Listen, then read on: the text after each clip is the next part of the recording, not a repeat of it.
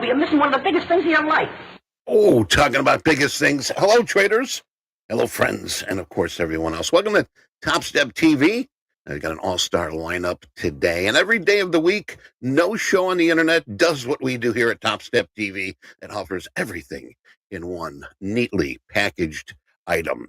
Education, trading buddies, market knowledge, cool swag, tradertainment, and handsome people. Tell your friends, tell your family, tell your friends, tell your enemies families. Don't forget to call Mo and tell him about it. This is Opening Call, and he's Hulk Hoagland, and I'm Captain Lou Albano.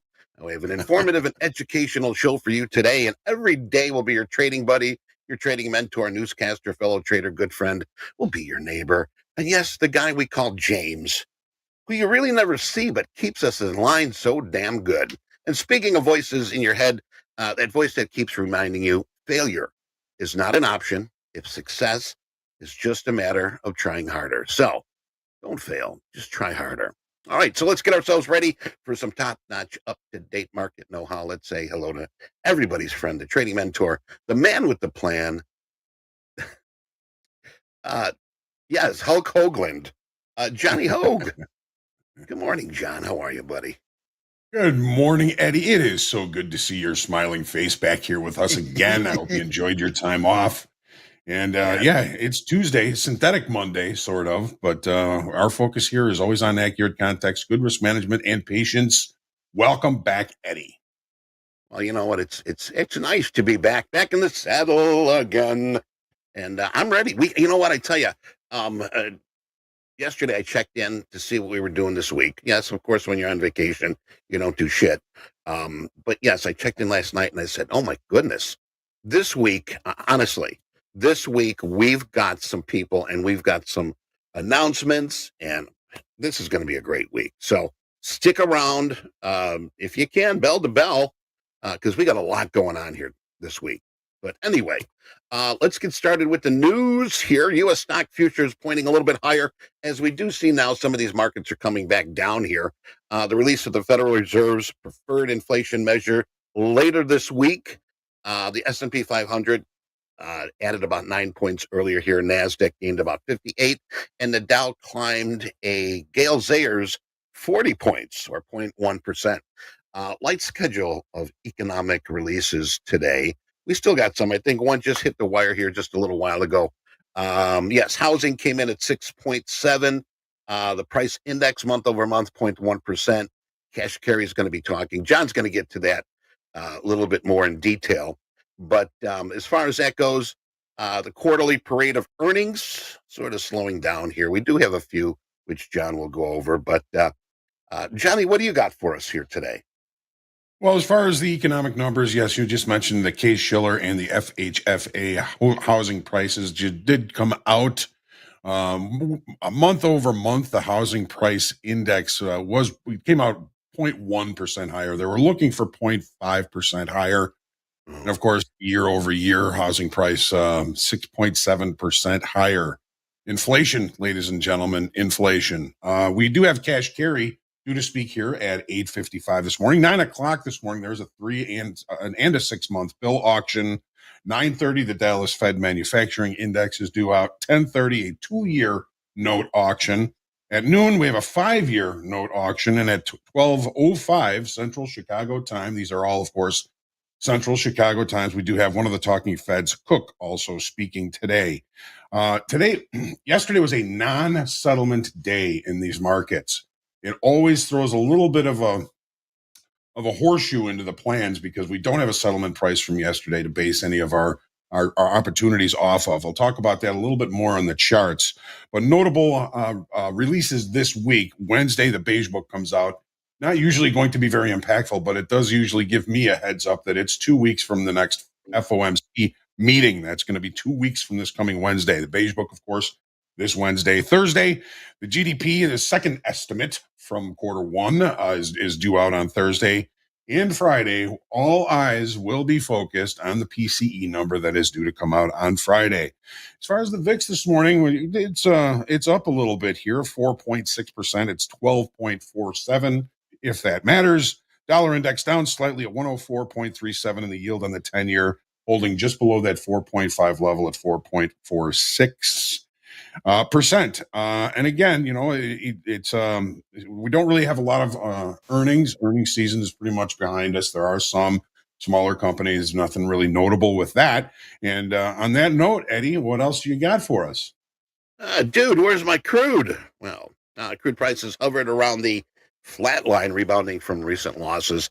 We did see the WTI up 0.2, around 78.80 right now. Looking at it here, a little higher than that. Brent 82.83. Oil prices rose about 0.1% yesterday as a muted trading, owning public holidays in the UK and US after sinking to its lowest level last week. John, you like chicken, right? KFC. Yes, I had some over the weekend, Popeyes. as a matter of fact. Well, there's this English village. For those in the UK maybe heard about this story. This true story. Rogue chickens terrorizing an English village. Village in Norfolk, England, is under siege with about 100 feral rogue chickens. Residents say a large flock of chickens have taken up residence there, so disturbing the locals, having trouble going out during the day and sleeping safe at night. The birds are digging up gardens and tipping over cows. They're out of control, one local says, who has taken keeping a shotgun near him at all times, saying the chickens come into town from a forested area nearby, but it's not clear who owns the land and where these chickens are coming from. Worsening the issue, chickens have been breaking windows, knocking over old people, hijacking cars, and leaving graffiti all over the town, mostly saying, eat more beef. These are rogue chickens, man. I tell you, I'm going to go to KFC and get 2 buckets of chicken today. But anyway, Never heard so of much for the rogue chickens. All right, so I sort of pumped that story up, but it's true, though. There are rogue chickens. There are rogue chickens in the UK. All right. Speaking of the guy that we don't hear from, but keeps us in line, James, what's the tip of the week? There it is. Trade copy responsibility. You know what? We talk about this all the time.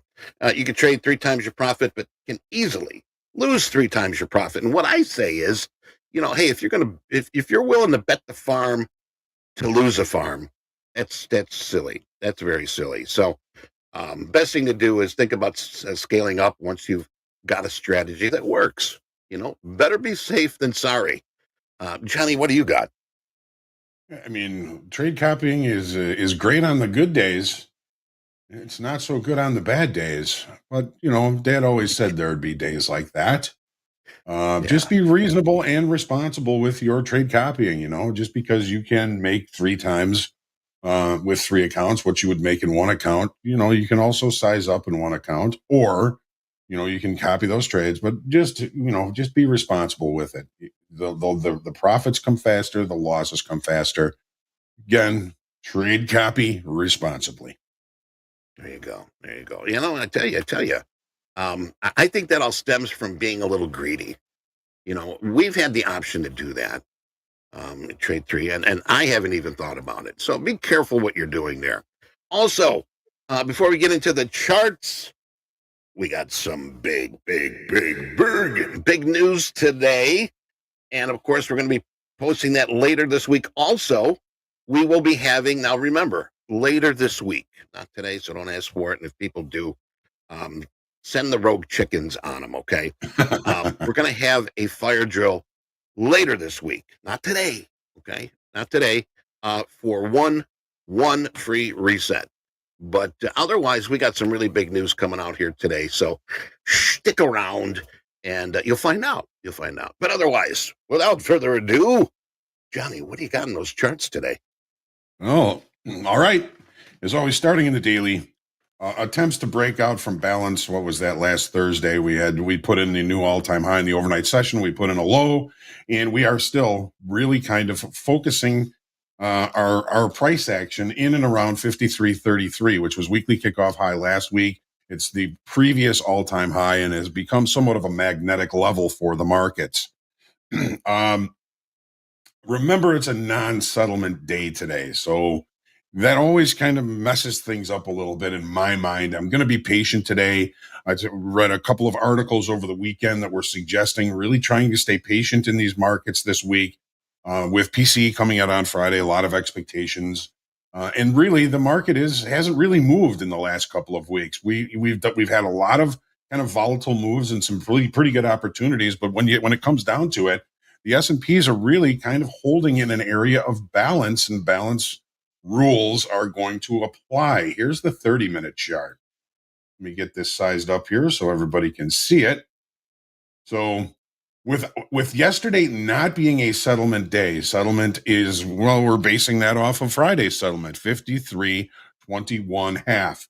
We had a decent down day on Thursday last week where we added 12,000 in open interest to the downside, and on Friday on the recovery we added 14,000 back to the upside. So a little bit of recovery, a little bit of, we call it repair, when the market opens between two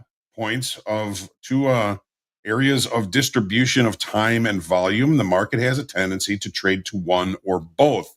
We can pretty much say that the market traded to the upper distribution of time and volume on Thursday in a form of repair, but we did add 14,000 contracts in open interest. Volume was a little bit slow, but that doesn't scare me on up days unless there's consecutive slowing of the market as the market continues to move higher on waffling open interest. Where are we today? Well, if we're focusing on the range from yesterday, which you can see how much volume there was yesterday, absolutely no volume yesterday. It was a holiday. Banks were closed. Government was closed. There was no real impetus to this market, so it just kind of ranged back towards that 53.33 half. Previous all-time high. We're in range and we're in value from the range from yesterday. There's no overnight inventory in this. I'm going to suggest to everybody, really try and stay patient today. I think it's going to be a slow starter to this week, but we've got more information coming out as the week goes on, and we can change our expectations as those numbers come out. Again, no settlement yesterday. It was a non-settlement day. It's gonna mess up my profiles because my profiles go from settlement day to settlement day. So we'll take a look at those maybe later on, and we'll see what they look like. Friday's profile was P-shaped. That would indicate short covering. That would indicate a loss in open interest. When we added 14,000 in open interest, we saw new buyers coming back into the market. We saw new sellers. We saw some of those sellers get out because of the P-shape from Friday, but we also added new longs in this market. When you look at this market, when it is range bound as it is, this is building energy. And the longer we stay in this range, the bigger the move out of it we're going to see this range here. So we're really kind of focusing on last week's high and low, weekly kickoff high, 53.50. We'll see if we get opportunities near that. Now, we've got opportunities near the weekly kickoff high already here in the NASDAQ this morning. All right. So Thursday's pullback met new buyers on Friday. We added 6,700 new contracts on Friday on the pullback. We lost about 4,000 on Thursday on the way down. Long liquidation. Buyers came back into the market. We're looking at, really kind of centering now around the weekly kickoff high. Weekly kickoff high in the NASDAQ, 18,933. 933. Market has been pushing more to the upside in the NASDAQ. Well, with NVIDIA and everything going on there, of course, that makes sense. I'm calling this more of an upside digestion, however, than a continuation of the current upside move. Weekly kickoff high, it looks like it's going to be in play today. We'll see if we get some opportunities in and around that level. Take a look at the 30 now. All right. So here's that weekly kickoff high. We do have an all-time high that occurred in the overnight session. I'm always just going to keep that in the back of my mind because I know that the regular trading hours don't like to let that linger too long. Probably a pretty good opportunity for us to come up and take out that overnight all-time high in the regular trading hours at some point here in the near future unless something really happens. So we had a move higher. We did not sustain price above that level by the close on yesterday. Well, by the close meaning noon, yes, we did, but the market came right off after that in the overnight session. Overnight inventory is mixed. We're going to be opening in range, in value, and maybe at a pretty important inflection level. Ever since we've come back down below that level, we've attempted to get to it 3 or 4 times, and we've been kind of seeing sellers coming in at that level. That's overnight selling. But again, we don't have overnight inventory. We're in range. We're in value. Stay patient. Stay patient. The articles and the things that I was looking at and reading over the weekend where everybody was just like, just stay patient this week. Trade location and risk management is always paramount in everybody's comments and in everybody's trading. So try and stay patient this morning. I'm not really seeing the market is offering huge opportunities off the open. It seems as though we might be looking at maybe some better trade locations as the day goes on in these equities. Now take a look at crude oil. We have our head and shoulders, which still remains intact. We knew that this area between weekly kickoff high and weekly kickoff low, and those levels are 79.80 and 76.5, we're going to be really sticky areas to get through. We have been in rotation there for, let's say, pretty close to, 3 weeks, maybe coming into 4 weeks, where we've rotated lower, we've rotated higher, we've rotated lower, we've rotated higher, we've rotated lower. Now we're on an upward rotation. This market is in short time frame control. The market is seeking new information. We added 15,000 in open interest on Friday off that low that we put in near the weekly kickoff low, 76.50. So the weekly kickoff levels in the crude oil did not change because we are still range bound, and range bound rules apply. When we get to the low of the range, we look to take longs unless there's a substantial breakout. Then we go with the breakout. If we get up near the high of the range, we look for shorts unless we get a substantial breakout outside of the range, with which we would go with that. But until that happens, my focus is really on these weekly kickoff highs, last week's high and low. This might be a little bit off here. I think that's last week's high. And last week's high and low, we're really close to those. So again, I'm going to suggest trying to stay patient because the market is really centrally located inside its area of balance. I'm thinking better trade locations may come as the day goes on. Take a look at the 30-minute chart. Okay, we've opened and closed the session gap. We don't have a settlement from yesterday, so settlement gap would take us all the way down to the current settlement, which is 77.72. We left a gap from Friday to Monday. We got, we seem to be continuing to try and finish our upside rotation to the upper end of the area of balance that we're on the longer time frame. We've got a naked point of control like 79.34 that looks like is being targeted right now.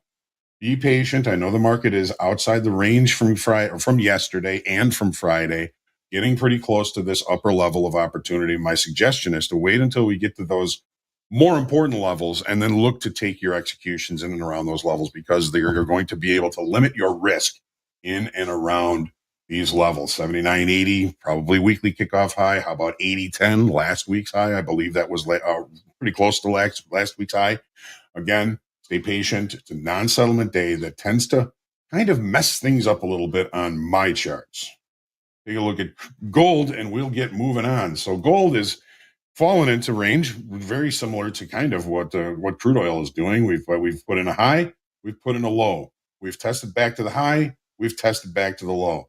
Is this market just going to kind of rotate back and forth here until new business comes in or new news comes in? It very well might.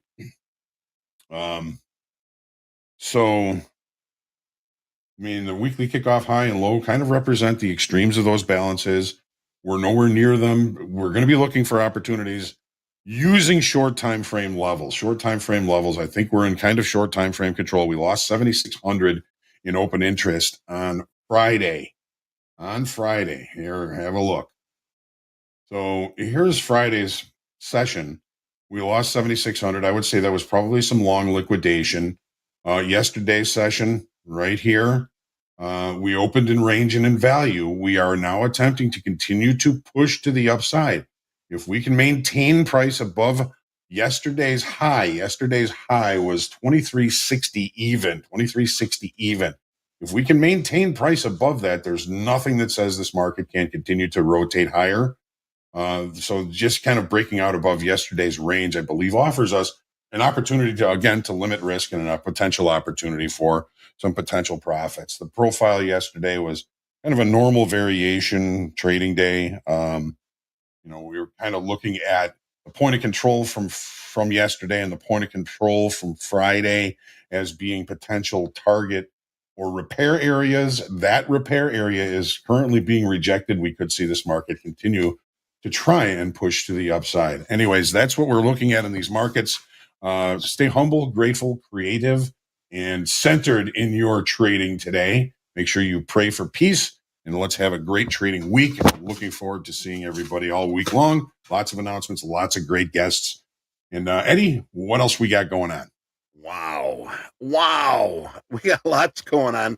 And speaking of that, some of these plugs, these announcements that I had, we've got something big coming up here very soon here. Also, just want to let you know that we will have a fire drill. Not today. A lot of people are asking, hey, fire drill today? No, not today. But we will have it this week. So stick around. We got a lot of announcements and a lot of cool people coming up here. And speaking of a cool person, I think he's just walking up to the front door right now, and I think he's coming up here right now. Oh, hey, look, he's still ringing the doorbell, and he's He's in the house, ringing the doorbell with his feet. That's what I do, from time to time. It's a skill I've been practicing and refining over the years. Good morning, John. Good morning, Eddie. How are we doing this morning? Good morning. Good morning, Rips. Great to see you. Yeah, Rips Flair. I saw that Carl Hungus with the amazing meme. That was incredible. I believe that. I've never seen. I was actually scrolling through my Twitter feed, and I literally stopped because I said that person looks really, really familiar. And it was Johnny Hoagland and myself. And it's just. I think we're going to show that up coming up here. I think Jack's got it a little later on today, but you got to stick around and see this. Carl did a number on that one. He's been really upping his meme game. It's been absolutely insane. Folks are just going crazy for these fast markets, these power hour memes. I love to see it. So, how did you folks enjoy your long weekend? Was it nice to catch a nice 3-day weekend for both of you? Oh, it certainly was. I mean, I had the week off, and it was like a bonus day. It's like not calling in for work. I'm not going to call in. I'm just going to I'm going to stay in bed. So it was nice. But how about you? What'd you do? It was great. It was nice to be relaxing away from the screen. I still saw a lot of people trading yesterday, but I was not one of those people. It was nice to be away from the markets. Markets are open, all the time, 23 hours a day. So just taking off a little break from the markets was really, really nice, and didn't do any trading myself. Did mostly a lot of relaxing, catching as much sun as I could, and just enjoying the beautiful holiday weather, and obviously honoring those who had fallen for us to keep our country safe. It was a beautiful day of remembrance, and just God bless those patriots who have been bold enough to protect our country. So very, very thankful to have a day of remembrance like that. And it's a beautiful day, short week ahead of us here. We have a lot on the docket, as John was saying. We have a lot of things that are cooking up for us here. And it's going to be a very, very interesting week. We have a lot of jam-packed, interesting things happening. Kicking off with today, we already had the FHFA Housing Price Index. We had that coming out at 9 a.m. this morning, Eastern time, 8 a.m. Central. We are now looking towards the next piece of big news that's going to be out. It's going to be the consumer confidence, the Conference Board consumer confidence. That's going to be out at 10 a.m. Eastern time, 9 a.m. Chicago time. That's going to be the big newsprint of the day. We also have some auctions out from the Treasury later on in this afternoon, 11:30 and 1 p.m. We have a 2-year and a 5-year note, respectively. And then we do have Fed speakers today. Today and for the rest of the week, this is the week before the blackout period, because as you know, the FOMC rate decision is going to be on June the 12th. And the week before that, the Fed always goes into a blackout period. Now, what does that mean? What is a blackout period? That means that the Fed does not do any kind of interviews, no press relations, nothing. So anything that the Fed wants to say before their big rate decision on February, on June 12th. What month am I in? On June 12th. What year? Well, it's going to be this week is going to be the final stand for all of those speakers. And we're going to be kicking that off today with Neil Kashgari, who's not a voting member, but loves to move the markets around. He's going to be speaking at 8:55 Central, 9:55 Eastern. And then Lisa Cook this afternoon, I'm excited about this, is going to be giving a speech on AI and the economy. And it's going to be a very interesting speech from her. That is Lisa Cook. She is a voting member of the Fed. And what's interesting about that is that we're leading into the Worldwide Development Conference, WWDC, in Apple, where they're going to be talking a lot of AI stuff. You saw NVIDIA up almost 5% overnight here, with a lot of AI headlines kind of swirling around this weekend. So AI is still the sector to be watching, and having Lisa Cook commenting on that this afternoon is going to be very, very important. So today is going to be a day where there's going to be a lot of trading. And we're also heading into the end of month flows, the end of quarter flows, and also the end of half one flows. So all this week is going to be very, very explosive. I'm super excited about it, John and Eddie. So I'm very excited to trade today. Excited to have you here, brother. And I think we're going to be getting ready here. So we've got, let's get the plays in. It's set here. Before we open the market up, let's get our rogue chickens in the gates. And we have brought in our Coach Dakota, the LeBron of trading. Of course, Andre McHugh 3000. And of course, Mr. Patak. Yes. All right. All right. You got an all-star cast here, folks. And I'm going to back out here. But thank you, morning, Eddie. gentlemen. Thank you, Eddie. Good morning, Eddie. Good morning. Morning. Rips, Michael, Dakota, what's happening? How are you ready? Are we ready for today? Are we ready, Dakota? Ready. Are you ready? I'm I ready. don't know. Michael, wow, we got an all-star cast right here. Welcome, everybody, to TopstepTV. Fast markets in the house. Hope everyone enjoyed their holiday weekend.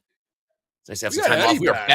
back in the screens, Michael. We are back. Michael, how was the weekend? It was awesome. You know, you see, we have Eddie back. Whole week. Yes, we have Eddie had back. off. I missed his Yeah. voice. Back. You missed my ugly face. That's all you Oh, missed. No, Eddie. Yes. We love your ugly face. Come on. Love we your love ugly face. it. I love you. You're a champ. You've always Got a been great face for radio. E-money. Don't we all? Oh, we are. Okay. Here we are. And here we are. Yeah, here we So, are. All right, what's up, fellas? You guys ready to trade? Rips, what's your take right now? I was listening to you there on opening call. What are we looking at going into this open? Well, we have been kind of making a stand here in the NASDAQ. I have it up on my screen. 18,900 is kind of the line in the sand right now. Below that, we do have a lot of liquidity kind of betwixt 885. We have these sort of volume shelves that have been sticking out here. Volume shelf here. We have a volume shelf right here. So this is kind of the area that we've been conducting a lot of volume. This morning, we had kind of this burst of liquidity to the top side, I think reflecting on NVIDIA and how much they were bursting up in the kind of opening session since they didn't have any equities trading yesterday. So I would like to see this potentially fading down and finding some buyers down here and potentially looking at potentially making, making new all-time highs today. So that's what we could see. And if we do have a failed auction, we do see this kind of skittering to the downside. We could potentially be auctioning much lower here. We do have room all the way down to say 700s, 18,700 there. And that's just in the NQ. There's a lot more to trade outside the NQ, but that's what I'm going to be looking at. That's what I'm going to be trading today. What do you see, Dakota? Dakota, what do we got? Well, I had a nice breakfast burrito and drinking some hot milk. God. I'm just waking up, guys. You see everybody in the chat. My Monday night started last night. Hold on. had a couple- Dakota, I thought you don't have breakfast. You said we don't Oh, have. yeah. Now we're slamming burritos. I made it a goal for me before fast markets to eat. thanks, After breakfast last burrito. Friday, I'm like, you know what? I like was it. pretty hungry, a little malnourished. So I had a breakfast burrito this morning. But I started off last night. We had an amazing gold trade. My high water mark was about plus 4,000. I finished that gold trade 2,500 this morning because I was sleeping. And yeah, I'm just taking a look at the markets for the first time with you guys, yourself, Rips. This is a hard place to be in the market for the NASDAQ. We're not at a good location for me to say let's buy. I'm very bullish, and then we're not high enough where I'm comfortable taking shorts. So we're close to an all-time high, that key 19,000 level. So I wouldn't be surprised if we head up there and play around the all-time highs. All right. So no key levels in play right now, guys, that you're seeing in terms of trading. We're kind of in the middle, like Dakota said. Well, you know, a nice auction down to 894 halves would be just stupendous. If we found some bids down there around 894 halves, that would be a good area to buy. If we're breaking that level down below 894 halves, then auctioning all the way down to say 826 3/4 could do the trick. If we're holding above 894 halves, I do want to see us wrestling back to 938 3/4 there in the NQ. And if we're retaking those 938 quarters, we have 971 halves to the top side there. All right. Well, Rips is ready to go. I like it, Rips. Great stuff. Michael, we got house account open? We have house account open. Excellent. Need more house account. Mega desk. Give us house. We are open. Who does the show? First one to say who knows the show. It's The Office. Come on. Megadeth. Going to chat, but I knew you'd know. Rips. Oh, shoot. He's obsessed with that show. He knows every word, every episode of that show. Hey, Dow's selling off. NASDAQ and S&P's both ticking higher here, so yeah, everything's normal again. Dow's just kind of playing with itself in the corner over there, just doing whatever it does. But S&P's and NASDAQ catching a bit of a bid here. Gold not doing a whole heck of a lot. Crude upticking a bit. Dakota, talk to us if you got any trades in the you got cooking here. Yeah. I'm looking at the markets, just letting it shake out a little bit before I make any decision. The market's been pretty choppy throughout Memorial and last night, and I'm very hesitant. I'm already up $2,500. I'm not too anxious to be hopping into the trade, but if there's a check mark, it would be to the long side for me. Really? Okay. Well, you like 894s? We have tilt drag, Michael. Pretty heavy tilt. Mm-hmm. NASDAQ really heavy to long side. Lots of people here at TopStep that are long. How do we know this? Because we see every trade in the planet here at TopStep, because we evaluate every trade in the planet here at TopStep, and every trader that's here at TopStep that is on a sim account. About 72% of you are long right now. So that is where we're at. Gentlemen, just a comment here. So far, the S&P and the NASDAQ have the opening range at the low of the session. I don't expect that to hold. The weekly kickoff high in the NASDAQ is 18,933. We just had a nice check of that. 18,933. So that being said, I'm looking to get short. Wait a minute. Hold on. What happened there? The market changed. I mean, that's the reality of what I'm seeing on the charts. The market changed the last 2 minutes, and I think we could break down below 900 and run into maybe the 70s. That was a pullback off that 80% of people long. They got slammed. Slammed, guys. That sometimes the majority of folks that are either bias-wise, this is the tilt. It's scrolling across the top of your screen. It's data that nobody else shares. I'm sharing this right now because there's a lot of new people here. It's data that is scrolling at very, very top of your screen. You can see right now it says whatever it says on your screen. I'll go NASDAQ right now. Was 80% of people long. So let's just say there's 1,000 open positions. 800 of them would be long. That's quite a bit of folks with one bias, heavy one way. We call it getting tilty towards one way. If 100% of people are long, I've never seen it that high, but that's a really interesting data set. It's just a really interesting data set that you can use or you can not use, doesn't matter. But it's there for you in real time on the open positions and what the long or short bias is.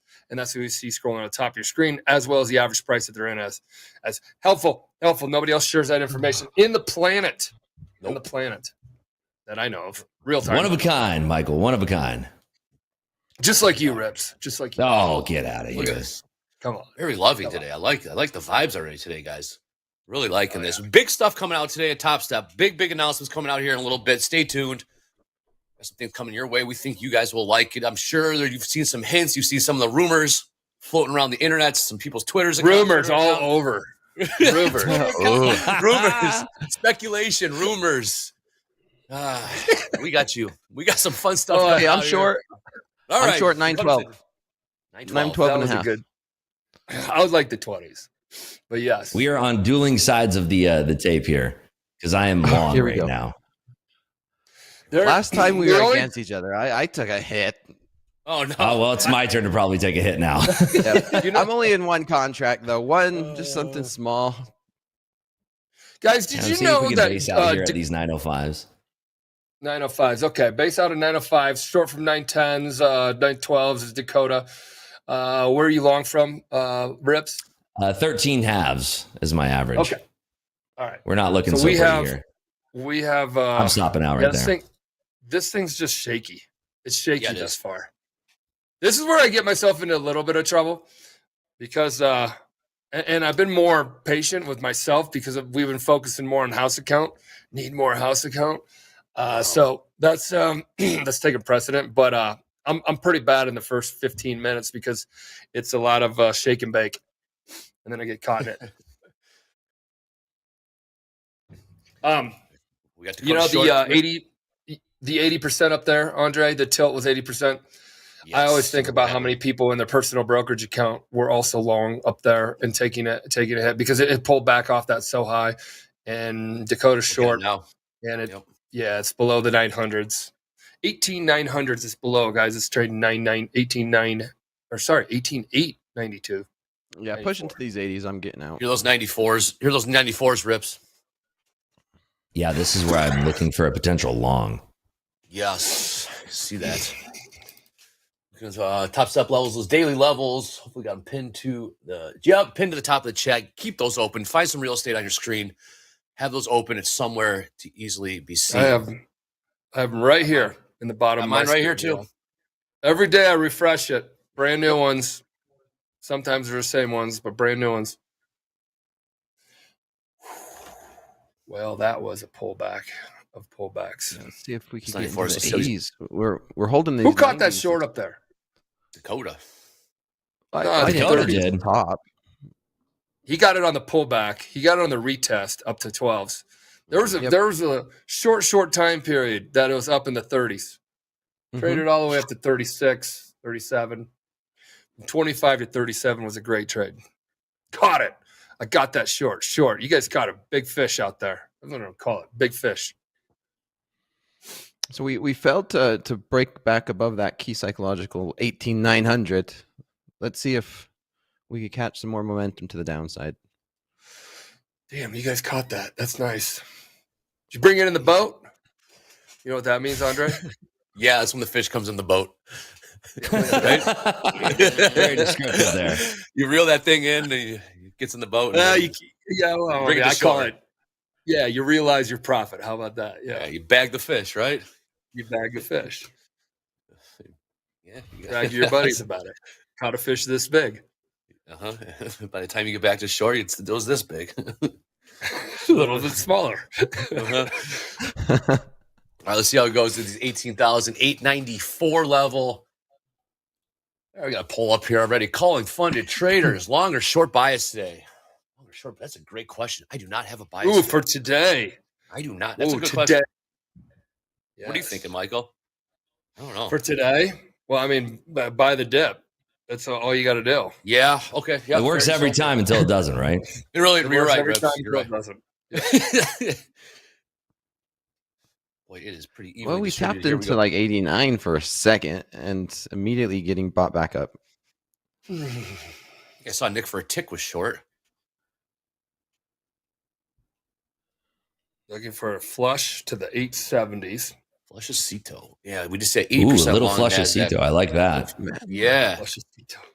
Those 94s. Nothing wrong with a nice flushacito, Andre. Absolutely. Absolutely not. Those 94s did hold the first time here. I bet you had some margaritos over the weekend, Andre. What did I have? I was actually with our Did he go friend. to Tao again? Oh, God. Never go to Tao. I've been to Tao once in Chicago. Once. I heard you're the king of Tao, Andre. Oh, I hate those He's places. been there once and never left. What's up, Jed? Good to hear your voice. Everyone's back. Hey, good morning. Everyone's back in prime form already. Great to hear everybody. Eddie, especially Eddie, having Eddie back. Speaking of Eddie, we got Dakota still in the short. Eddie, if you're there, what do we have for economic numbers? Eddie, great to have you back, man. What's up? I honestly, I'm really enjoying this morning show with you guys. This is exciting coming back.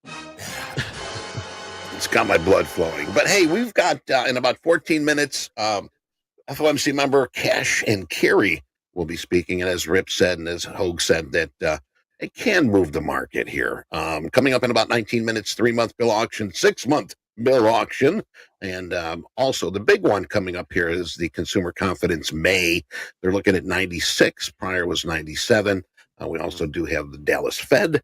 And around 10:30 here, 2-year note auction, 12 o'clock high noon, 5-year note auction. And we got Governor Cook speaking at 12:05. So that's what we've got here today. And back to you, Andre.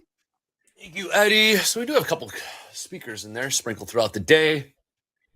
But Cash Carry, like Rips was saying, like, what's up, Dakota? What's up? Back to these 90s trading 897. Let me take a push lower. You top ticked that and exit, Rips. Is that right? You nailed that. You know, sometimes you just get lucky in these markets, Dakota. Sometimes you just do. Rips. Love it. Well, you had that level before the market opened. You said 94s. You took it. I liked being a buyer down there, and that's where I did a very aggressive ad down there. I was a buyer at 94. What was my execution here? My actual best buy was at 94 3/4, and my level is 94 halves. So beautiful. Not too shabs. Well done, Rips. Convictions levels, executes the trade. Great to see. Yeah, a bit of a bounce here. S&P's not doing anything. S&P's just kind of, NASDAQ not doing a whole heck of a lot either. Yeah, I'm just sitting. Are you still holding strong over there, Dakota? Yeah, I'm sitting in short from 912.5. I have my stop loss at 917.5 now, above that pivot that we just made, and I'm looking for a push into the 70s. And I think if we break, we could see, 70s my target, maybe 840s. It would be a stretch short if we do sell off. I don't know. Here we go. Let's see if we could break through these 90s. Yeah, the market's looking heavy outside of NVIDIA right now. NVIDIA is making new all-time highs again. The topping level that I had on NVIDIA for today was, let me just get this pulled up real quick. Topping level for NVIDIA today is at 1129.98. So we're a little ways off, but I think that we can probably scoot and boogie up there. NVIDIA has just been a killer in the marketplace. And, a lot of folks are asking me this morning, why did NVIDIA gap up? There's a lot of different headlines that came out today that, over the weekend, I should say, that were kind of leaning in towards, Amazon is trying to be a competitor in the B2B space with their cloud computing, and their chips are not looking as good as they once thought they would be. They're looking towards now maybe 2025 to have their next iteration of their cloud computing AI chips, whereas NVIDIA is looking to have their release in Q4 of the newest Blackwell chips. And then 2025 to have that next iteration. They even had the roadmap during their earnings calls talking about their most recent earnings call, I should say, talking about that Blackwell chip is going to have an iteration every single year, and their development cycle will be a 1-year development cycle on that chip. So that's exciting because they already proved, and we are rolling over here. Beautiful trade, Dakota. What are the reasons why the investors are trusting this so much? Again, gorgeous trade here. I should we'll get back to the news. I want to talk about Dakota's trade here. Wow. I mean, not much is falling out of talked bed. about. We're just if we get a push into the 70s, I'm going to close this. We actually seen 79. Dakota, when it came back up and just rechecked the 12s that you were just in and rechecked the 12s what we were talking about, I don't know what we were talking about, but you got 12s, went all the way down to like 90s, popped all the way up, back up to 12s. You didn't get out. Like, that's a really, really tough thing to do. In my opinion, it's a tough thing to do because that's where I get out. And I'm like, okay, that was a test down there, and now it's taking itself higher. I think that was a great trade as far as not shaking yourself out. I don't know if you added it. You're typically the guy that would add that. Yeah, I would. Now you trade 18, 65s. We traded 865s, guys. That was the low. 865s. Yeah, I'm out now. It's a quick $800. There you go. On one lot too, just one lot. And to get back to your point, MP, is little bit of PTSD from Friday, where I was short in the market and getting my face ripped off. But yeah, this is a good example where and it's just me and my emotions, where most likely I would have been and added into a position, maybe 3 or 6 contracts and caught that. I'm already up money. I have a little bit of PTSD from Friday. I let that affect this trade, which I'm okay with. But it was still a great trade. And yeah, that's hard to hold on a pullback like that, where Rip's bought and he made great money while I was holding on to that short. But just trying to follow the rules and letting the market breathe and here we are. We're in the 40s. I like longs down here, maybe 30 low, like, I don't know, 35 to 40.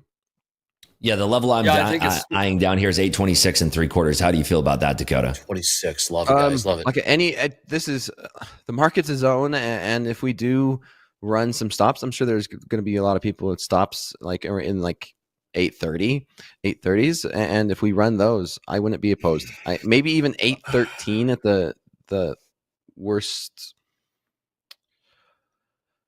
I'm not saying I go for this always, but the 200 period moving average on the 30-minute and the 100 period moving average on the 1 hour, those are pretty big moving averages. It's sitting right on it right now.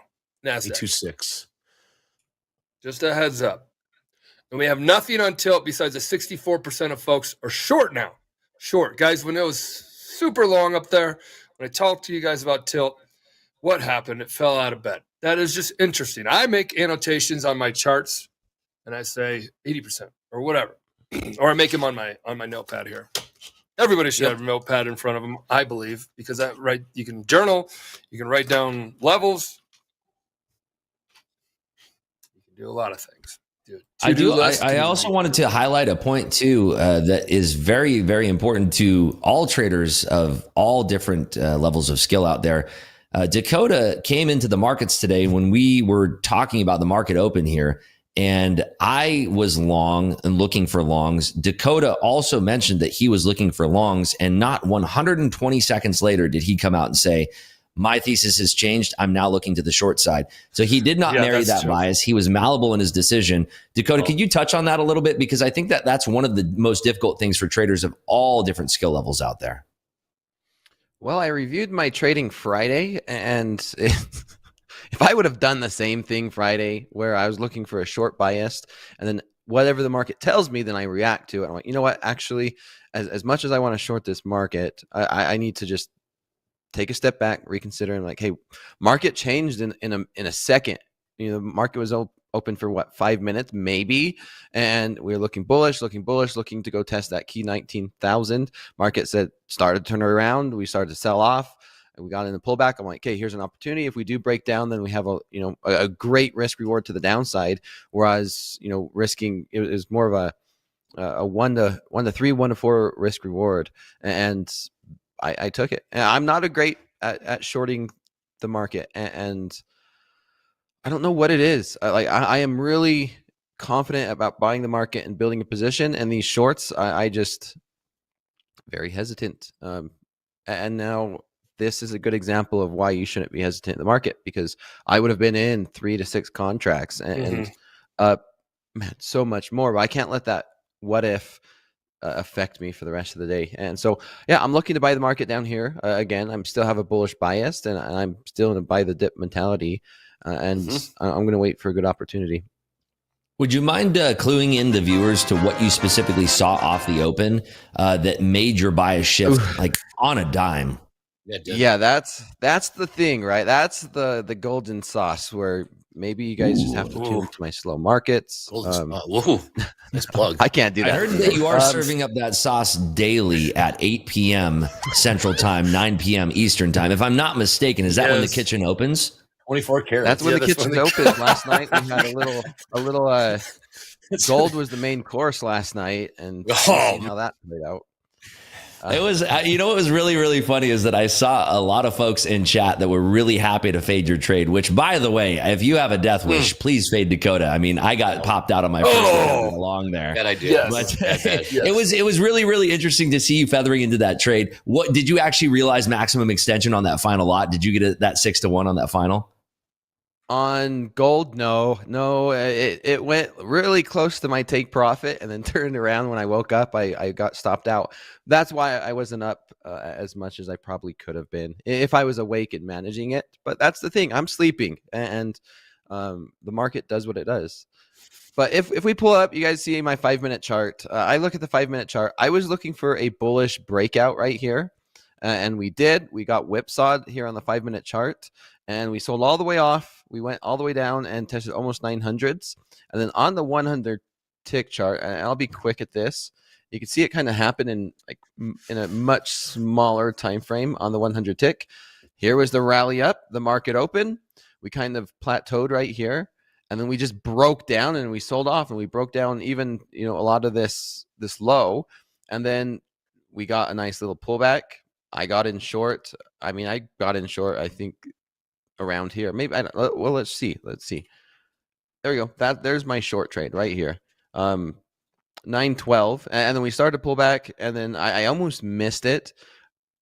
I got in. I mean, that was simple. My stop loss was around 922 above this pivot, and I kept my stop loss there. As soon as you closed out and we made the second pivot, I just trailed it, and the rest was history.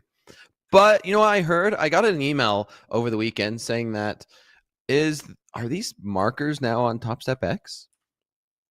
Oh, what? You can't say that. It's going to be an announcement coming up here soon. Hello. Did you get the email that says don't say this until we? No, I'm joking. It is coming. Dakota. No, I got an email saying it was there because I'm subscribed and I upvoted it, which means I was subscribed to that. And Topstep is always sending these emails to the stuff that I'm subscribed. And it's like every week there's something new. And I think I just seen that one come out last night. Yeah, I also saw that people were commenting about that in our community as well. So. Well, I've been sharing that all the rumors that I hear from that you hear. I throw it on Twitter. If you guys would like really crazy rumors flying around this weekend, Michael. Oh God! If you guys would like to follow me or Rips, maybe someday Andre will join the internet, and then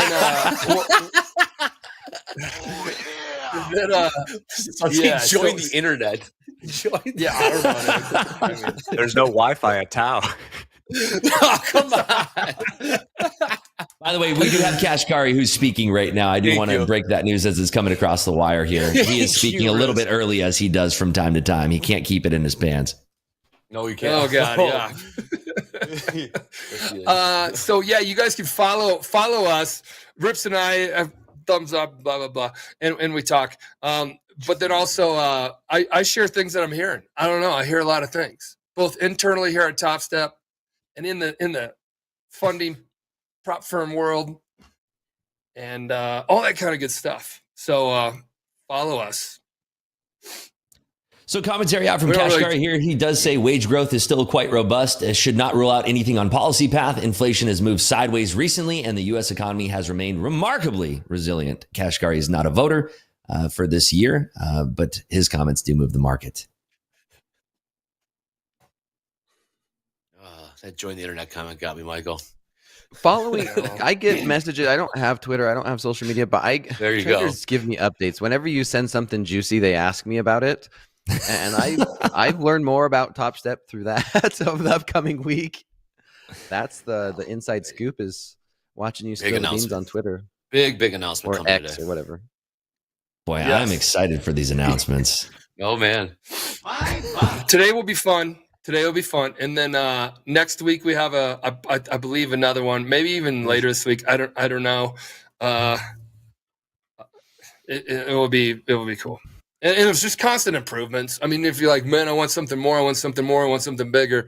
We're just going to jab away each week on nice, solid iterations towards a better program, a better platform, a better experience here at Topstep. Our thing here at Topstep is, we do promos and move prices, but we do way more than that. If you look at anybody else, it's like, oh, we did this and it's a lower price. Oh, we did this and it's a different price. Oh, we did price. Innovation. I want to be inspired by other prop firms. I want us to be inspired by new prop firms that are coming out there that do cool shit, because that allows us to keep doing it. And you know who wins the competition? The textbook says, the business textbook says the consumer. We say the trader in this world, and you guys win. So that's what we're trying to do. Puts you in a better spot each and every time. And Michael, That's if you're my wondering remaining as well why we made Carl Hungus a moderator in there, it's because he sends us stuff like this that Eddie alluded to this morning. What is that? This is the densest meme I've ever seen. Yes, Rips Flair, wow. Hulk Hogan, Five-star. and the People's Champ has Michael's head on it. There's a lot going on here, but thank you, Carl, for this. That's good stuff. This is They got me good. as Captain Lou Albano. I'm sort of very proud of that. Carl, you're in Twitter. We chat with each other on there. I don't even know. We tweet with each other. We X with each other. I'm not saying we X with each other. That sounds weird. You're on Twitter. I think that Hogan and I need to get that picture for real in Vegas. We need to get that. We need to get that going in Vegas for real. Good luck. All right, we're holding down here. We held those 40s. We held 40s. We're looking perhaps for a long from 826. Obviously, never got there. It is a range or zone, like Dakota says. So we didn't get the full pull back there. It could have been the entry, though. Yeah, the low was Just a heads 39, up, so we did peak 3 into minutes the here. 30s a little bit. 3 minutes. Consumer confidence. Thank you, Eddie. The 30 minute 200 period movement average, which is I call it the Great Wall of China. It's harder to break through. And then the 1 hour 100 period movement average did hold up. I like moving averages and I like levels. You do like moving averages. Here's a headline from Kashkari. I don't think anyone has taken rate increases off the table. Go ahead, Michael. No, I was going to say and VWAP, because all roads lead to VWAP, says George. George. Shout out to George if he's in the chat today. Your brothers. You say George like the movie Blow. You know that, Andre? That's where it comes from. Yes, George, we are brothers. Yes, that's where it comes from. We are for real, my friend. Sleeping for real. All right, we're seeing the 60 straight here in the NASDAQ. Dow just still chilling by the lows. Dow just kind of does its own thing over there. S&P's not getting seeing much of a bounce, really. In the 5 minute, at least. Dakota, what are you looking at for? Dakota, what are you looking at down here for levels? Anything? I know you're talking about the 30s, right? Yeah, 30s, 40s. This zone was the buy. I didn't pull the trigger. I was waiting for maybe a run of stops into maybe a dip lower, but we hit 840 and it ran into a wall, and buyers just bought the dip. Yeah, Friday getting short was that was a tough one. Friday was that was a tough one for sure. Took it on the chin. What are you laughing about? What are you laughing about? Zoe in here goes, moving averages are a scam. I'm like, how the hell could they be a scam? What do you mean a scam? It's a math equation. It's just a number. They could take your money. Maybe they take your money and they don't leave you with anything. I don't know. Maybe that's what it is. Who's responsible for the moving average scam? Who's behind the scam? That's a casino. What about John Bollinger? I don't know. What about John Bollinger? I don't know. Sue Bollinger too. Sue Bollinger. Get them all. We got 2 minutes left. 2 minutes to the number. I love our chat.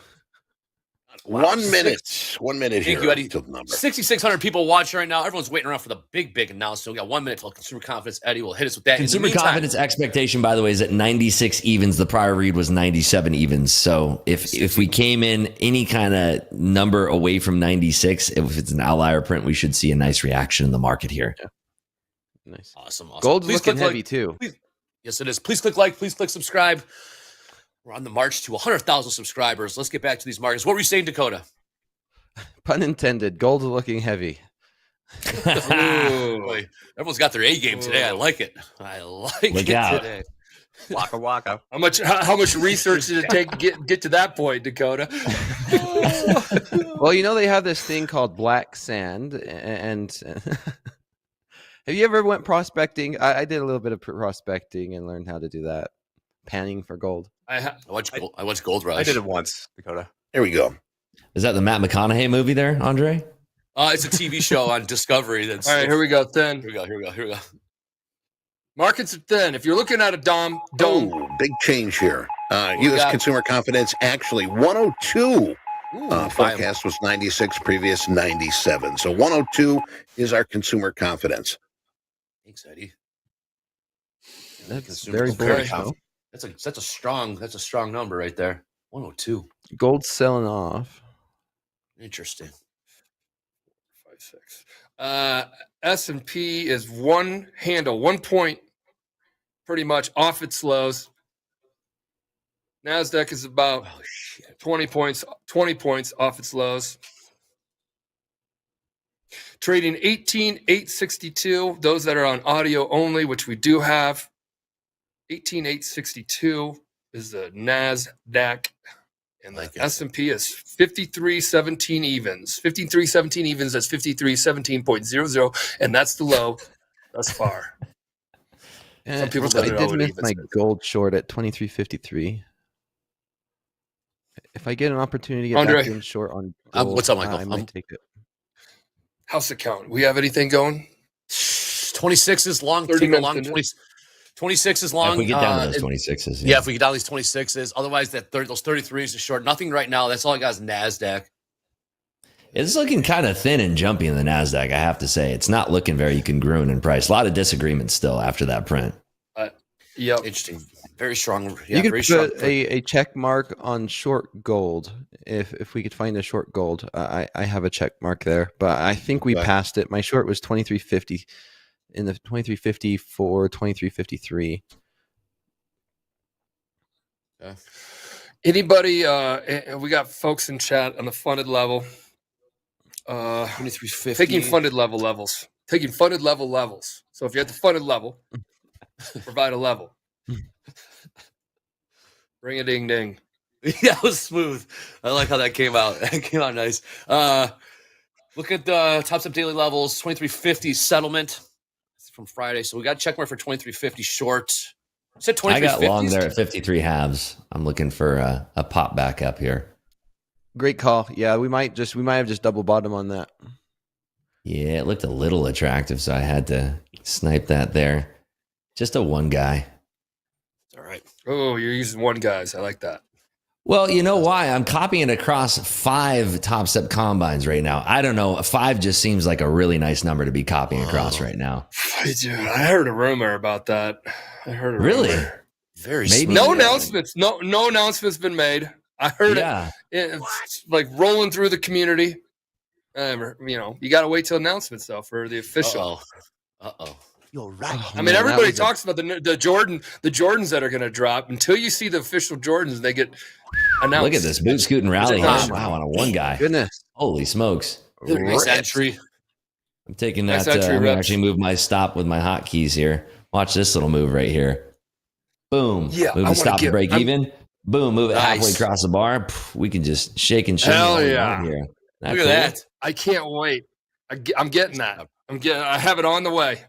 Oh yeah, that's what I hear. There's so many rumors going around, Michael. What's going on here? I feel like I'm tuning into TMZ. Why would I buy one of those? Why would I buy one of these? I don't know why I would buy one of those. If the rumor, I buy the rumor, and maybe I sell the news. I don't know. Sell the news. We can't get damn. That's another thing. I applaud you on that long, Rips. That was beautiful. I was over here paying attention to this gold short, which is doing amazing, and I didn't get into it. And that was such a beautiful technical buy in the NASDAQ. Thanks, Dakota. I mean, it was a lot of what you were talking about earlier, looking for support down here, and the fact that we had that technical double bottom said it all to me. And the moment I was watching that order flow and we saw a lot of thick bids showing up there, that's when I said, I can't take this any longer. I got to get in here. Nice. So we have a stop at 78 evens. That's kind of supporting if we get a tuck below 80s. I'm looking to take this thing all the way back above 18,900. So I'm trying to trail this up. We are copying across 5 Topstep combines here. So you're 5 contracts long. That's correct. That's we are maximizing our leverage on this play here. Remember, when you increase your leverage on anything, you want to scale up your position size. You want to scale up your trade copy size. Be in a position that you are comfortable with how you're trading. and you're ready to take the next move. The next move could literally just be sizing up position-wise. You have Dakota here who sizes up positions-wise. Rips in here does trade copy-wise. To each their own on what ship you want to sail with. Dakota had 30 on last week. 30 live contracts, not sim. We don't. That's right. Great traders here aren't stuck in sim their entire career. Why would you want to be? A true professional, in my opinion, is trading real markets that true professionals and institutions actually traded. So that's what we do here. And exactly. Thank you. Yeah, and that's a good reason of why I only traded one single contract here, because I'm copying across 5 different Topstep combines. So I'm essentially trading a 5-lot position, but I'm spreading my risk because now I have more drawdown spread across the board here, across all 5 accounts. So I'm not sizing up to 5 contracts because then I'd be trading 25 contracts. I'm just keeping it light and tight here. The risk per capita is less when you do it like that. Yeah, we are pretty close to being stopped out here. I do want to update the P&L total if we do end up getting stopped out here on this trade and see how this kind of fares out. But I'm looking for that reclaim of 18,900 here. Dakota said, we're kind of stocking for longs here, and we got that perfect dip opportunity. I ended up getting in with an average of 53 halves. Now we are trading up at 85s here. So now that you're in a trade, I'm going to. I didn't get that long. I love long Nasdaq. I would not be afraid if we get back down into these low 70s to take a long with you. And, I like that. That check mark for the house account. Well, 870s. Double check. Pull back. Got that, Michael? Oh, hey, holy! Like that. Ooh. No whammies. No whammies. Big bucks, no whammies. That's a show. We have that now. We have no whammies. No, okay. Just fired it in here. Yeah, we got to get him walking across the screen. Oh my gosh! Those that don't know, it was a game show. Yeah, throwback. What was that called? $1 Million Game or something like that? No, it's called whammies. I don't know. Was it just called whammy? No, that's what the little creatures were called. Were the whammies? Yeah, there it is. Rips, there it is. Rips. It was called press your. It was called press your luck. Press your luck. Thank you. Yes. Thank you, Jack. Thank you. Press your luck. What a show. Yeah. Do you know the only people that ever made that show were the trading community? That's where they would get everybody. That's their talent pool. You're kidding me, right? Oh gosh, really? You got me. Come on. Did not know that. Press your luck. Press your luck. Yeah. Whenever someone has a losing trade, you got to pull up that whammy and adjust their dollar amount. We did the count last week. I think we still ended up on the way. I don't know. We lost 10 and 10, but we were up 27. Brutal. Yeah, we were profitable in the house account. Last Tuesday we made 9. That following Wednesday we made 12? Like 12. Yeah. But one of the days we had a whammy right after the trade, and we are okay, guys. If you take a loss, losses are ordinary, necessary part of handling your life as a trader. You will have them, so be prepared to take them, digest them, learn from them, and move forward. Yeah, losing is a key part of trading, and how you react to losses emotionally will define your future as a trader.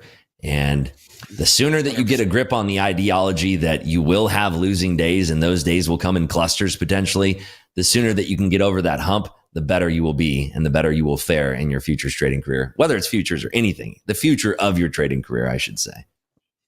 There you go. Unfortunately, losses is part of the game.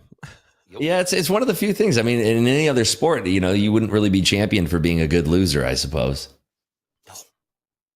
No do-overs in this game. We are pushing up here looking for 18,900s to trade. I am still holding this here. My stop, like I said earlier, is at 78 evens. This is technically a 5-lot position. So once we do realize the profits on this trade, we will be taking it down, and I will be updating my total P&L and see how much we added on a single lot. That's what I'm excited to see on just one single lot trade. How much did we add copying this across 5 different accounts here? There we go. So if we no do-overs, Andre? No do-overs, no mulligans. It's I golfed on Saturday. I had a breakfast ball. How many mulligans? I had a breakfast ball, a do-over, and a mulligan I heard, so, there's three of them, right? You get breakfast ball, mulligan, do over.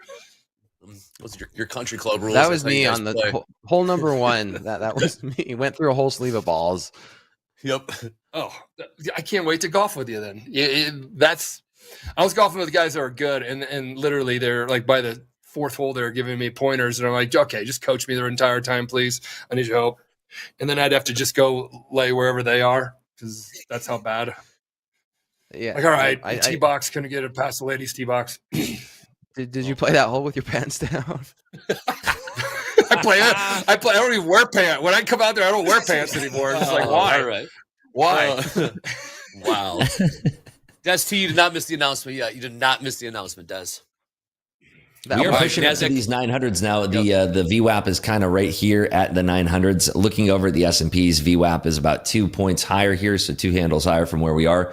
The 8 ticks still trying to let this puppy dogger run and see if we can get kind of the maximum extension here. I don't want to be too quick to trail my stop, but over 900 is kind of the trigger point to get pretty aggressive with my trailing stop here.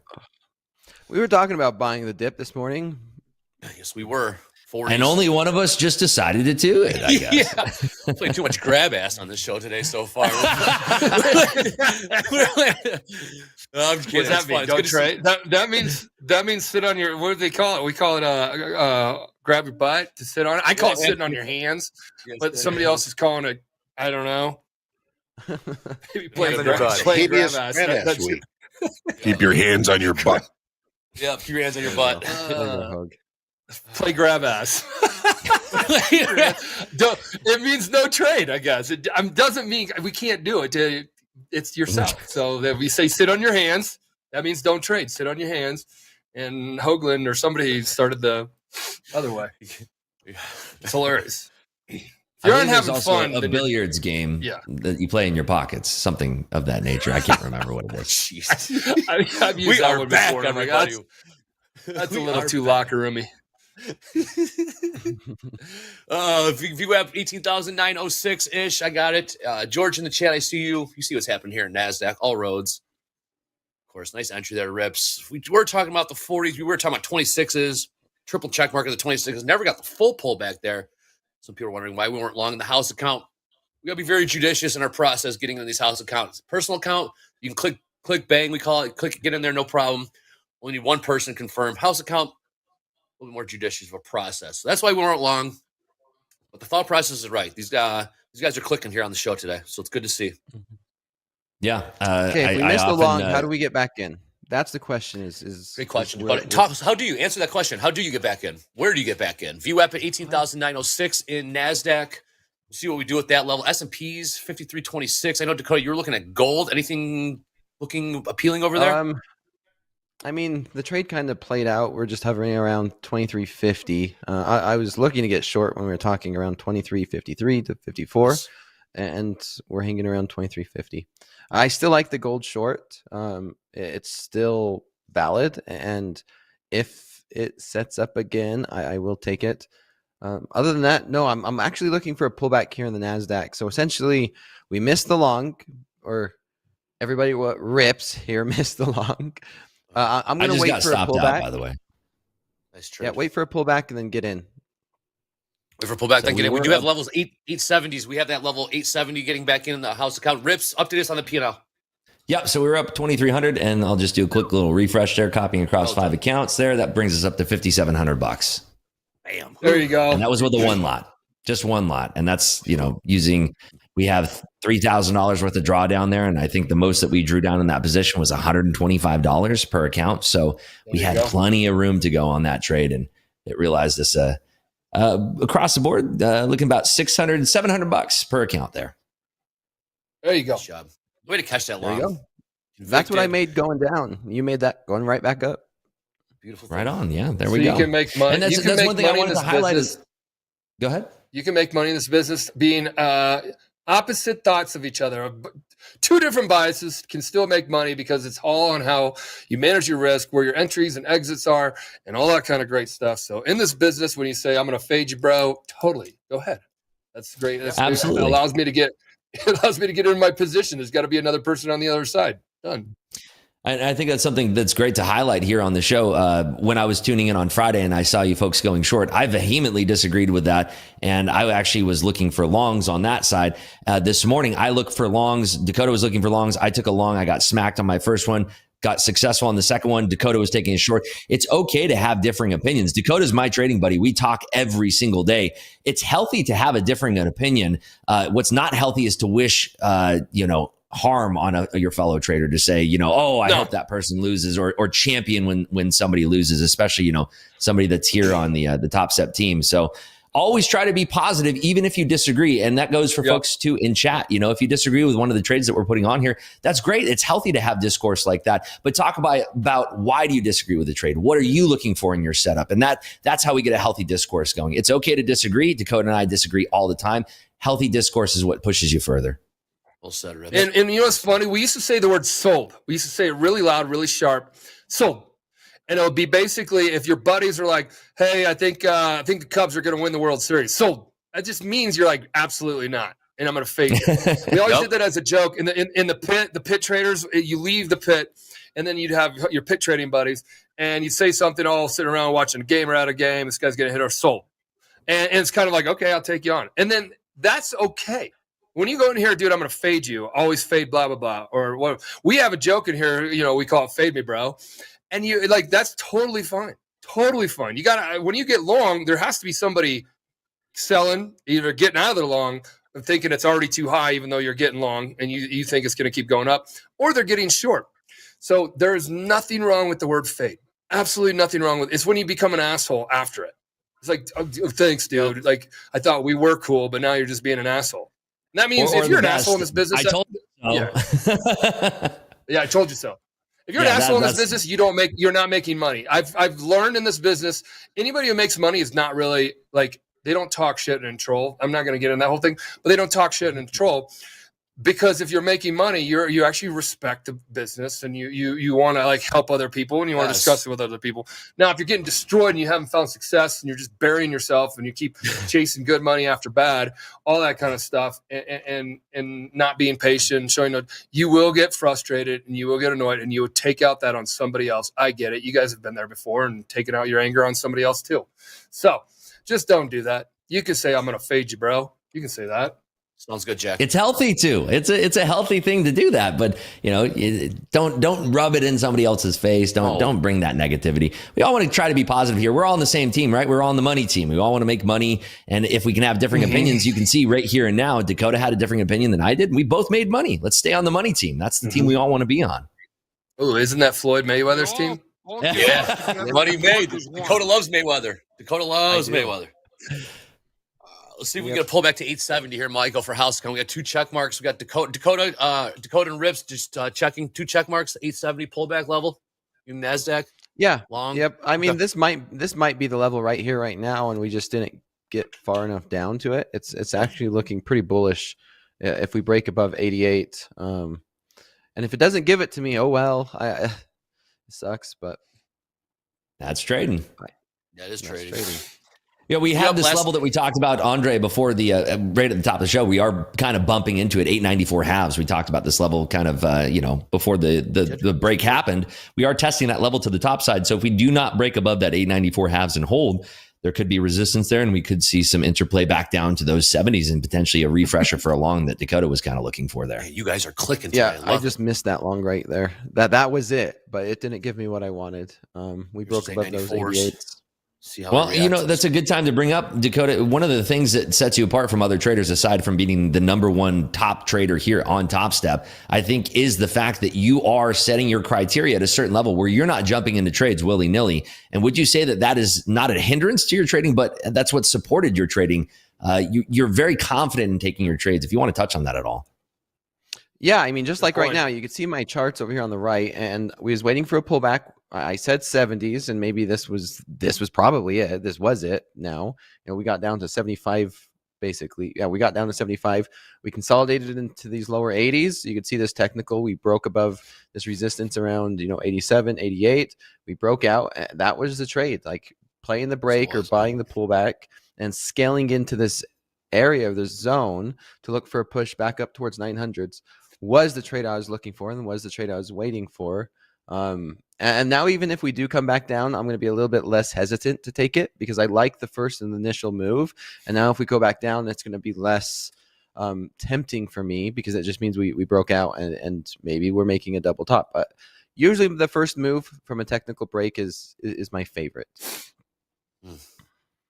Overall, I see this as sort of looking like a day of a scalper's market where we're kind of doing a lot of order matching that we had a lot of unfinished business from Friday. We are, like I said at the top of the call, running into the quarter end rebalance. I'm sorry, not the quarter end rebalance, but the end of the month rebalance, the end of the half rebalance, the quarter end rebalance as well. And then we have the weekly options expiration. We're running into a Fed blackout period. We have a lot of things that are kind of coinciding towards the middle of the week to the end of the week here. And all of these factors are trying to play together here.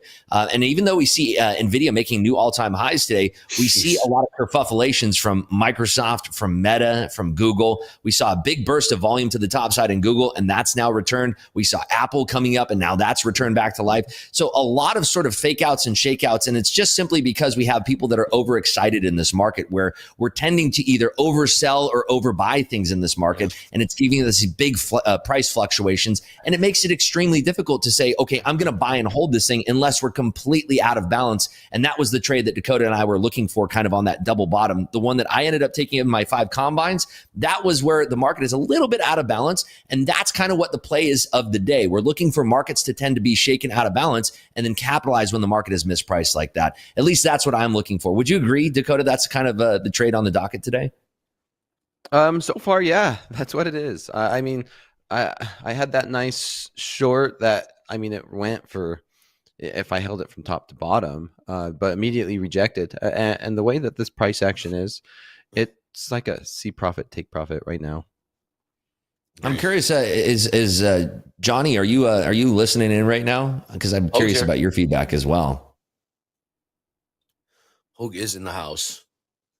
I do see. Yeah, I'm here. What's going on? Oh, there he is. Yeah, just kind of talking about how do you feel the same way that I was kind of discussing here? I don't know if my read is off, but I kind of feel like, and I think Dakota was echoing the opinion as well, that the market is just trying to kind of shimmy and shake. And we're finding these moments in time of periods where we're out of balance in the market. And then we're conveniently finding our way back into balance, where I'm not expecting a whole lot today until we kind of do this business and shake out of this initial balance area. What do you think about that?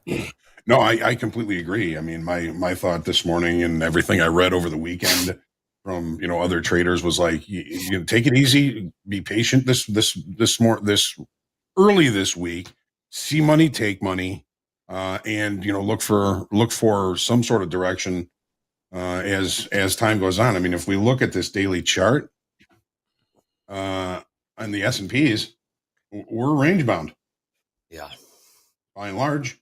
So looking for our shorter time frame opportunities based on shorter time frame levels, and see money, take money until there's some sort of move away from this area of balance. It's a little bit different in the NASDAQ, of course. This is the daily chart. The NASDAQ has been pushing to the upside, largely driven by NVIDIA, but it's not racing. It's more grinding to the upside. I agree with you. I think better opportunities are going to come later on in the week. Better opportunities are going to come later on in this session for the next 2 days. Yeah. Hey, Rips. Yep. No, keep going. No, I was just going to say, there's a lot of things that could be moving the market, and we would expect to see something like the consumer confidence read moving the market this morning, but you could see that we didn't really have all that large of a reaction. And the fact of the matter is that we're returning to this balance where we had kind of this nice nirvana of trade where it's not kind of up too high, down too low. We're just back in this range where the market says this is a decent price for where everything is right now. And we're not seeing equities kind of exploding either which way. NVIDIA is really the only outlier of the bunch. We have Tesla kind of out of balance a little bit, but when we're talking about the Mag 7 here, we're looking at the main stocks. Microsoft, the number 1 weight, Apple, the number 2 weight, NVIDIA now the number 3 weight of the NASDAQ here. And when we're looking at that and those stocks are kind of in balance, it's really hard to see a breakout happening just yet in the indices. And that's kind of what we're hanging around in. The S&Ps have been trying to break out of this range and break down to this range. We're just not seeing that right now. And I think now that we've had consumer confidence kind of out of the way, we really only have two things left on the docket this week. Number one is the unemployment numbers that we're going to see, the GDP numbers as well.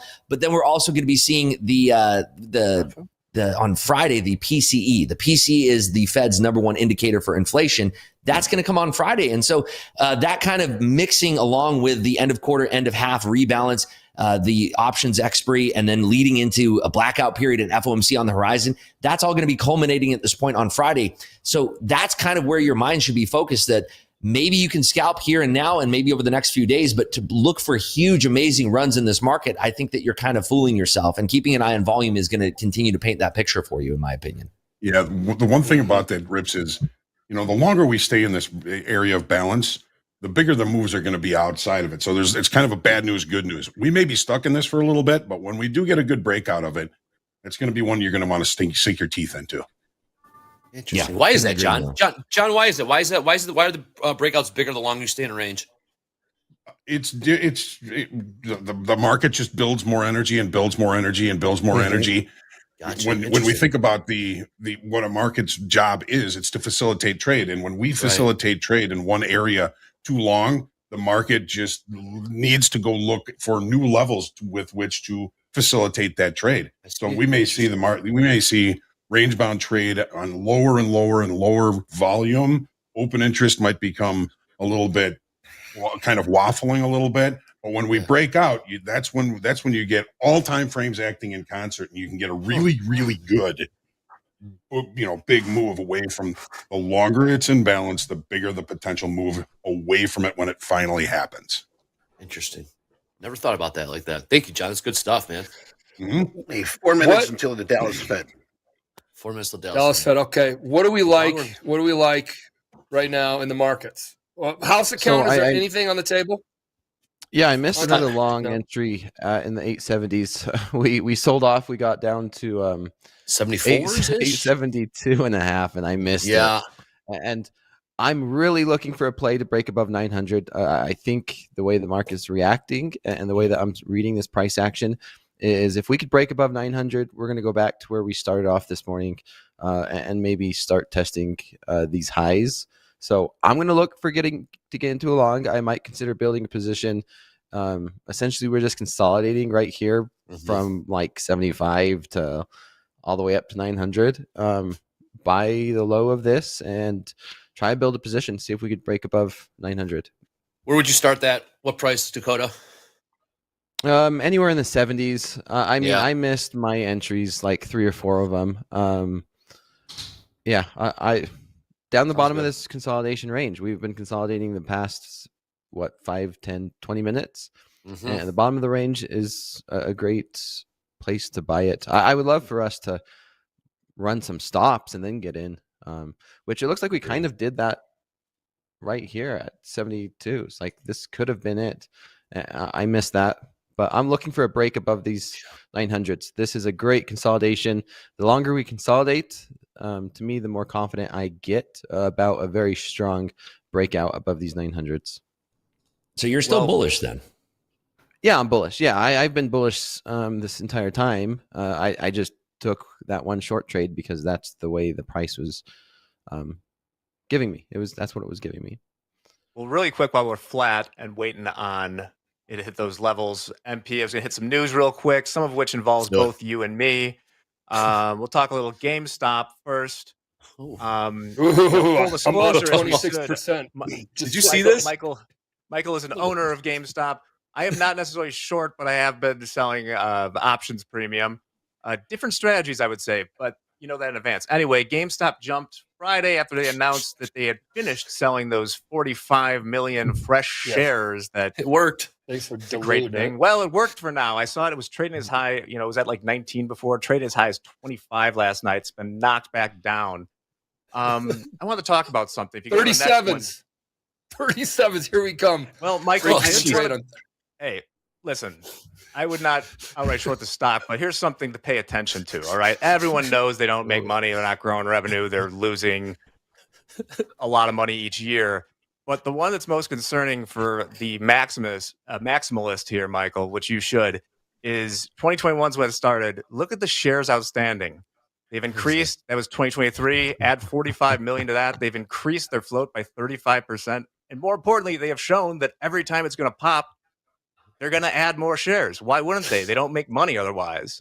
And also, options market makers they learned something from 2021. So they're a lot smarter with the way they deal those options and hedge them.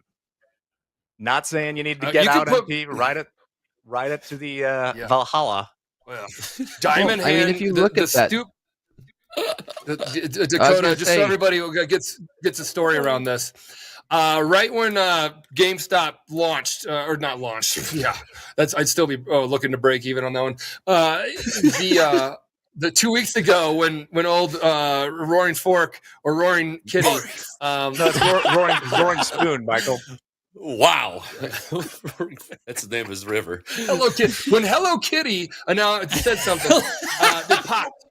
It popped, and then I've seen a bunch of other people online start to do it. I'm gonna just be stupid. I'm gonna be stupid. I'm gonna go with the stupid meme. If this meme world shows back up when they have buying pressure, then like they did in 21, then I think it was 21. Then I'm gonna be a part of this one. So I jumped a part of it. And I'm taking a bath on it. Like, really, like, I don't know. I'm down like 17 grand instantly. Now, I'm not as bad as like a Portnoy or whatever that put 500 grand into it, but I put like 30.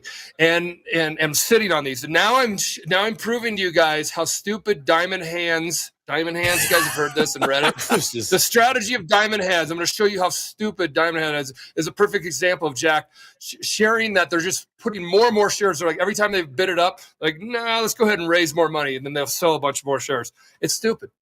Diamond Hand strategy is the dumbest strategy. You're like, well, Warren Buffett does it. Well, you ain't Warren Buffett. He doesn't pick GameStop. He's not in GameStop. Yeah. Also, just really quick, Dallas Fed manufacturing activity came out at negative 19.4, which is a little bit cooler than expected. Negative 12. Market did launch a little bit on that. Yeah, we're getting that break above 900 right now. Yes, we are. Yeah, I was just gonna say we're above 900s. 18,900s, guys. We're trading 05s. 18,905. Mm-hmm. We're right at VWAP here in NASDAQ. S&P still have some room to go to the upside. Dow not even close. Crude pushing, making new highs, trading 79.46. What's up, Johnny? In the S&Ps at 53.23 even in 1 half-hour period at that price, Delta was positive 7,400 at one price. Positive Delta 7,400 at one price. That was an iceberg order. John, there's 7,000 people here. Why do they care about that? Why should they care about that? Because that is a longer time frame participant that is just placing small orders over and over again, taking everything that the buyers will take from him or her, and it's just something that you want to know when you see an iceberg order like that. That is not a short time frame speculator. That is not a medium time frame speculator. That is a larger player, and they are either getting out of longs at that level or getting into shorts. That's a big positive delta in 1 30-minute period at one price. Interesting. Iceberg order. Got it. So you said 7,000. You guys go. Yeah, it was over 7,000 in 1 half-hour period at one price. 7,417 to be exact. 400. Okay. Write it down. That's a very good thing to write in your notebook. Or paper. We did just reject the 900s. I got 7,400. Yeah, we are kind of wrestling with the VWAP here in the NQ. So it is, going over to my trading view screen here. It is just kind of holding up here. This is rated our level of 894 halves. So if this does we have two things that are going to happen. I'm going to drop it into the 1 minute just so we can see here.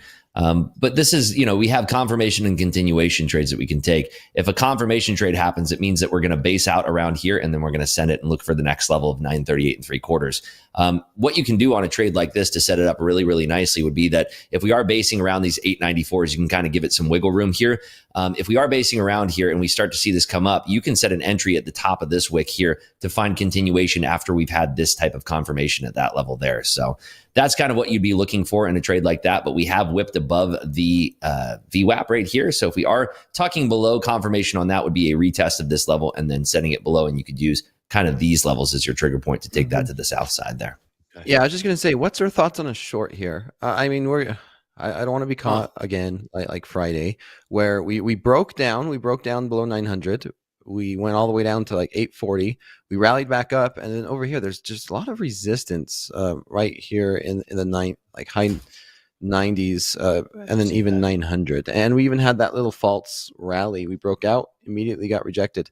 What's our thoughts on a short here? Well, like I said, for me, I would have to see that clear rejection under 894 and then a retest of that level showing strength that we have significant selling pressure.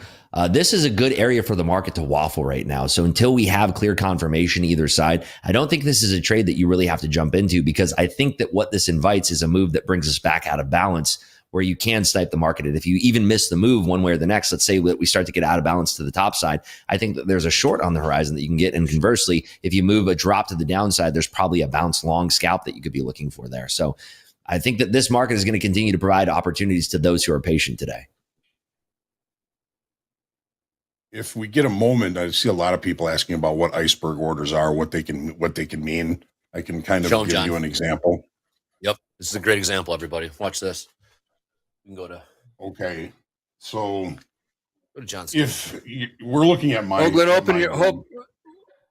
Oh, you're going to show your dumb. Okay, cool. And open up your charts to the chart that you're sharing. Okay. So 53.23 even. Look at the amount of volume that has accumulated at that level and below. Iceberg orders. If there is a larger time frame, a bigger trader that has 10,000 contracts that they want to sell, they're not going to put 10,000 contracts into the dome. They're just not going to do it. The intern what would. They do is they replace orders. They put in random smaller numbers, 14, 18, 22, 62, 14, 52. And when there's one left, they'll put more orders in there. So you never see what the real order book has to show you, because they don't just put 10,000 contracts in there. So when we see ledges like this and we see deltas that is that high in one direction, that is indicating longer time frame traders. So we're looking at the potential. We don't know for sure. We don't know how long they're going to stay in the marketplace. We don't know how long they're going to get the shorter time frame traders who are buying all these little offers that they keep replenishing. So we have to be aware of that. There is the possibility that there is a longer time frame trader that has a whole bunch of contracts to sell. That's going to get the shorter time frame traders long. And when that happens, we could get a squeeze to the downside when all of those when all those shorter time frame traders end up too long and find out we're not going to make any money on it, and they decide to get out, and they have a tendency to get out en masse. So we see that we have delta, a big delta congruency at 53.23. If the longer time frame traders are going to remain here, they may even, once they can't get anything sold in this level, they may take those offers and move them lower in order to get their execution done. If they're here all day, this thing could tank. If they finish their business, the shorter time frame will even out its inventory, and the market can just kind of go back into rotation. But it's important to be able to see these. Look it up here. Look at all the volume that occurred up here, and it 53.29, 53.30, and points lower. This is probably iceberg orders. They got all they could here, then they moved those offers down. They moved them down to here, which the high is 53.23 even. They let them go a little bit through it, but now we're holding below that level again. And if there's still iceberg orders here, we're going to see the market hold this level, and we're going to see the shorter time frame P shooters like me buying into that. And if they're going to stay here all day and keep putting those offers in, they're going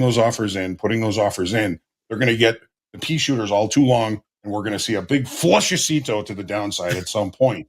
We don't know how long they're going to be here, but we have to be aware of when they're here. It's called an iceberg order, because if you see an an iceberg, in the water, you're seeing maybe 5% of it. 95% of it is underneath the water. So you don't know how big that iceberg is going to be. And that's the idea behind the iceberg orders. Hopefully that helps. Yep, iceberg. You don't see most of the iceberg. Absolutely. So we could be in a place where we're seeing longer time frame sellers in the S&Ps. Not seeing necessarily in the NASDAQ. Did Carnival Cruise Lines, Andre? Come on. That's exactly. Thank you. That's exactly it. You see 5% in the order. There's 95% more behind it, beneath the water, beneath the surface of the water. Michael had to get that joke in. Neither did the Titanic. That was an amazing explanation. I mean, that's going to be great. If you missed any of that, going back and rewinding that is going to be very valuable to your trading. If you missed any of the points, that's a great thing about YouTube. You can go back and watch these episodes at a later time if you missed all that information. Hogue don't miss, man. Hogue does not miss. Well, we got time now for some hot streaks, but first, as you mentioned the Titanic, the news that I saved for later was just about that, so we'll have to bring that up again. Yes, as a matter of fact, an Ohio billionaire is planning to take a $20 million sub to the Titanic site to prove industry's safer after the Ocean Gate implosion. That both is and looks like a man with too much money. But this gives me an opportunity to bring up one of my favorite graphs of all time. He might be adding to. This is Titanic annual deaths. Oh, it's a good chart. There's a big spike. Look at the blip. 1912, the market looks dead. But then 2023, a little blip. This guy is trying to bring the market back to life. MP, if you want to buy something, maybe you could trade futures on this. It's time for a breakout. Yeah, maybe, bro. Yeah, for sure. What are we doing? Oh, and my goodness. hot streaks. Thank you, Jack. Unlike the too cold soon. streak. Too soon, Jack. That was way too soon. 1912. Come on. Oh man. James, let me know if the hot streak overlay is working. And doing some stuff in back. Oh, looky. It is. Rather subdued day of hot streaks, with 22 being the high right now. JD will be back from Minnesota on Thursday, and he has all sorts of stories about the hot streaks. But for now, there is room for anyone who's slightly below this to join the realm of the hot streaks. Wow, is Jeremiah really up that much? Wow, that is insane. Yeah. The number's so big it doesn't even fit. I was going to say, I was looking. I'm looking. Let me see what's happening over here. This is 22 days. What happened to our guy? The profits, y'all. But how about yesterday's best, i.e., Friday's best live P&Ls for our live funded traders? Pin with nearly 10,000. Brian P has been racking it up that past week. Dennis, Robert, and Philip B on a slow Friday doing fast things.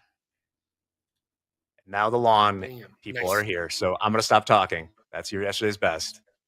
Thank you, Jack. Thank you, Jack. We're doing the personal submarine to the Titanic thing again, huh? This is just... We do have plugs, though. Eddie is probably ready for them at some point soon. Yes, indeed. Check this out. All right. We got a lot of people using Topstep X, and a lot of people are asking for help because it's something new, something exciting, and something that you should want. If you need help in the Topstep X and you want to make sure you've got all the details, Coach Robert filmed a series of videos that will help you and any Topstep user navigate the platform. And you can find these by clicking the question mark. Now, if you can, I got my chart shared.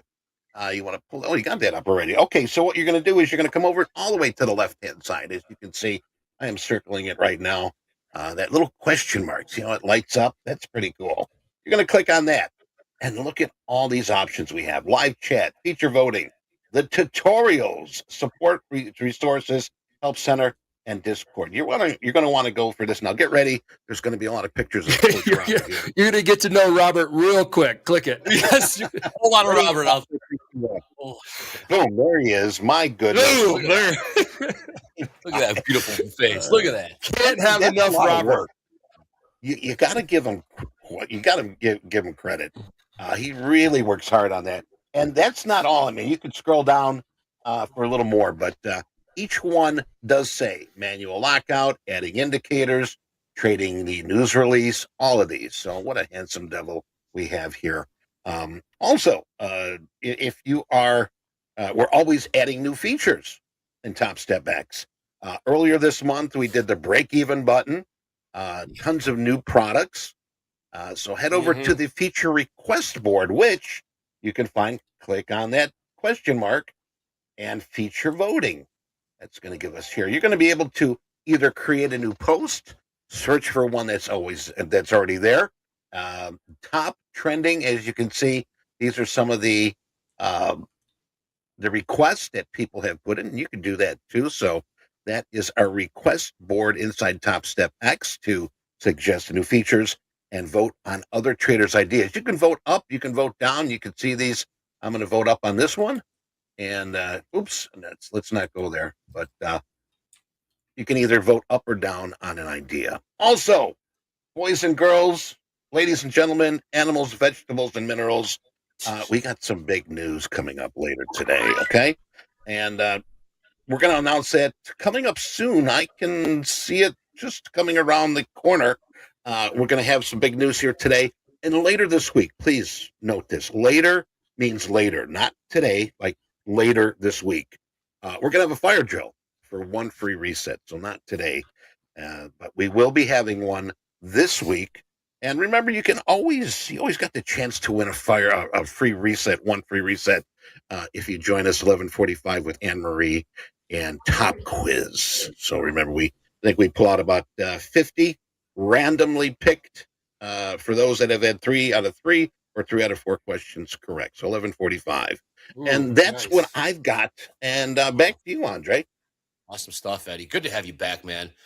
Everything just feels nice and natural. We broke a VWAP here in the NASDAQ, fellas. Dakota, I know you've been stalking these markets. Did you take a trade on any of this movement? Yeah, short gold. Right here, right now. What price? 54.01. 54 even, actually. 54 even. 23.54 even. How many short? How many times? 3 contracts. 3 contracts. Thank you, Dakota. Short 3 from 54.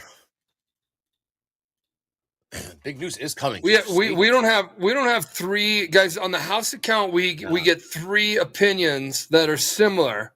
But if somebody if there's a 4th opinion that's opposite, then it gets one of you see these little check marks that pop up at the bottom.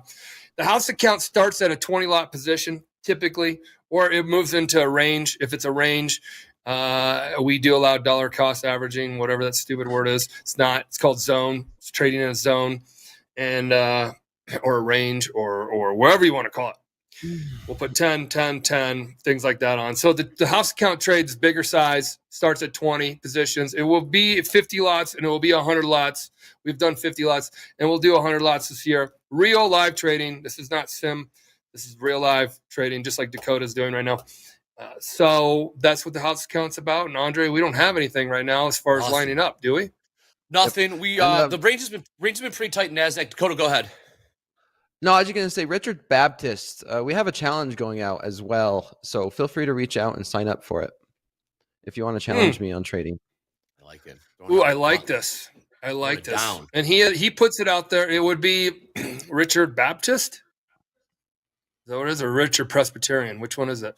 It's Richard Baptist. His message was deleted. I'm joking. Okay. Message is deleted. Damn it. Oh, was it a fade me, bro? No, you're right. We suck at trading. We suck at trading. Oh, we suck at trading. those people again. Wow, let's bring that right back. Richard Baptist. And we always like to say, if you're talking a little trash, you either have to be trading at Topstep so we can look up your trade reports. We can talk about it because that's always good to do. Just talk about it. Pull it up, Jamie. Don't make me pull out. Don't make me pull out that trade report. And if you're not trading with Topstep, and you do troll like that, then you got to beat it. Yes, he did.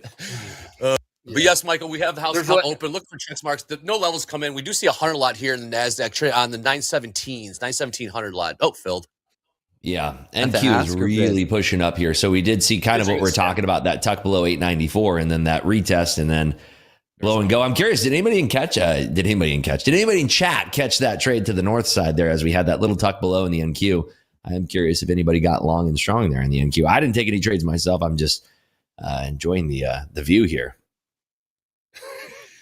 Carl, I love it, Carl. We hide it, and then Carl brings it back. Honestly, people suck at trading. End quote. I still like Carl. You're good. You're good at grabbing stuff, making memes. You're good at grabbing little snippets and turning it into something fun. Man, that's good. Rough crowd today. Rough crowd. I thought they'd come back with nice, better vibes after the holiday weekend, but nope. There's always that one. There's always that one. Dakota. Okay, Dakota's in this. Boys. All right, Dakota's in this short here in gold from 54. We'll keep an eye on trading 55s right now. S&Ps finally got through VWAP. Finally trading 53.26. Don't forget about the 7,400 contracts I traded on the offer at 53.23. Thanks to John for that. Talk about that iceberg order. 7,400 contracts straight on the offer at 53.23. So we'll keep an eye on how that plays out. It's looking like Delta has swelled up a little bit in the NQ to 2,000 now. Marco, looks like our big seller has taken a little bit of a break here. Okay, thank you for that. Marco, where you been? He's over there just dying. Oh, he's having so much fun today. Marco comes on here. Is this a you and Marco thing? Or he always every day, Michael. He says it every day. Every day he says the same thing. My wife's boyfriend. We used to have trading the markets. Used to always come in here, buy the market. Everybody knows the rule, or something like that. Every single day, it's always going to go up. That was another quote. You guys are funny because you guys bring in great stuff. Great stuff. Chat rules, man. It's the best. We're still pushing here for trading 920, 921s, and that's at 923s trade now. Top side level I'm looking for is 938 3/4, Andre. 38 3/4. Thank you. These longs, whoever got long in there, good on you. The pullback got to the 80s. We're looking for 70s. Never got the 70s. 72s did downtick. You got to be lightning quick with that entry. Like Dakota was NVIDIA all-time highs here again as well. That's what is cooking this thing to the top side here. What's NVIDIA trading, Rips? 1120 halves. Oh my gosh. Which again, they did a 10 to 1. Yeah, 1120 halves are going to turn into $112. Remember, we're doing 10 to 1 here. Wow. And what worries me that we're going to have a really terrible trader stock after that, because it's going to take mountains to move that. Kind of like how Apple turned into a really slow moving stock. It really did. Really did. Everybody with those $1,000 calls is sitting happy. Oh, they're laughing at them. They're laughing at everyone with those 1,000. We're just trading 700. They're laughing at everyone for long. Wasn't that an easy trade? Wasn't that an easy trade even before earnings? Like even Jack got long and still made money. You know, I'm not saying you did anything. Damn, Jack. Is that even Jack got long. Let's compare our GameStop P&Ls. Oh. Wow. Oh, sorry, buddy. I didn't feel like that. But yes. You guys I made $38. Made $38 on one share of NVIDIA through earnings. Oh, yeah, that's right. You guys are the best, man. You guys absolutely crack me up. Okay. Well, we got an announcement. Oh, there we go. Oh, Bill announcement is 10 o'clock. What do we have? I know we have a 2-year at high noon. And we have another big announcement, too. A Topstep announcement. When's that coming out, MP? Oh boy, yeah, I don't know. Rumor has it soon. You and these rumors. How's the CEO the one catching rumors? I hear things. I hear that you catch wind of stuff at your company. TMZ gets a lot of clicks for talking about rumors, so I figured I'd just join that crowd. I like it. Crude making new highs here, trading $79.54. Can we see $80 even today? It was a big level last week. I don't know if we touched 80s. We should give it the old college try here as we do enter the summertime, the season here in the Northern Hemisphere. Summertime, we do see gold or oil typically catch a bit in the summer. Northern Hemisphere here. We'll see if that. What's that, Michael? What's up, Michael? How was your weekend, Michael? Good. It was good. Good. I played golf. Good job. Play golf. Mm-hmm. I've never seen you so active on Twitter before, MP. It's a very welcome change. Twitter all-star. Yeah, it's a love-hate now. I had to go. Yeah. Do you have the app installed on your phone? No, I still have the bird. I have not updated, nor will I. So I don't know if I'm missing cool features. I don't know if I'm missing cool features, but just keep it right there, Mike. Keep it right there. The levels. We'll see if we test these 933s here in NASDAQ for possible short. It worked the first time, but now we came all the way back up. Obviously, the second time you hit a level, it's not as strong, not as much conviction here. I was talking with Coach Jay. He wanted to see how we reacted around the 900 level. Jay, it looked like we found more buyers. Buyers did have the conviction to push through 900s to the upside here in the NASDAQ. So I did add to my short gold. Okay, how many more? 5. I'm total 5. Thank you. From what average price? 355.1. Thank you. 55.1. 5 times. All right, there you go. I can check mark say yet, Mike, for house account. Have you done any personal account trading, Michael? Yeah, I'm down $400. Okay. I did that in the morning on the sell off. The market's right back where it was in the morning. Yes, the 920s. 920s, right before it fell out of bed. And we have rallied up since that, a complete V-shape formation. I'm not really into formations, but man, you got a falling knife, and then you quickly got right back up to where it opened up. Cash open this morning, guys. Cash opens New York. Back in balance. We're talking about this. Dakota was talking about it. John was talking about it. Back in balance, where the market feels nice and comfy. Yeah, buy the dip. That's what it was. BTFD, man. BTFD all the time. And it's just... Okay. We'll see how this trade plays out. I think we are coming up to the big announcement. Everybody tuned into. We'll let it breathe for one more minute. Go share the link to the YouTube channel right now because we're about to make a huge announcement. So tell everyone to get in the room before we break this big news. We got 2 minutes, 2 more minutes. See if we can get these viewer numbers to 7,000. Tell everybody. Tell your friends. Tell your family. Tell your neighbors. Tell your exes. Tell everybody. Tune in right now. 2 minutes until the announcement, you said? Any minute now. Imminent. Announcement imminent. So we'll see if we get these to come in here. Michael, subscribe. Very excited. Yep, do it, Michael. Subscribe, smash. Take a hammer to your keyboard and try to find it. I don't know. Just smash it. Because when we get to 100,000, you tell my wife what, Andre? Huh? Tell your wife. I was talking to Marco. Marco, tell your wife's boyfriend to please tune in right now, right here. Because it's coming up. Eddie. I'm going to throw it to my man, Eddie Horn, back from a little bit of a break, a holiday. Much deserved. Eddie, let's hit him with the news, man. Let's do it. Oh, boy. This is exciting.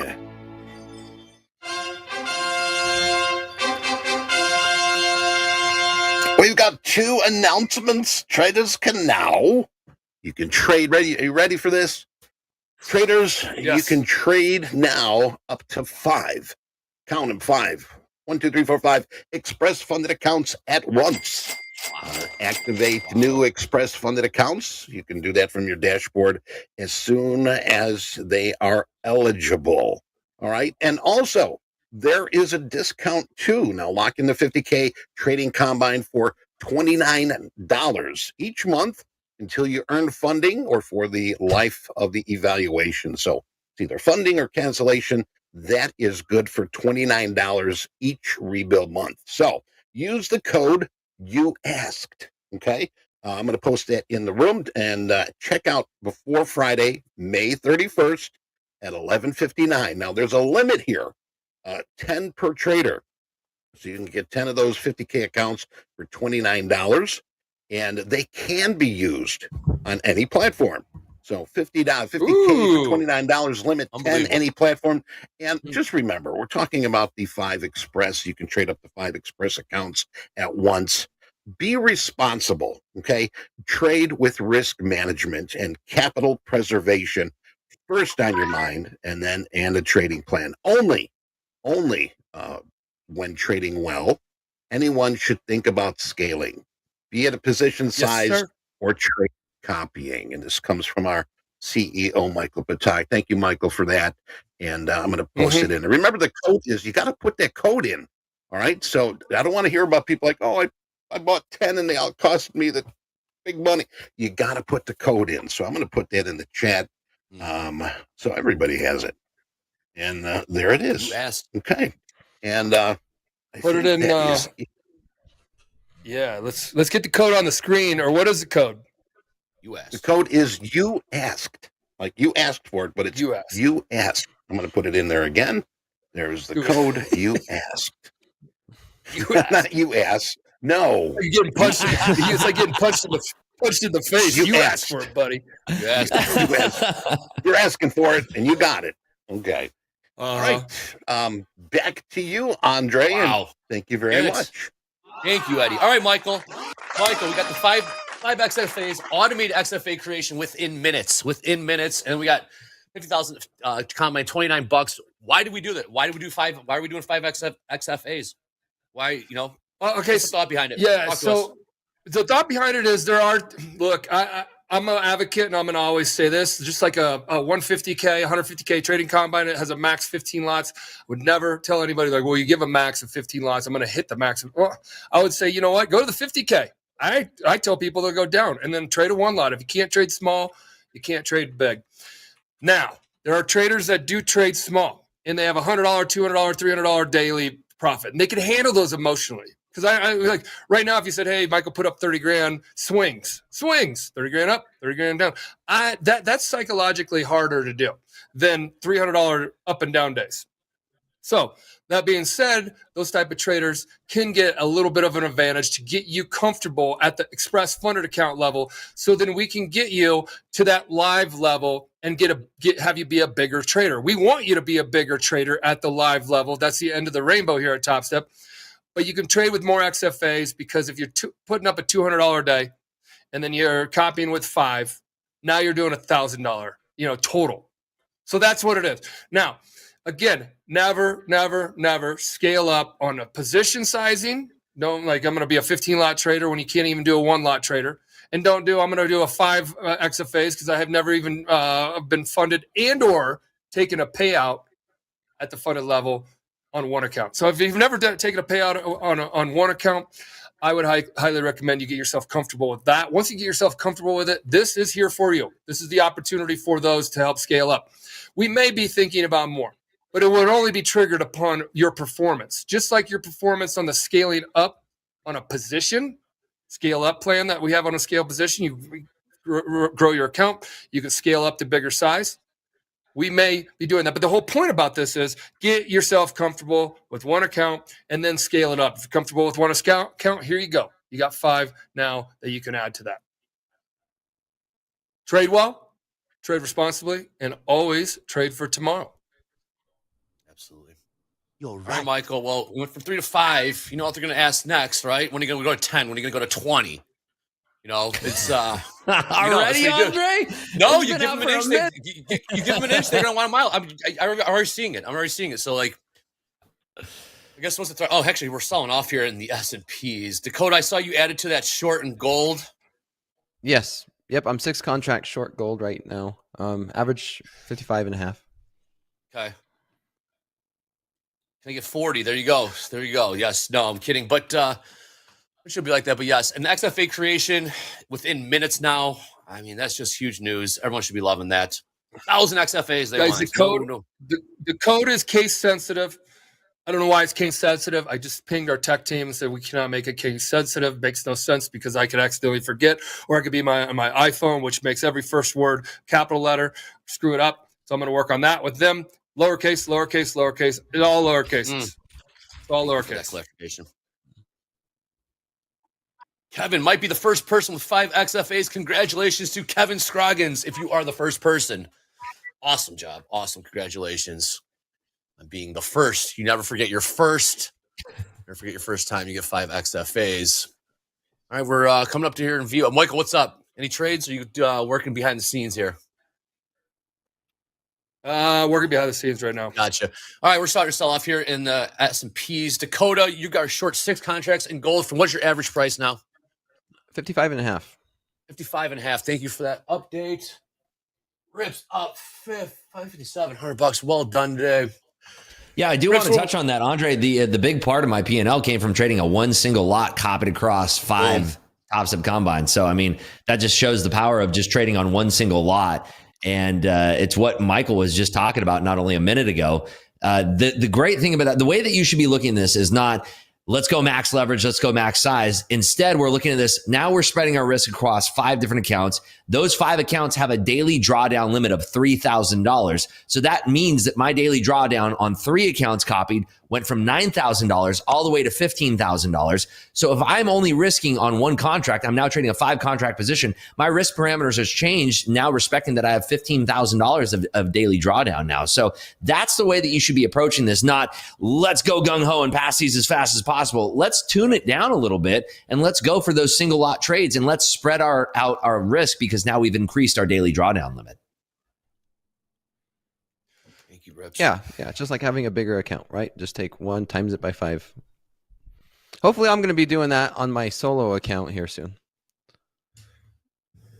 My single live account. Maybe I'll have Still those have the same challenge risk out there, right, Dakota? Your single account versus anyone's 20 accounts.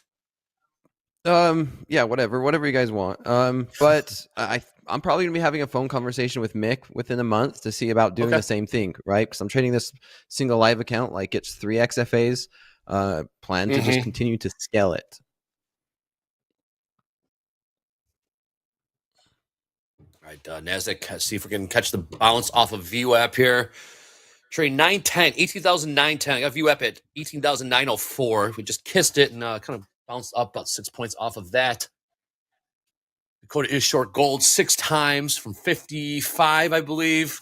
Currently trading 54. Yeah, 55 and a half. 55 and a half. Thank you, Dakota.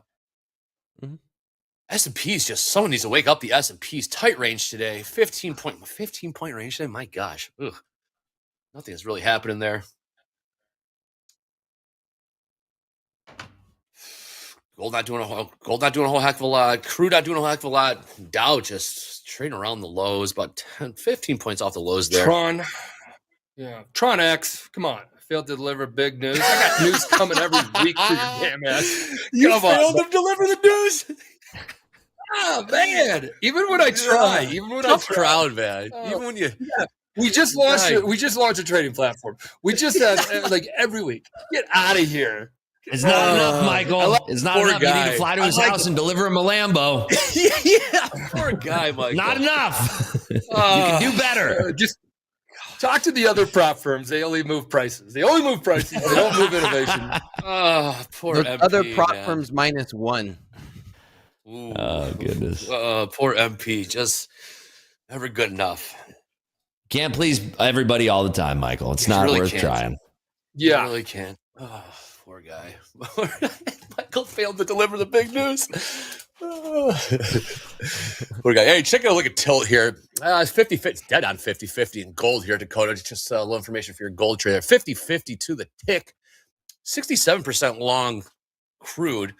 Earlier today, we did see 80% long in NASDAQ, and boy, did that market sell off right on the open there. So retail probably got hurt on that one, as we did see that sell off from 33s all the way down to about 100 point sell off, all the way down to 839s. And a little V-shaped bounce there. Currently trading 18,904, right around VWAP. Not a whole lot happening right now. We do have a 2-year auction today, I believe, at high noon. Yep, we do have a 2-year auction, and we also have a 5-year auction. It's going to be the Treasury is making up for missing a day. So we had that 3 and 6 month bill announcement that nobody really cares about, and then the 2-year is going to be at noon. At 11:30 Eastern time, and then at 1 p.m. Eastern time, 5-year note auction. So You're the man, Rips. You are the man. you are, Andre. No, great trading today. Always on tune. Kashkari has concluded speaking. Nothing. Commercial real estate is okay. Commercial real estate is a risk. I expect big losses. Last comment we see coming out of him about 8 minutes ago. In terms of monetary policy, I believe that's all in the rear. Yeah, there's a couple talking points that he had that he was kind of chattering about, and I can touch on those a little bit. Please. One of the things that he did say, that the thing that stuck out to me out of most of everything when he was yapping away over here, the odds of the Fed raising rates are quite low. He's not counting it out. You know, he didn't say never, right?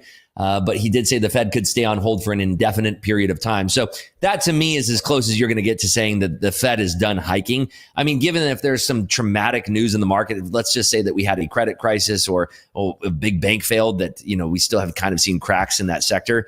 That could change things. So he's not counting it out, but that's as close as you're going to get to Neil saying that there are no more rate hikes. But him saying that we can hold it there indefinitely says the Fed has time. You're on their clock. We're not on, not the other way around. We're waiting on the Fed. The Fed can do whatever they want here. They're the ones in control. So he did say commercial real estate is a risk, but that's not really going to affect a lot of what we're seeing. And again, if that kind of creates some contagion in the banking sector, we could see that perhaps in commercial real estate loans being called in. We could see that coming in to a head here very soon. And he did say last year's disinflation came from the supply side. So if we start to see industrial numbers kind of changing the tone of that, we could see some fluctuations in the Fed's opinion there. So that was kind of the notes that I saw from him yapping away. And he did kind of say that if the economy weakens, that doesn't warrant that inflation will necessarily drop. So if the economy does see some cracks, which we're not seeing, that doesn't necessarily warrant lower inflation. Thanks, Rips. All right, Dakota, checking back in on that gold trade 2355-ish. Yep, just hovering around break even right now. I'm liking this price action, so I'd still put my check mark on a short. I think we could sell back down to 2350. The shorts at 55 here, Mike. We got one check mark for house account. There we go. One. Hold on. What are we looking at here, Dakotes? Come on, Rips. 2355. Short gold. I'm short gold. Oh, gold. You and your metal trades over there. I got to make money somehow. Come on, market. These other markets. No, you're killing it. You're still in that same trade that you were on, right? Yeah, that I've been on since. Same 5 lot. What's that? You have 5 lots short in gold still from the original trade that you had on moments ago. 6. Yeah, I started off 6 with now. 1 and then slowly increased it till 6. Wow, your dollar cost averaging over there. That's wild. I didn't think that was still a thing you're allowed to do. It's one of my favorite tools. I'll continue to beat that drum. I've been teaching it in my slow markets. I've been talking about it a lot in my slow markets on how to use it. Here comes MP. You hear that? You hear that, Rips? The lean forward and chuckle. Yep. There you go. It's important. I want to help traders learn how to be profitable, and this has been a great tool for me, and I feel like it could be a great tool for others, which I've seen it's scaling in and scaling out. It's an extremely important tool as you start to build a bigger account. And you're talking about iceberg orders. Isn't that the same thing? I mean, you're trying to get in around the price. Yeah, it's an algorithmic operation that is sending in orders in a specific way. But it's almost as if these markets are dynamic, and sometimes you need to be dynamic in the way that you approach them. I mean, that's kind of what you're saying, right? Yeah. Yes. Yep. Yes. Just like Dakota switched his bias this morning on the open. That was hot stuff. That was a really hot stuff. He did it in a flickety split. I mean, within 60 seconds, 120 seconds off the open. Just looking to try not to long, get and he got short. Bias. It's amazing. It's very good. It's very I've advanced. been shorting the markets so often this week. I don't know what it is. I haven't taken a long since like Wednesday. Wow, you've really been you haven't living taken up a long to the name since Short Wednesday? Coda.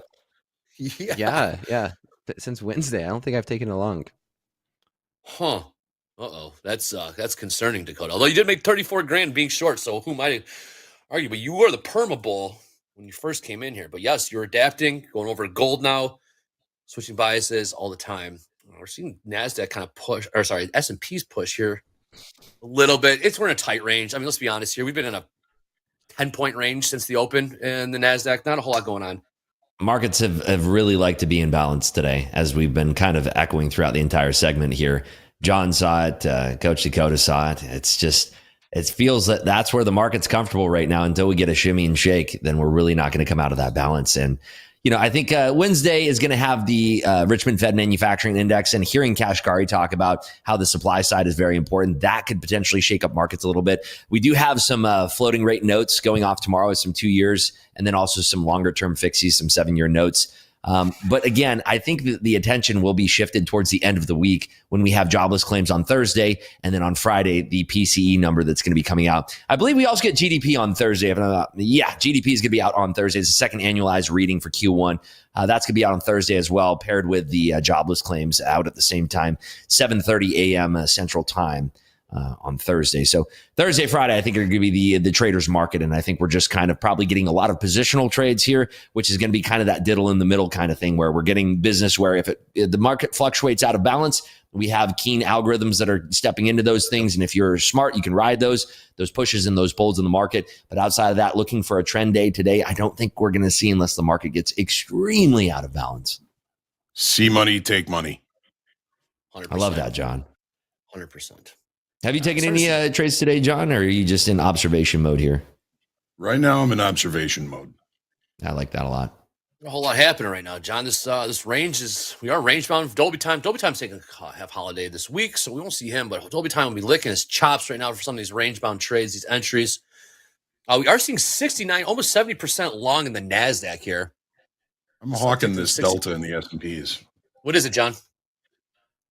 Well, it's positive 3,100, but we're still seeing some evidence of longer time frame sellers in this market. Again, if that's the case, we're going to get the shorter time frame too long.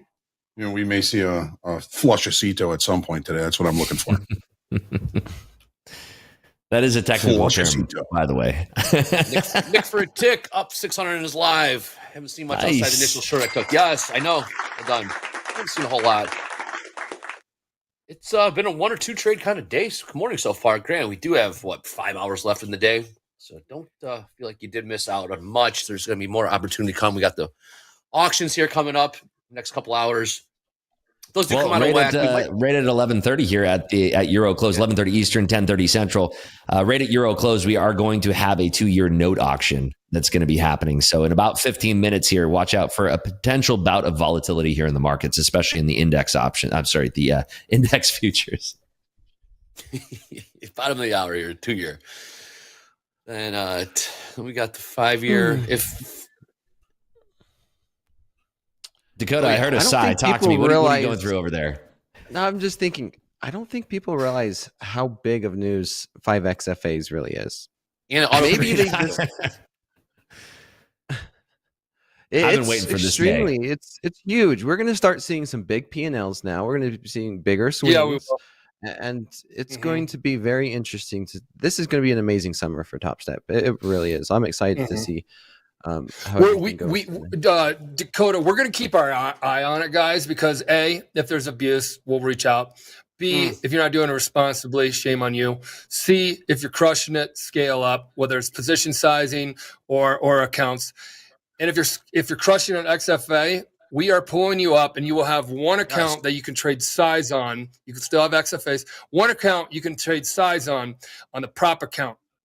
That's how we do it. So you have your XFAs, great, do all that.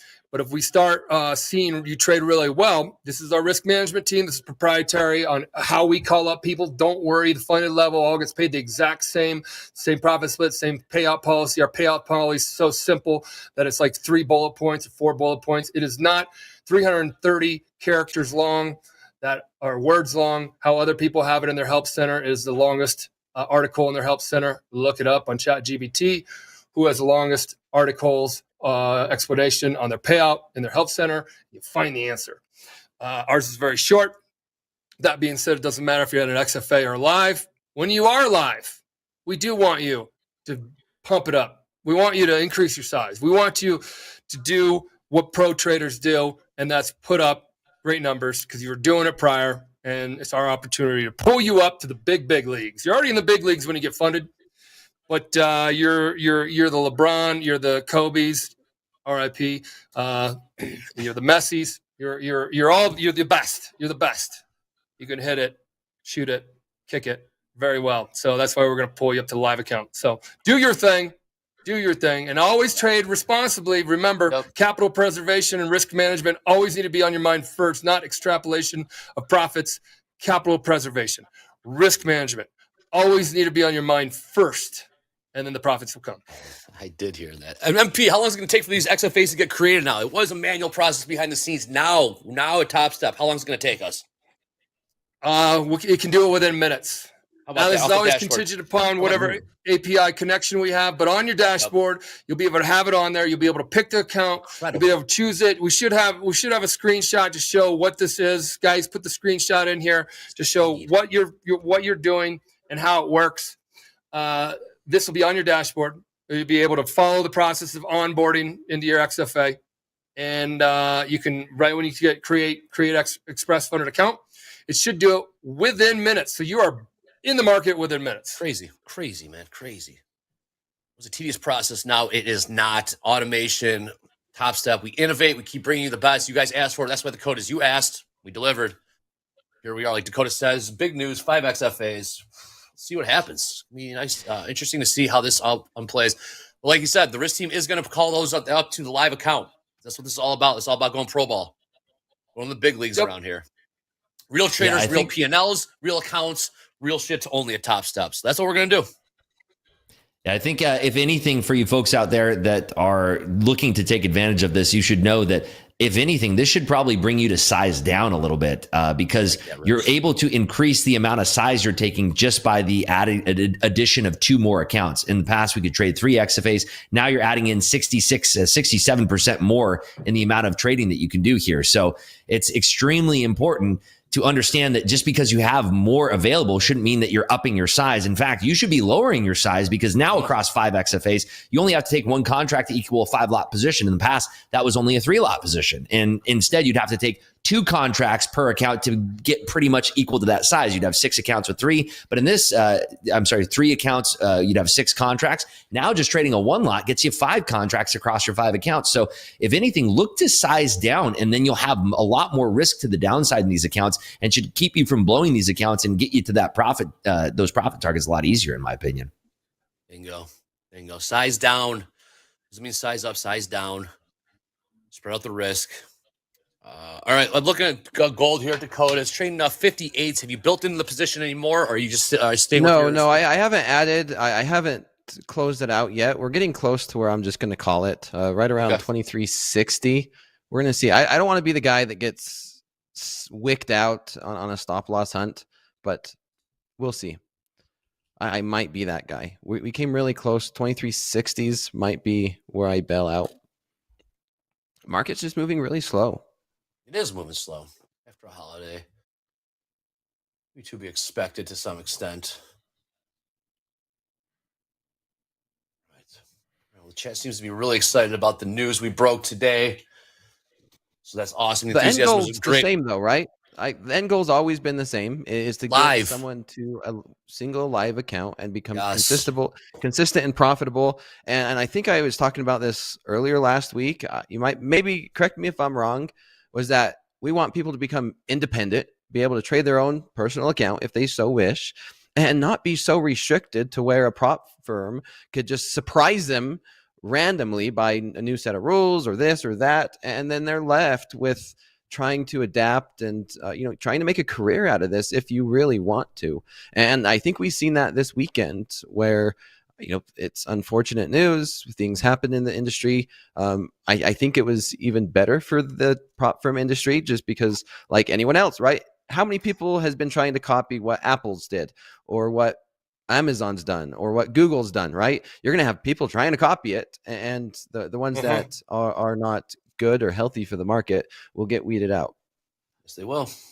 Another one by and it's interesting too because I have a specific rule on my live account. I actually dusted off the cobwebs off of my live account. My restrictions on my live account is based on a phone conversation that I had with Mick and the risk management team. And when I used to trade my own money, I traded my own money not at a prop. I didn't have a risk manager. I didn't have somebody looking out for me, watching my trades, seeing how I'm trading. And I had a really, really great January. I had a decent February, but towards the end of February, I started to fall out of the pocket. I had a conversation with Mick where I tuned my account down to trading a 3-contract maximum with a $5,000 daily maximum loss limit. Dakota's maximum loss limit is much higher than that, and he can trade up to 30 contracts. What I'm trying to say here is that you're working directly with a risk manager when you get bumped up to the big leagues, when you're actually trading on a real live money account where your orders are actually hitting the market, and you have somebody that's watching your back that wants to see you making money, because guess what? The more money you make, the more money Topstep makes. What an equation. I know, it's crazy, right? They get 10% of every single dollar that I make in my live account.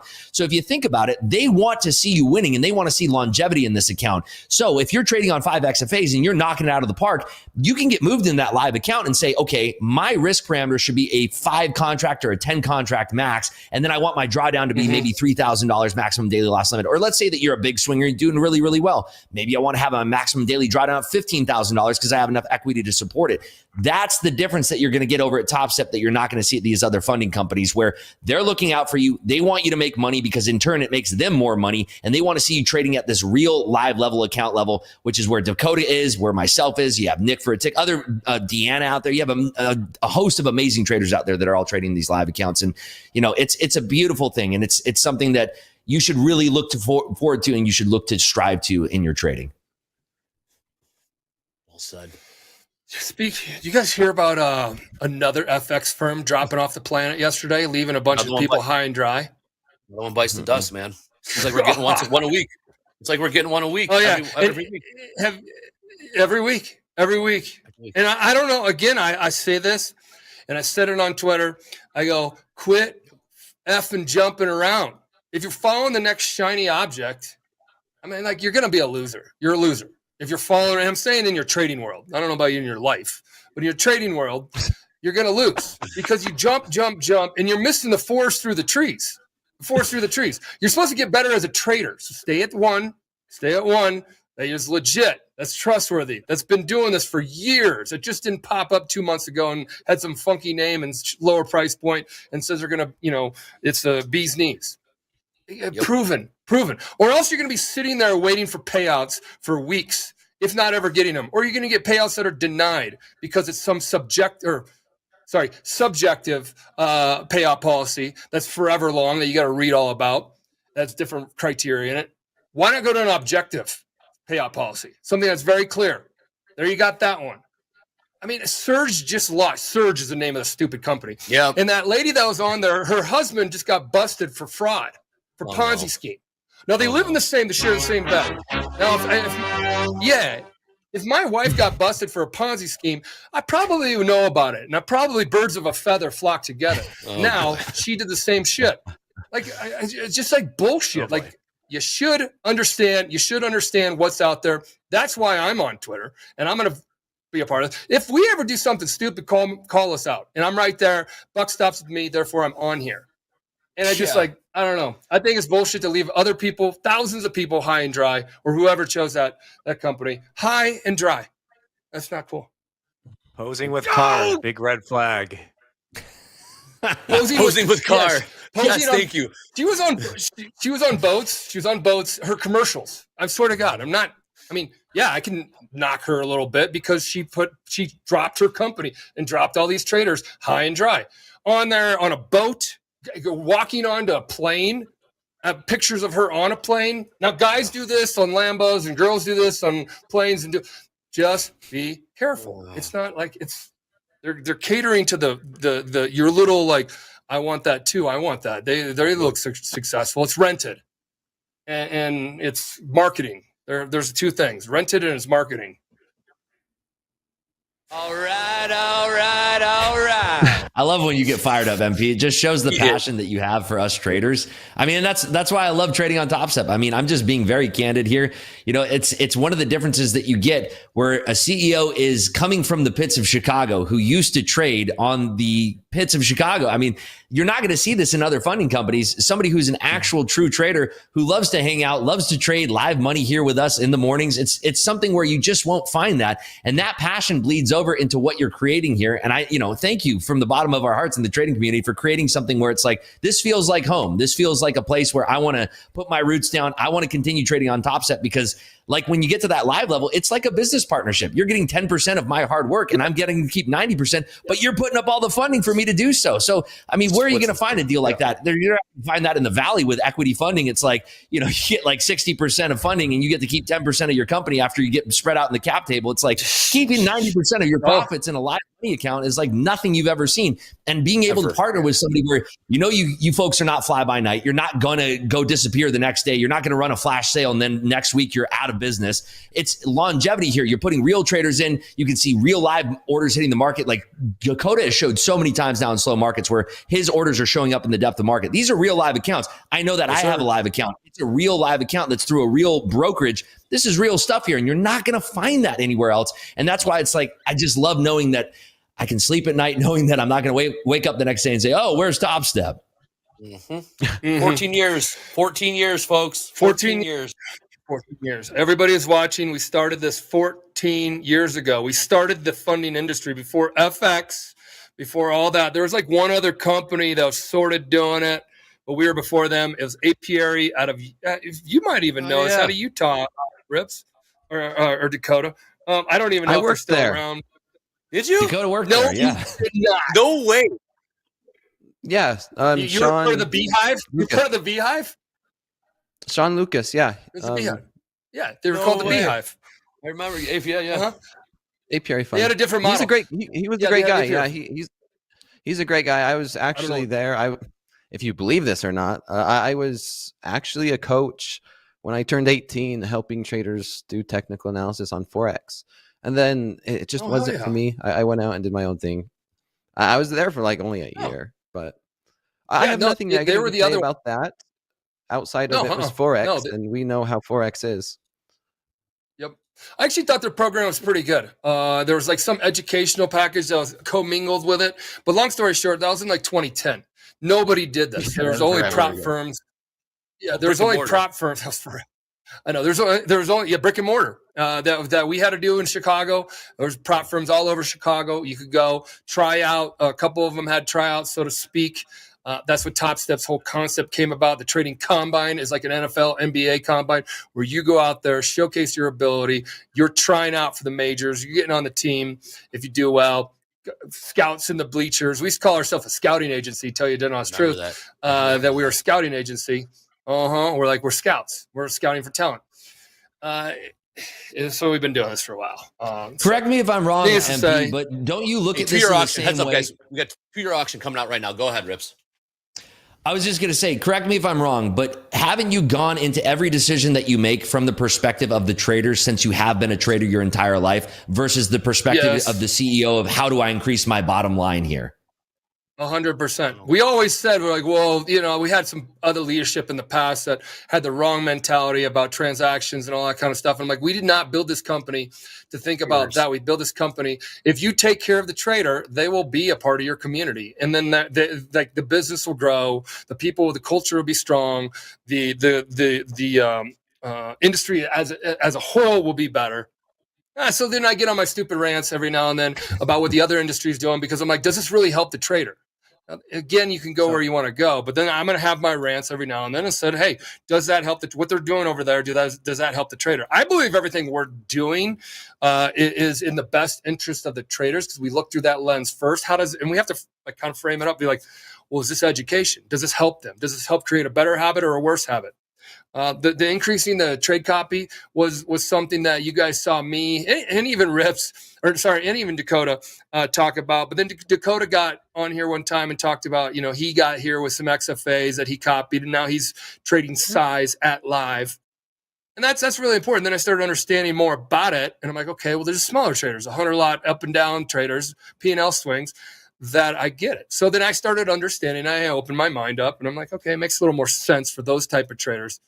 It's ever learning, ever growing in this industry, and I'm all about everybody in the industry evolving for the better of the trader. That's really where my stance is always going to be. And I'm one of them. I'm a trader in this. We'll get right back to the markets. I'm doing an experiment here. Two very quick things to show. One that will calm you down. One that might rile you up again. The first is, here is the button. There it is. Start expressing an account. Yeah. One click, baby. One click. Good to go in minutes. And then I couldn't help not to show this photo of an old ad. Oh, my. Oh, no. No. Oh, no.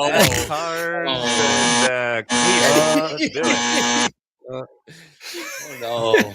Oh, cringe. All right. Cringe. I mean, the new bundle is here. That's what the marketing is. The new bundle is here. And we'll call out any firm that keeps dropping. The new bindle now. Ha! Wow. Oh my Nope. gosh. No stop loss, double leverage. So you folks out 10,000 there, to I saw a 1. couple- 10,000 to 1. I saw a couple questions in chat asking about what's the best way to manage your risk across 50K accounts, because, one of the new opportunities that just kind of opened up here is that now you can trade 5 50K accounts. It's like having, $250,000 worth of leverage, in some sense. But now think about it. If you are only trading a 2 micro position, that is now equal to trading 1 mini across the board, because 2 micros times 5 accounts is 10 micros. That's equal to 1 mini. So now you can trade 2 micros on your accounts, and that's equal to just 1 mini of risk across the board. So if you're looking at taking things slow, start scaling in 1 mini, then adding to 2 minis. 1 micro to 2 micros. And now you're up to 5 micros, 10 micros, which is now, this equating to 1 mini there. So think about that when you're trading these 50K accounts. You have so much more room for activity, so much more room for drawdown spread across the board there. You can take it much slower now, and that will equate to keeping your accounts for longer and probably passing in a nice slow rate where you're coasting into that finish line. You shouldn't be slamming into the finish line with XFAs. You should be coasting into the finish line. More often than not, I get asked the question, how long does it take me to pass my 150K combines? On average, it's about 9 days, because I'm not rushing things here and I'm streaming that activity. I'm doing this because I'm not trying to rush things, and you don't have to rush things. 9 trading days works out to be about 2 weeks. And that's kind of my sweet spot for the 150Ks. You can trim that time down on the profit targets on the 50K because it's $2,000 versus trying to get to $9,000. But the point is that spread your risk out now on these 5 XFAs. Don't try to rush to the finish line here. Coast into the finish line. On the days that you're passing into XFAs, you should kind of look at your P&L and be surprised and say, oh, wow, I passed this. Now I'm going to get some XFAs here. This is fantastic. So look at it that way. I think you're going to be much more rewarded in that sense. Slow down. Don't rush things. The increase in leverage is now a 67% increase in leverage once you get to that XFA level by adding those 2 more accounts. So take it slow. Awesome. Love it. You're fired up today, people. Passionate about this. We just missed trader, that 18,933 short in the NASDAQ. I saw it. We made new highs up there. Our level, Andre, was what, 938 3/4, right, to the top side there. That would have been the level to short off of, right? It was. You only had 1 checkbox on that, right? We had 1. We had 2-ish, but yeah, we were talking shop a little bit. So yes, the trade kind of fell by the wayside a bit. We are seeing some pressure. New highs coming in the NASDAQ. Gold pushing up higher here. Cut my rants off. I love your. So are you guys still looking for a short here in the NASDAQ? Are you looking for a short or a long in the NASDAQ? Well, we were looking for a short up around the 33 or 38 level. We were. No. Our checkbox, our opinions are looking for a short. Andre and I don't have an opinion. We collect them. Correct. Correct. Opinions are looking for short. It's So why no short? Was there just not enough checks? It's hard to get a word. We usually have 3. We don't. No, Andre, that's yours to drive. 3 check boxes. Damn it. Yeah, 3 check boxes. 3 check boxes. We didn't have 3 check boxes, Andre. We did not. Right? We did not. We have 2. Yeah. We did not. We've been patient all day. We do the decode. We haven't patient. Yeah. Hey, MP. So 3 check box means 20 lot standard. 2 check marks is what? 15 lot. That's kind of what I'm thinking. I didn't think we were doing that. Oh, dude, we're getting 5 is 50. It's come. 5 is 50. 5 is 50. Yeah. We haven't had a 5 banger in a while. I do want to see a quick update here. Nick for a tick. Shout out to Nick for a tick. We saw 6,000 trade at the 53.25 level. Again, 5,325. 6,000 trade on the offer in the S&Ps.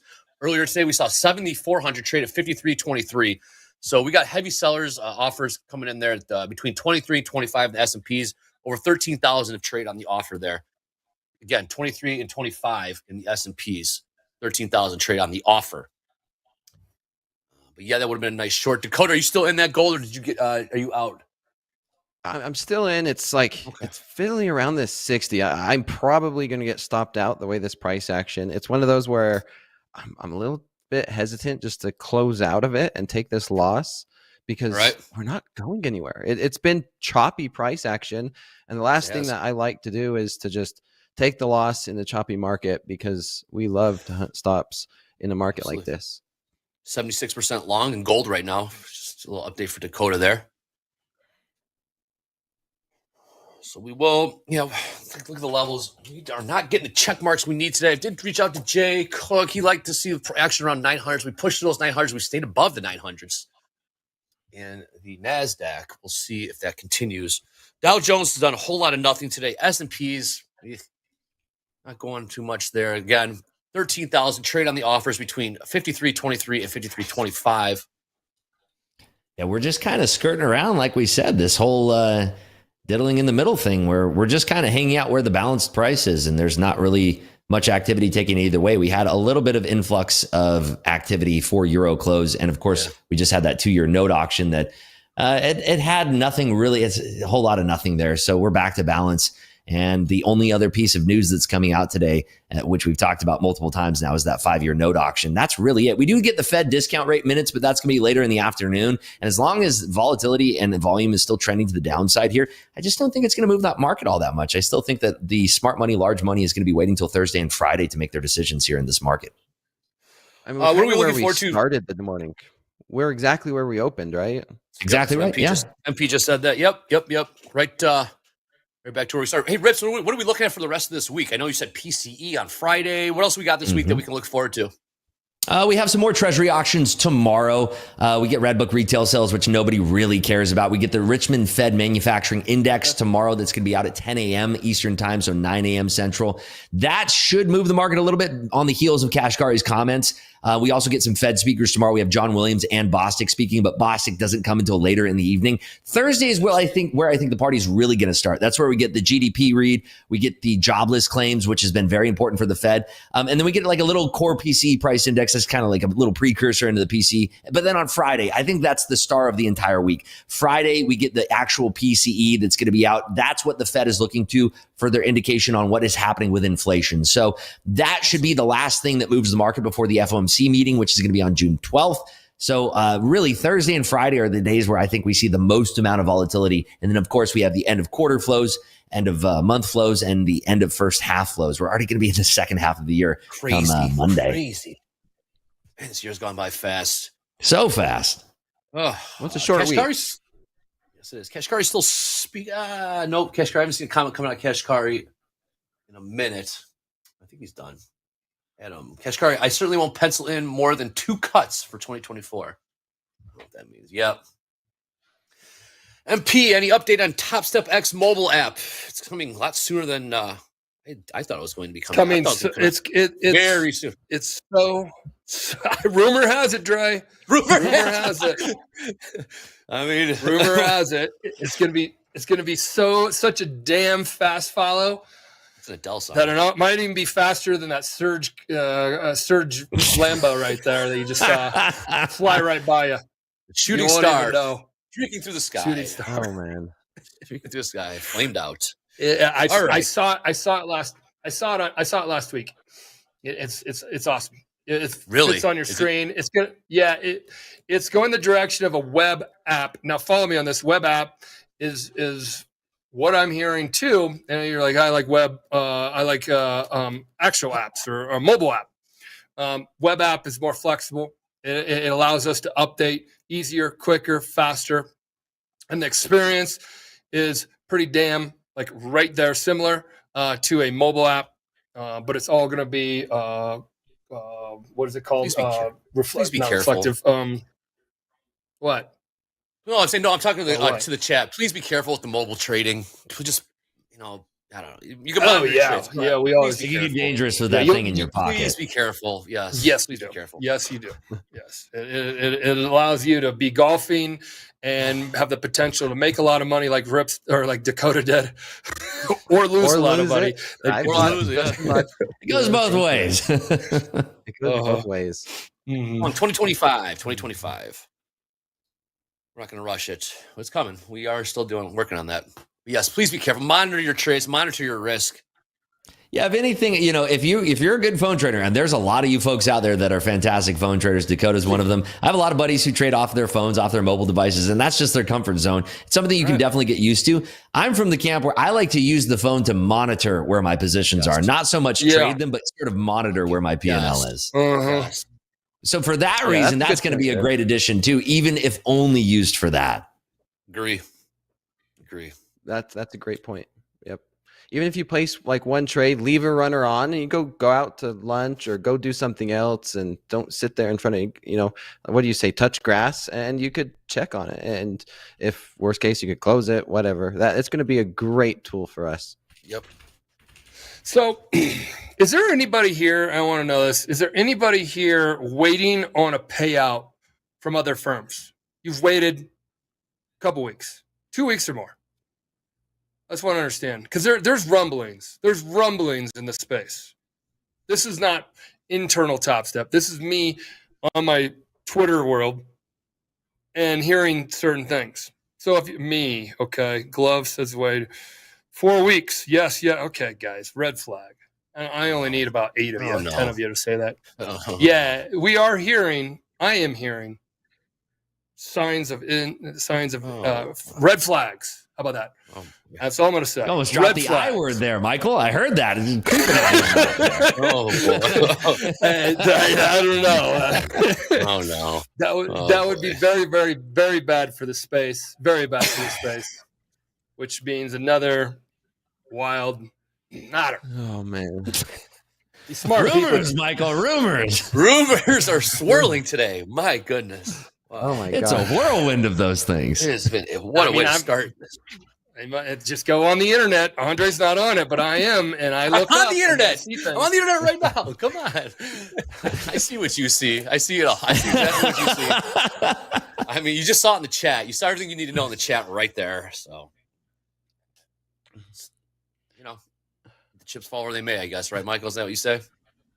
That's what I say about everything. Whether it's people's decisions, or what happens in the markets, or what happens in the industry, let the chips fall where they may. So, the space is competitive here. All right, we're starting to uptick here in this NASDAQ. We're talking about that level at between 33s and 38s taking a short. We do have 2 check marks on that. Rips, are you still cool with that? Short up around 33 and 38? 38 and 3/4. I want to see that. I want to see tickle and failure. I don't want to see tickle blast through. So I'd like to see a failure up at 38, and then I feel that position. But I mean, it's precarious. I would have liked to take the first touch. The second touch is when it's kind of gets a little bit puckersome.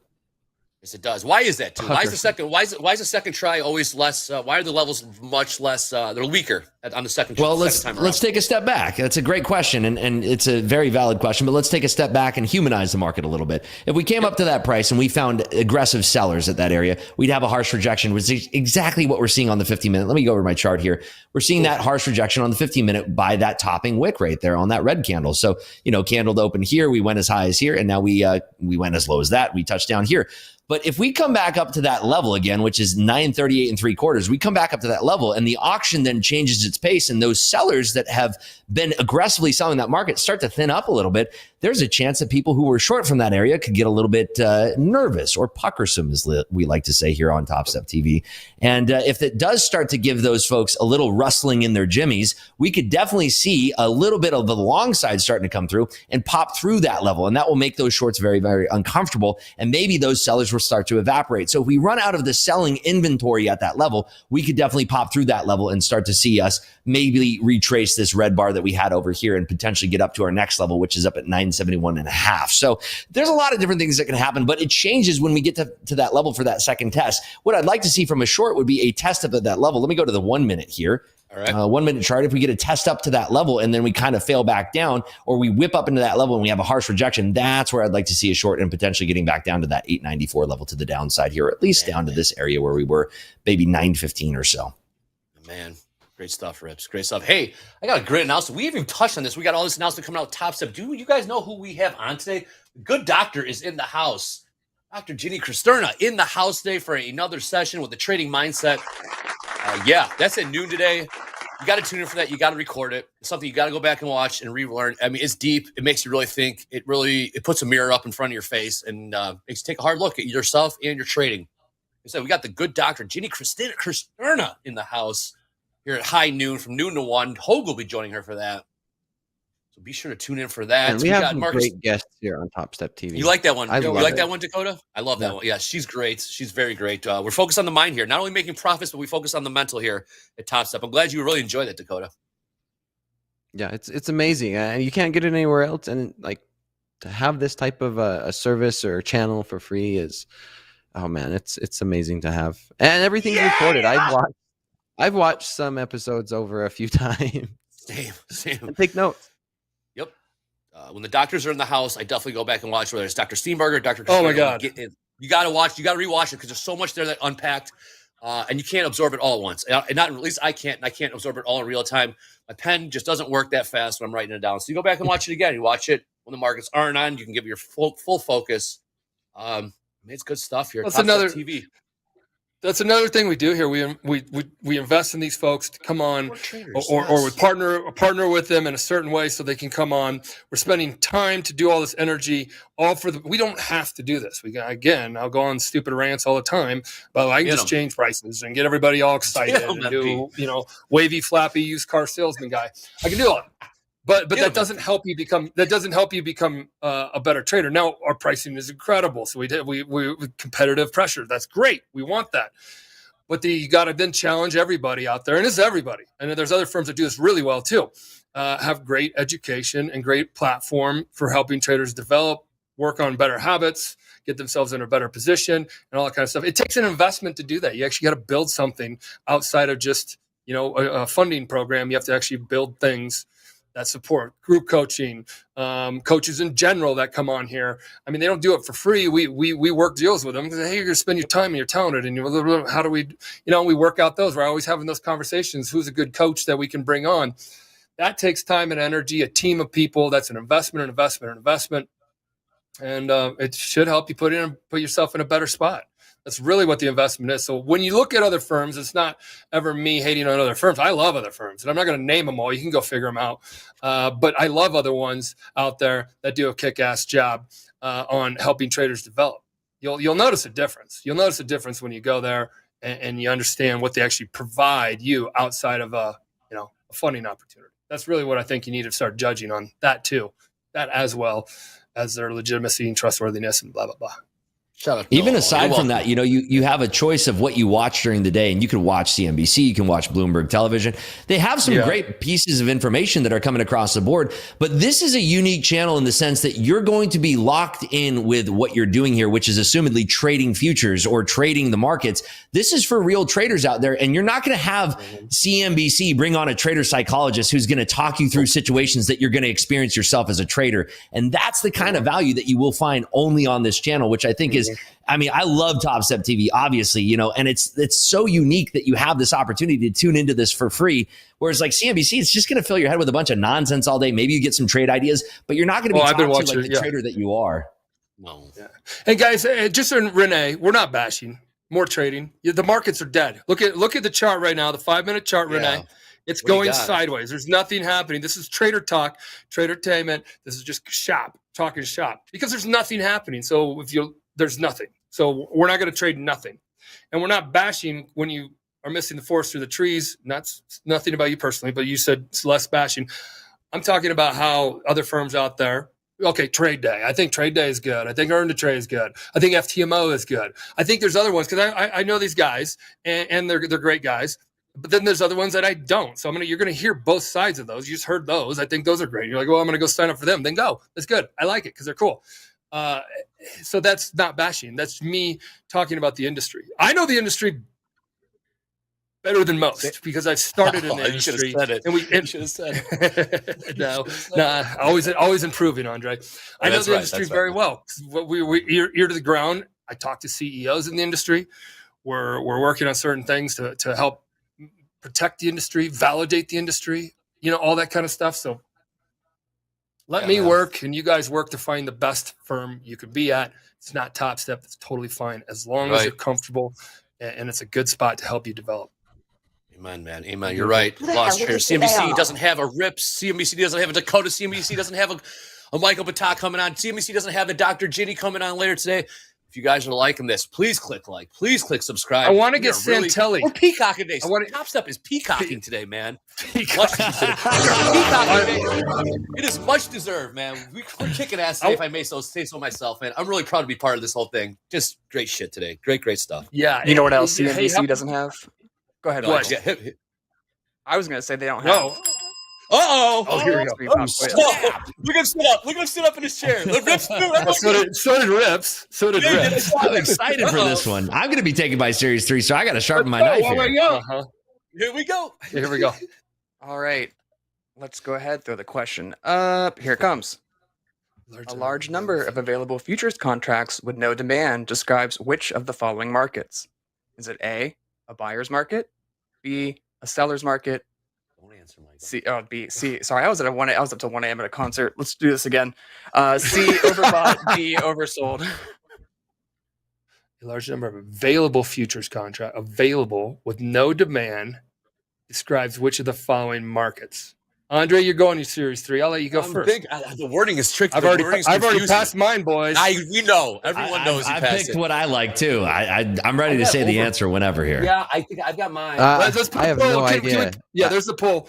Fill out the poll, guys, just so we get everybody's. Oh, there it is. Okay, I'll vote. I don't know. Okay, I'm with the majority. I don't know if that's a good thing or not. What's the majority saying? There's an increase in saying C. There's an I voted influx C. in supply, right? Is that right? Am I understanding that question? It's like the right? buyers ran out. Yeah. I'm saying saying big C as well. Yeah. Yeah, overbought. The market's overbought, then there's no more buyers left. That's it's what overbought. That's how I interpreted it. But what does it mean? A large number question. Yeah, it's a testy one. A large number of available futures contracts. With no demand. The way I'm looking at it's this, overbought. There's no buyers left. It's a single word. A and B is a single word. I mean, they're all single words, but buyers, sellers means nothing to me on this. Correct. Which of the following markets is buyers is not a market, sellers is not a specific market. Dakota's but then really overbought is considered a market, and then oversold is also so it's either C or D, and you can flip the coin. And the fact that there's no demand for available futures means that there's no more buyers left for that supply. So I would guess C. I'm with you. Okay. And if it was oversold, it would mean that there aren't any contracts to sell at that level. So therefore, it must be C.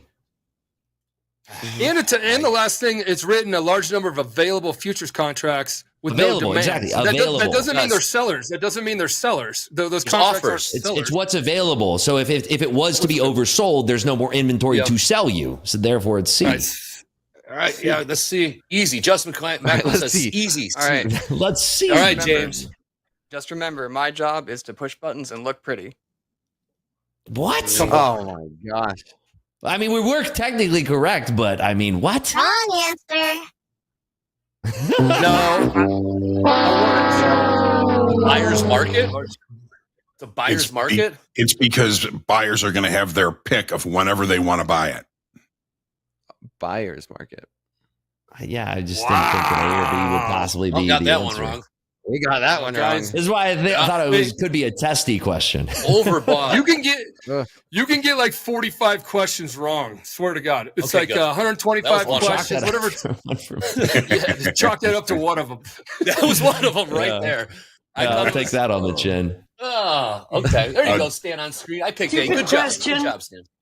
Gentlemen, looking at the markets, the NASDAQ is about to leave a failed upside auction above the initial balance here in a few minutes. All right, so looking at the downside. So would that be a seller's market or a buyer's market? You're going to pick the wrong answer, Marcus. Yes, I am. All right, gentlemen, Fast Markets has come to a conclusion. We do have that was fast. Players. Yeah, it was fast. That was a lot of fun. Super proud to be on screen with these guys. Michael Patak, upper left. Coach Dakota, best trader, Rips on point today. I want everyone to stay tuned. We got a great lineup today. Keep in mind, we got the good Dr. Jinnie in the house at high noon today. But before that, we got power players coming up with Mohammed at first. Mohammed's going to be joining us today. We got Marcus Stalking with D this afternoon. And then we got Power Hour with Hogue, myself, and Austin Silver. Last time he was on there, kind of butt heads a little bit. So let's see if we can kiss and make up in Power Hour. Please, everybody, tune in. We got power players coming up next. You guys rule. Thank you guys so much. Thank you to the chat. You guys are kicking ass. Let's go. Yeah, perfect. And quick update for everybody. I did add to this short gold. I'm short 15, and I'm going to just hold this to see where we go. 15 for what? The average price of what? What's the average price? Yeah, keep us updated. Ooh, that's a good question. God, why all these questions? Just over 50. You're the one that spoke at the close. Yeah. Just let me trade. Hey, oh well. You guys, they were asking for update. So all right, take care, everybody. Keep us posted in the chat, Dakota. All right, I will. Will do. Thank you guys. We got Power Players coming up next. Mohammed making his debut here on TopstepTV. Let's go. Here on the trading floor, we used to try to copy the best traders. Well, when you're trading at your best, sometimes you want to scale that up. And now, TopStep X allows you to do that. We have a trade copy functionality so you can copy your trades into other accounts and scale up your trading platform when you are trading at your best.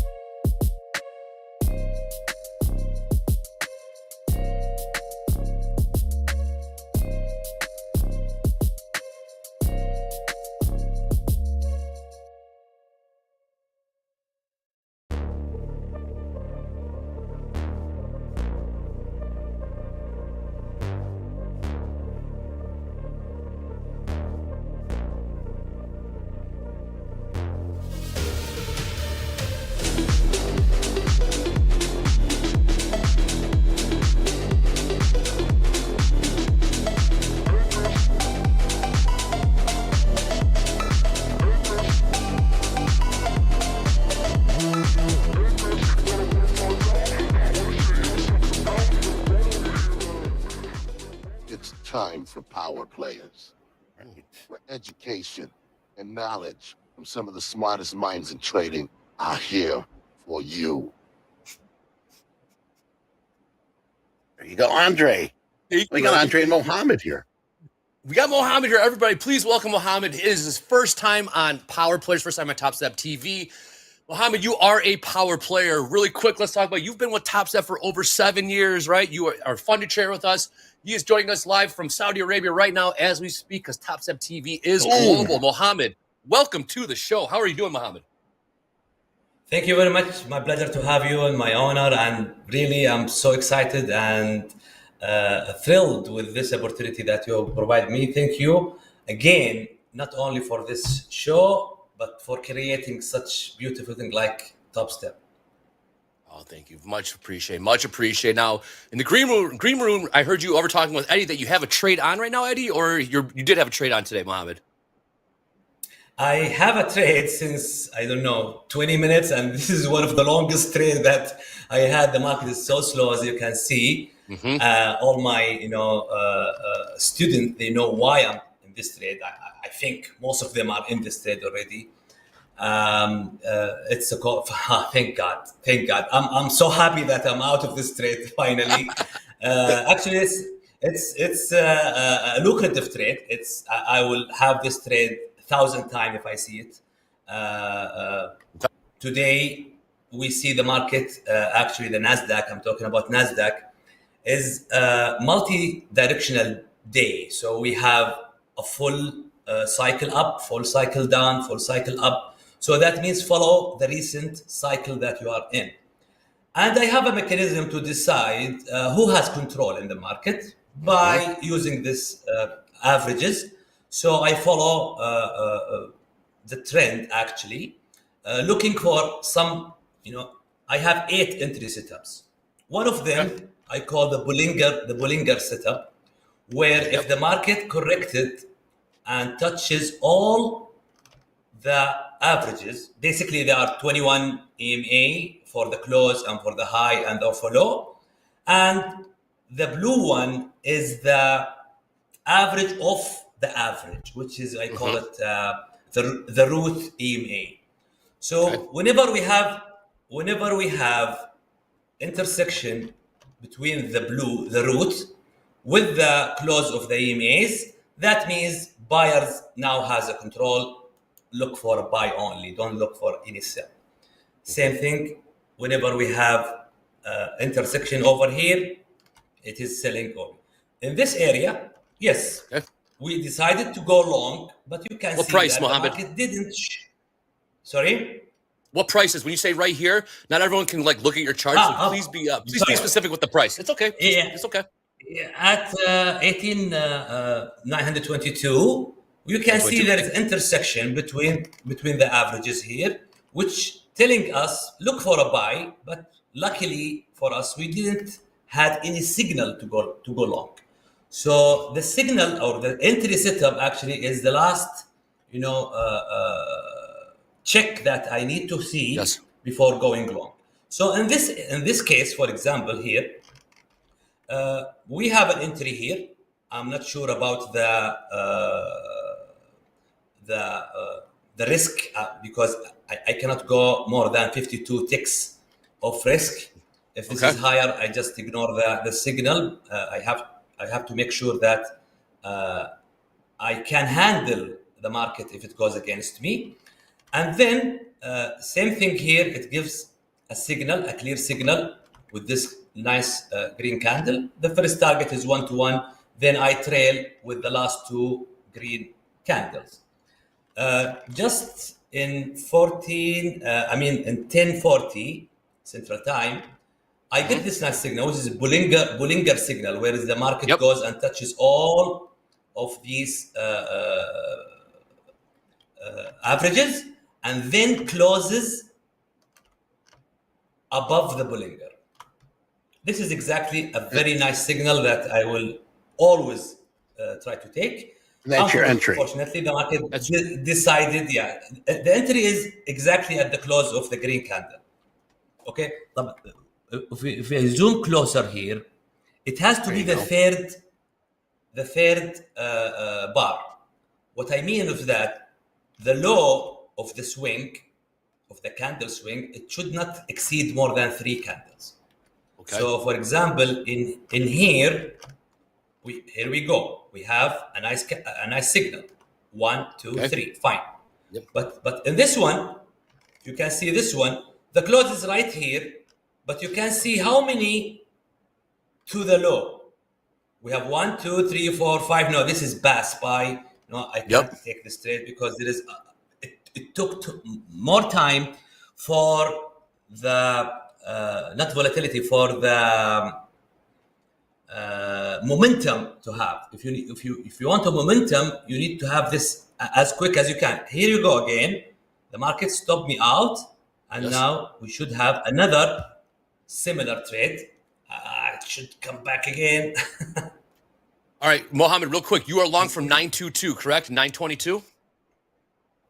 The long was 26, actually. 26. There you go, Jack. 26. 26. All right, we're starting my stop was...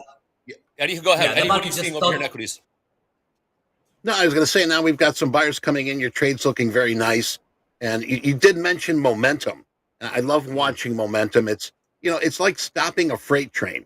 If we can see the movement, you've got a chance to jump on before that actually stops and changes direction. And I think you caught that really nice. And I like where your entry is.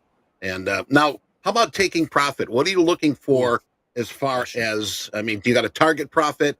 Are you just sort of whatever the market gives me? What's your exit? In this scenario that we have, the market just having a medium channel over here with 2 legs already, and these 2 legs is exactly hitting the target over here. What tends to happen when the market get the target of the cycle, they call it this full cycle, usually it has to have sort of a trading range. I define the trading range to be in here, and this is the extension up and down. Okay, so I assumed the market would, because it closed at the top in here, it could touch the extension one more time, run out the stops over here. Obviously, there's a lot of stops over here. So I was looking to take the stops in here. Unfortunately, the market decided to take me out first, and then he wanted to go. Actually, I have another chance to get in again here, but because we were talking, so I missed this one. Fine. It happens. Well, Mohammed, question for you. What platform are you Mohammed, what platform are you trading on? I'm using Ninja. I heard a lot rumors, as you said, about your platform. I'm so excited to use. My students, some of them are using it already, but what I have heard that it's not using a volume chart. It's only time chart based. I used to use the volume chart, so I'm not sure if I will be comfortable using it right now. Let's see. Now, if anybody's wondering, Mohammed trades NASDAQ and crude with us here at TopStep. Crude, you cannot catch anything, actually. The crude is just running up. This is the most difficult day for me to trade, actually. If I see this, I'm so hesitant to take a trade. It's a tough day today. I like, opposite to everybody, I like trading ranges. When I see the market moving in ranges, that's more, it's like heaven for me when I see the market moving within a range. A rejection up from the upside, as we can see. So I have another usually coming from a holiday strategy. A lot of traders are saying, no, you go first. Let's see what somebody else has to. I have another strategy that is actually under testing. I starting testing this. I have programmed them myself, actually, with the help of a programmer. So this is another way to look at the market, another angle, thinking out of the box. I don't want to see time-based chart. I don't want to see volume-based chart. I want to see how likely the market is moving. seriously, what do you want from the market? You want to make profit. You want some points. Right. What is the most likely that we need, or the most likely to happen within the next 5 points? So this is actually a chart, a range chart actually. All what you can see is a white candles, which means there is a range over here. Here you have 4 candles. Each candle is at actually 5 points. Each one is a 5 points. The white is the turn in the direction for the white points. So I have some setups is under testing actually, and it's working very well so far. You can create thousands of strategy using this. So looking at this market, in my eyes at least, I see it much easier because this view that we see here from, let's say, because I have New York time, Eastern Standard Time, 9:47 until, so this is exactly the same view that we have. This one is the same thing that this one. And even we don't need to use these, I just testing them. Now, what's that chart showing us? Mohammed, what's that chart showing? Yes, please, Eddie. Yes, it's the same thing. What's this chart showing us? Because it's very, if you're looking at it from now, it could be a bit confusing. So what exactly are you seeing here on this chart? I'm seeing now the market is turning from here, giving me a turn bar. Turn bar, that means this is the last move that we have. Okay. Is that a time frame? Now, time frame, tick frame. It is a range. Actually, it's like a Renko chart. So each Renko. They're equal chart. So each one is a 5 points, which is 20 ticks in Nasdaq. So one of the setups that I have, if the market moves 4 together, so try to catch up the next turn. There will be a next turn. I don't know where to start. I know if the market reaches 21.5, that means I will have my next white candle. Yes. This is white, not red. So you think the momentum of the sellers is dying out here right now? At this point, exactly. You're thinking the buyers are going to come back here and direct the market, unless they equalize the momentum. Here we have a 4 candle. If they reach their 4 candle, that means we are not going anywhere. There is a balance in the market. All this white means there is a balance in the momentum. Okay. Mohammed. Question, Mohammed. We're starting to see some sellers here, Eddie. We did see that pop in the equities in the Nasdaq and S&Ps. I know Nick for a tick did take a short at night, and 933s in the Nasdaq. Nice entry there. We are seeing a rejection to the upside. Starting to see some sellers. Mohammed, I'd like to talk to you about your journey, if you don't mind. You've been with us you've been fun with us for 7 years. Talk to us about your journey. How did you get into trading? What made you fall in love with this? And what are some of for those that are new to the TopStep program, you know the ins and outs of TopStep. What advice would you give to new traders joining TopStep?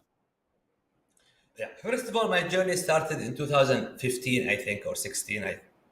When we have 5 rules, not trading the news. 2 steps. Actually, I have to win 15 days. It was tough, actually, but I believe that what I'm made of because of that period. I'm not sure if the current easiest or the easy way or making it much easier to qualify to be funded or express funded. I think it's helping the new traders. I'm not sure because I already passed that era of being a professional trader. But I believe at that time, the challenge itself. I started with Topstep not to be funded. Actually, that wasn't my goal. My goal was I want to trade seriously, test my strategy, make sure that I'm really professional with the real money. But if I do it simulation, that will not take me anywhere. Serious, because you have to put your psychology, your pressure in the game. You have because this is the real game. So this is what I'm doing right now. I have a strategy. I'm trying it. If I do it in simulation, I'm sure within 2 weeks it is a winner. I can convince anybody that is working. But in real life, you will face no fill. You will face not all trades that you can take. You will face news during the market. The historical back testing is not really the real thing, because in my back testing, I had 150 trades per day in this new strategy that I'm testing. 150 trades. Yes, each one could give you a 20 ticks at least, with a win ratio 90% for some days. Really? The worst day was 75%. One of the worst days. Damn. Okay, but the problem when you get into the market, you will not take 150 every day. Maybe you will cut on only the losing ones. So it's not about the strategy. It's about here. What do you think? It's about how will you treat your losing streak? What would you do if you're wrong? And having a stop loss is not enough. Yep. Right. One thing that you said, Mohammed, was when you first started, your target wasn't to get funded. It was basically to take small steps to learn how to trade, to learn what strategies work, to accept losing trades. And one of your best things here, you're centered around trade management. And I really honestly believe that management sort of covers just about everything. You know, if you can manage your account and yourself, you're going to see success. And I like the way you sort of said that, you know, a lot of people, sign up looking to trade, got to get funded. And that puts the stress behind them and the pressure. And what you've got to do is you've got to take your time and learn as you would learn, and don't force things upon yourself. And I like what you're doing. I mean, you've been trading for 14, 15 years. You've been with us, about 7 years, and you're seeing success. You've got people behind you, and I like your I really respect and like your process. Thank you much. As you said, I mean, the big problem of most traders in the world, this is a fact. Most of them are coming to the market to solve their financial issues. Ooh, yeah. And if you think that the market will solve financial issues, you just add one more issue, and maybe the hardest one. The market will not solve your issue. You have to be well financially managed yourself. You have to manage your cost, manage your income, and then the market with your extra fund to do. So this is where Topstep is coming, actually. So I treat Topstep as just like a training course that I allocate a fund. I have this amount of the money this year, let's say $3,000.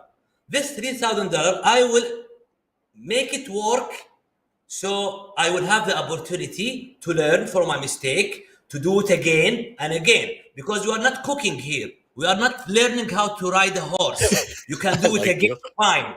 No, you have money to lose. You don't have, $1 million that you can try again and again. You only have one time. If you lose it, you will hate this market, actually. So I need a place that I can learn 1 time, 2 times, 3 times with minimum amount of losses.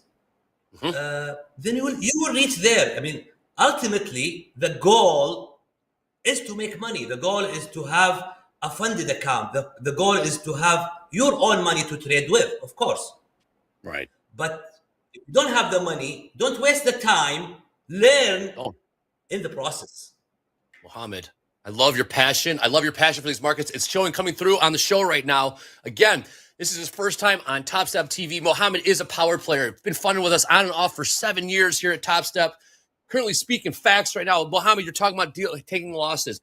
I want to know, a passionate man like yourself, how do you deal with the losses? How do you deal with your strategy not necessarily being profitable for that day or even for weeks? How do you deal with that?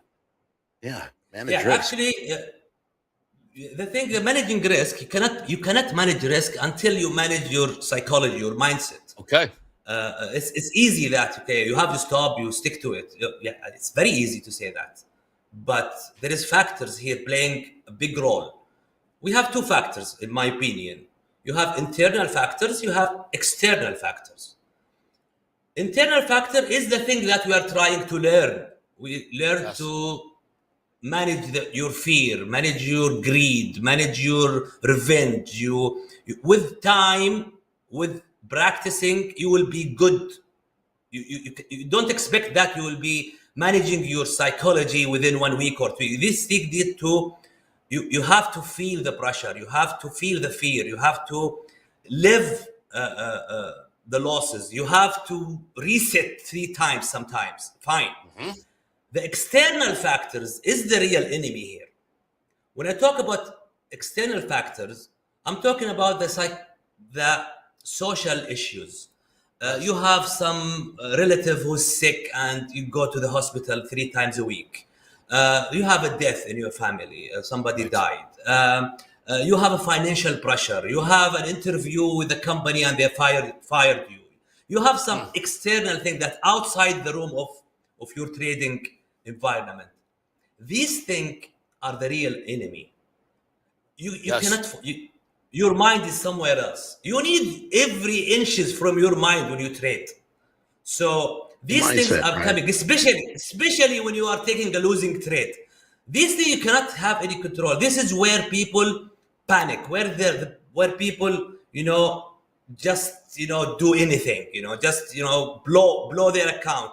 Not because they're reckless, professional. Panic.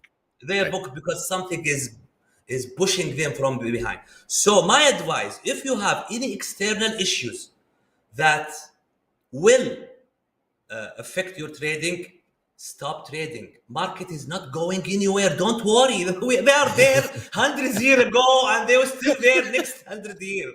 They are not going anywhere. The only one who is going anywhere is you. Right. It's true, Mohammed. Tell him, Mohammed. It's what sometimes we get to the point where we've gone too far before we realize that, hey, you know what? I shouldn't have did that. I shouldn't have did this. I shouldn't have. And that's where the mindset comes in. And Mohammed, that's one of the things, I tell my traders, that's the first thing that you have to check every day. Am I focused? Do I feel up to trading? Is my mind clear? Positive mental attitude, PMA. Do I got a good attitude? And when these things start to add up, then you're ready to go. And especially too, we do see this a lot with sports. The best of the best even lose, and they lose, constantly. But the thing is, how do you manage that? How do you come back the next game and make it your best? It's because they put it aside. Okay, they accept it. Okay, we lost last game, but we're coming back. It's a new game. It's a new market. It's a new day, and you got to have that attitude. I like that. What are we looking at here? What are we looking at here on the screen right now? What's this pre-trade routine? What are we looking at? Actually, are you talking to me or? Yes. Is this your screen, Mohammed? Yeah, this is my screen because. What are we looking at here? Please walk us through this, please. Emphasizing on Eddie's point that pre-trade routine. This is my pre-trade routine before trading any day. Before you just jump on the charts, because everybody's doing that. Sometimes they come fast from work. They want to catch up the market before. No, just give it a moment. This will not take 5 minutes from your day. Okay, maximum 5 minutes. So this is a checkup. First, you have to check on your mindset today, because you are a daily trader. You are not every day the same. There is no way to be the same guy every day. Nope. Today you are sad. Tomorrow you are happy. You have some pressure. You just fought with your manager in the work, or maybe you take a fight with your wife. I don't know. So every day there is something playing here, okay, affecting your decisions. You are making decisions. So you want to make sure this device that making decisions is ready, is set to start working. I really like question, what you got here, Mohammed. Why I'm trading? You have to ask yourself why I'm trading, because we always trade to make money.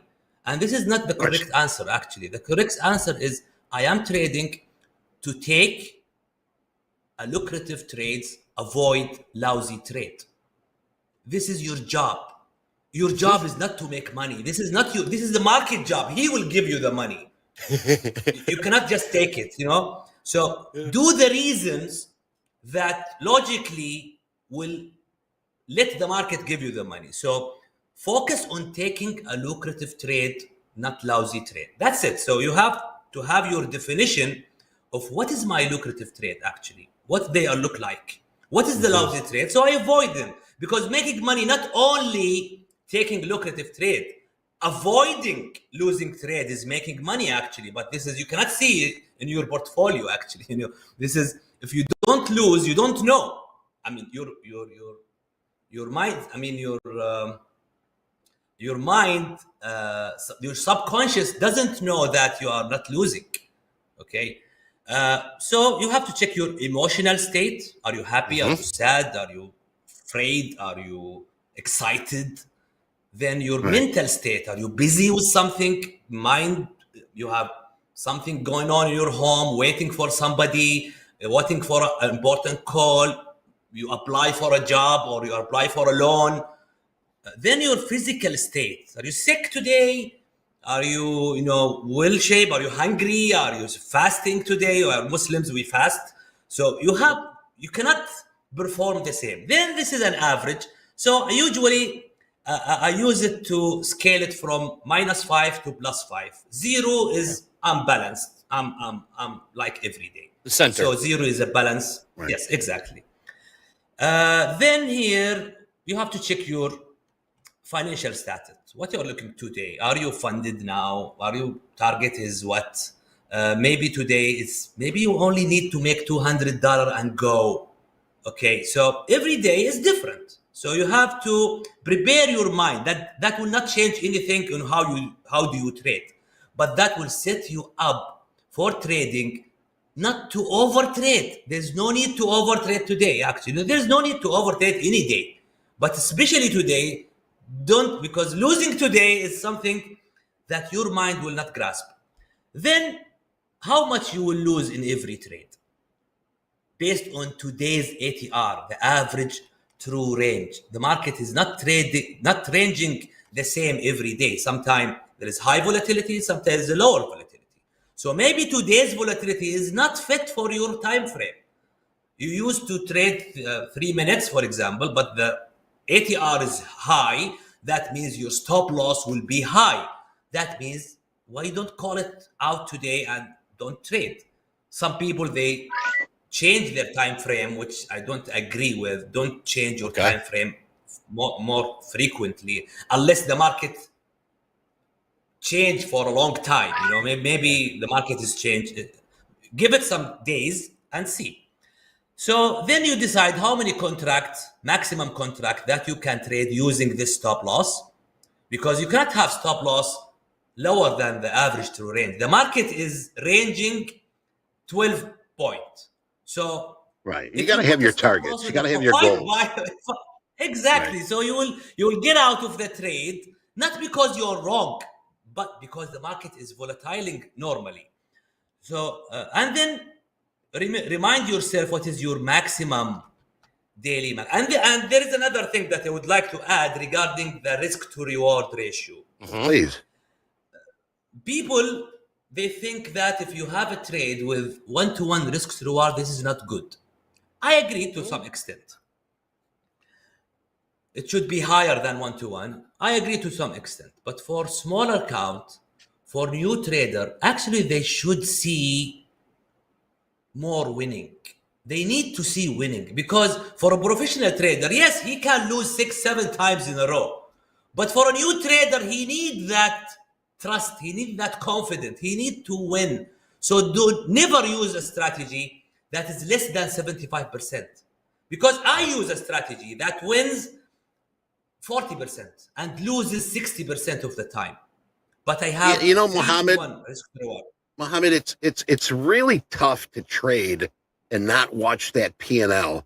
And, I've told traders, and I practice what I preach, I'm not watching the monetary or the tick win. I'm looking for the victories. Each trade is a victory.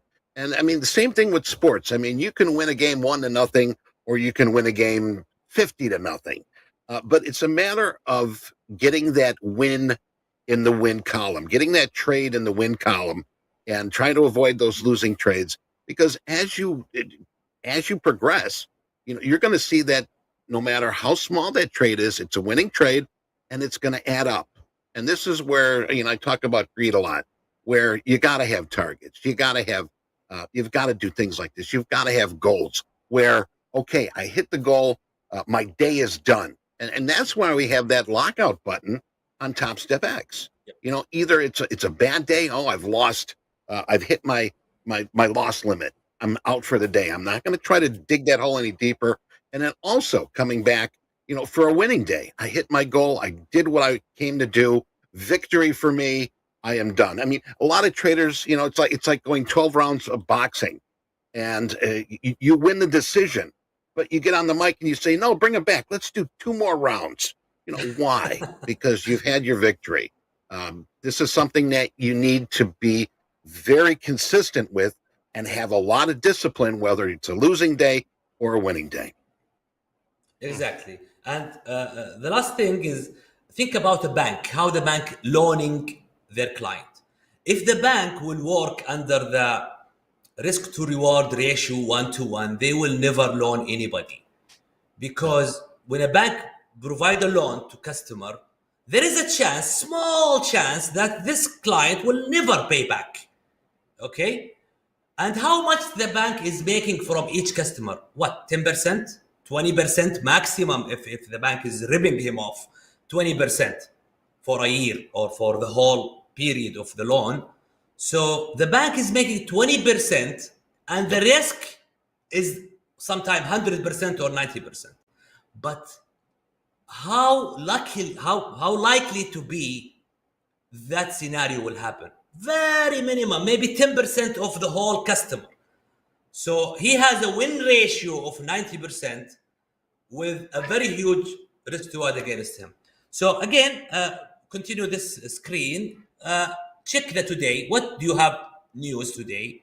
Are we in the beginning of the month, beginning of the week? Are we end of quarter, end of year? So you have to put yourself in the calendar and you have to see where you are, because we know there is a rollover in future market. We know there is change of contract. We know that some days are not good just because, it's a half day trading. There is a result. December, who traded December? I don't know. Okay, so you have to make sure that where you are, then check on the economic news. My rule is to avoid economic news. I don't care what the news actually. I don't look for fundamental. No, I'm looking for my 5 points, whether with the news or without the news. Most important thing, during the news, professional trader, they don't trade. They Correct. don't take position. You are not a hedge fund, man. No. You cannot take a position before a news. You're just a retail trader. You cannot afford the big spike in the market. Mohammed, Then check your contract. Yep. Yes, sorry. I just want to say we got new highs here in crude oil. Currently trading $79.82. New highs in crude. NASDAQ catching a bit of a bid here, as well as the S&Ps. Dow Jones doing absolutely nothing today. Haven't done anything. Mohammed, the chat's really loving you. So thank you again for coming on here, Topstep TV, a power player. You are indeed a power player. Feel free if you want to print the screen. Somebody wants Yes, to print Mohammed, the screen. they're asking about this template. They're asking about this template. Can you share this? Is there any way you can share this? We've put your social media link in the chat here. Is there any way you could share this pre-trade routine template? It's proprietary. I can write my email here. Just send me an email. I will. Oh, be careful! You're about to get hundreds of hundreds of emails here. Are you sure you want to do that? Okay. I'm fine. No problem. I can. Okay, it's a good template. I can. I really like what you got going on here. Yeah. Yes. Okay. What are you gonna put in the chat? And my handle. I put it in the chat. My handle on Twitter. Dude, you scared me, man. No, I don't want you. I don't want your emails. I don't want you getting bombarded with your inbox. Just bombarded with this. But we put your link in for your X account in here.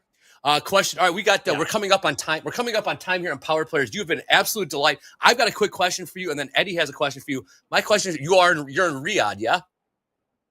Yep. Yeah. Have you watched Cristiano Ronaldo play soccer there yet? Oh, man, he's in my opposite team actually. Oh, you're not Al Nasser. You're not Al Nasser. Yeah.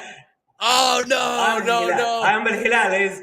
That is not in my team actually. So very good. Very to good. be Well, honest, it's very exciting, you know, to play against Ronaldo. You know, there is a challenge now here. Okay, so incredible. We feel that we have Neymar, but you know, yes, you have Neymar. He's hurt. Yes. Yes, Neymar is your player. Absolutely amazing. Good stuff. Eddie, we got the fun question. Eddie's back. We can do the fun questions again. Oh, CR7 does not suck. McElwain, he's awesome. Go ahead, Eddie. Hit him with the fun question. Mohammed, you are amazing. All right, Mohammed, 1 to 20. I got 20 questions here. Give me a number, and I'm going to ask you that question. 1 to 20. Pick a number. No, 21. 21 is blackjack, and you win. Thank you very much for playing, sir. 1 to 20. Actually, 21 is my birthday and my secret movie average, actually. So let's say 20. Fine. 20? Yep. Okay. All right, here's the question. We're making a movie about you. What kind of movie would it be? And who would you want to play you? So what kind of movie is it about? Yeah, the second part of the question is easy. It will be Denzel Washington, for sure. Hell yes. Denzel. Oh, I love Denzel. Yeah, like that. Like that. Yeah, what kind of movie? Well, obviously with Denzel. I said, it's either romance I said one or action. time, I said one time, if Denzel make a movie that he's just walking, I will watch it. And he did that one. Training Day? Which one was it? Training Day? No, it was the Book of Eli. Yes. He just was walking around there, you know, looking for something, you know. So, and you, so maybe you'd be an action movie? No, I will be in financial movie, actually. I would like to see, you know, the secret of, you know, a financial drama movie regarding, you know, money and making money and stuff like that. I like those kind of movies. Actually, horror movies, of course, you know, I like it. Like a horror movie with Denzel. Yeah. Well, actually, I tell you, if you were a bad guy in any of these, if you were a bad guy in any of these Equalizer movies, it would have been a horror movie to you by all means. And but anyway, yes. Well, Mohammed, thank you very much. Yeah, thank you very much for. You're a star. Go ahead, Andre. Thank you very much. Thank you, Mohammed. Thank you so much for your time. Thank you for coming on Power Players. Make sure to come back. Everyone, go check out his that template. We'll put his link to his Twitter in there. X, sorry, it's called X now. We'll put his link. I just put it in the chat right there. Please go follow him. Please go hit him up for that pre-trading. His camera just went up, Mohammed. Oh, where'd you go? Anyways, thank you so much for your time. Coming up next, we got Top Quiz, and Eddie's in the seat for Top Quiz. Anytime Eddie joins Top Quiz, controversy ensues. Let's see if that happens again. And do not forget, high noon today, Central Time. We got Dr. Jinnie in the house with Hogue. Get ready. It's definitely going to be a must-watch. We have to rewatch it. Anyways, we got Top Quiz coming up. Eddie, you will be here on the other side of the break. Let's go. Stay.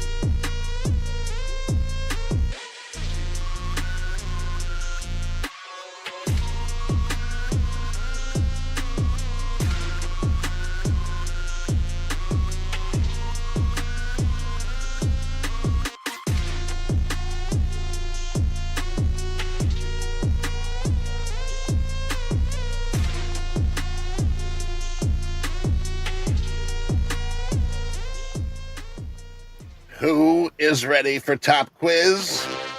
Me. And Marie is. Is everybody else? I see that we've got some people still entering Top Quiz. And let's bring in Jack to just explain the rules. Jack, are you with us? Yep, I got the fastest 30-second rules here. Join with the link at the top of the chat, as many of you have done many times before. You will be seeing 4 multiple questions appear on your device. Answer 3 or 4 of them correctly, you will enter a raffle for one of 60 free resets. The top 5 finishers will also get free resets. Remember to answer your questions on your device because we are delayed by 6 seconds here. So, hello from the past. And I think that's about it, Eddie. Thanks, Jack. All right, so speed is a definitely a bonus here, and we're still getting a lot of people joining here, but we're going to have to start this. Snooze, you lose, like they used to say on the trading floor. But whenever Jack clicks the button, I think it's sort of slowing down a little bit. Yeah, let's get ready to rumble. Here we go. 1,200 people. Okay. All right, here is our first question. All right, for the top quiz, 3, 2, and 1. What did Coach Dakota have for breakfast today? Was it a rogue chicken, a 12-pack of Ham's beer, a breakfast burrito, or 2 White Castle sliders? What is the answer? He had a breakfast burrito today. He did indeed. He had a breakfast burrito today. That is what Anne Marie says. And she is correct because she was listening to the show. Good job, Anne. I was hoping that he made it himself rather than picked it up someplace atrocious, but I was not going to Did he pick it up? Logan sitting at the top spot. Wow, real quick. They, them, let's go. Pinch and Poos and Woozy Woo. Top 5 here right now. We got some quick draws on Top Quiz here today. Let's get to the next question. Already. All right, question number 2. Who wrote The Wizard of Oz? Was it L. Frank Baum? Was it Dr. Seuss? Was it Stephen King? Or F. Lawrence Baum?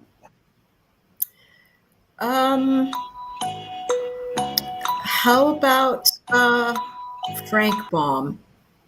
Got no clue. Frank Baum, L. Frank Baum? Yes. And the answer is yes. Oh, no, wrong word. sound effects. Shame on me. You are correct, Frank L. Baum. There you go.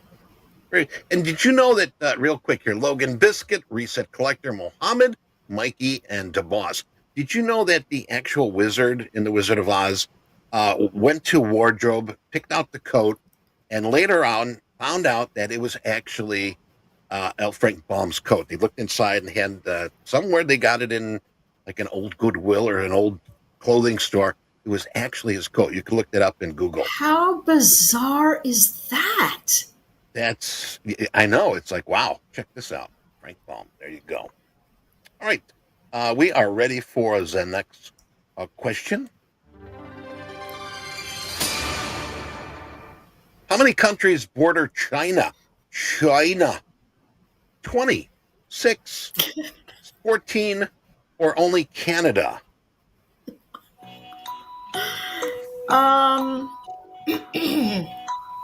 Wow. I don't know, 14. All right, 14. And let's see, is this a winner? Winner, chicken dinner? Yes, it is 14. Congratulations. It's so stinking big. I know. I thought it was Canada. I voted for Canada, and so did 14 other people. Reset Collector leading the pack here. Mikey 00, 15 lots in GC. They, them, and yep are our top 5 for right now. Okay, let's go on to the last question. Can you get 4 for 4? Let's find out. All right, here we go. What mammal has no vocal cords? Now think about this one. A hamster, a beaver, a giraffe, or a hippopotamus? Just think, have you ever heard a hamster? Have you ever heard a beaver? Have you heard a giraffe? Have you ever heard a hippopotamus? Man, I'm going to have to guess hippopotamus. You're going to say hippopotamus? Yeah. Oh, it's a giraffe? No, it is the giraffe. I've never heard a giraffe bark, yell, scream, or say hello. Never. Yeah. But I have seen them attack each other with their necks. Yeah, that's crazy. Well, I guess when you don't have fists, you got to use something. Yeah. And what do you know? An attack. But there you go. All right, Eddie. I'm still 4. hoping 4 for 4 from you. I'm still hoping. You got 3. You keep did at very it. well. Let's take a look at our winners. Spaz from Meatballs sitting at number 3. NQ Fever. Wow, we got some new winners. And number 1, Reset Collector. Oh yeah! And we've got missed the other 2, but those are the top 5. You 5 are guaranteed resets, and then what we're going to do is we're going to have that random pick for those that got 3 out of 3 or 3 out of the 4. You are put in a pool, and we will randomly pick winners from that pool. So good luck, and thank you very much, Anne-Marie, for playing at Top Quiz, and for you other 1,200, 1,300 people, I'd like to thank you also for playing Top Quiz. Now we're going to be taking a break here, and Jinnie Cristerna is in the green room. This is exciting. It's so nice to see both of you in the same day. Anne-Marie and Jinnie all in the same day. So we're going to take a break. We'll be back in just a few. Stick around.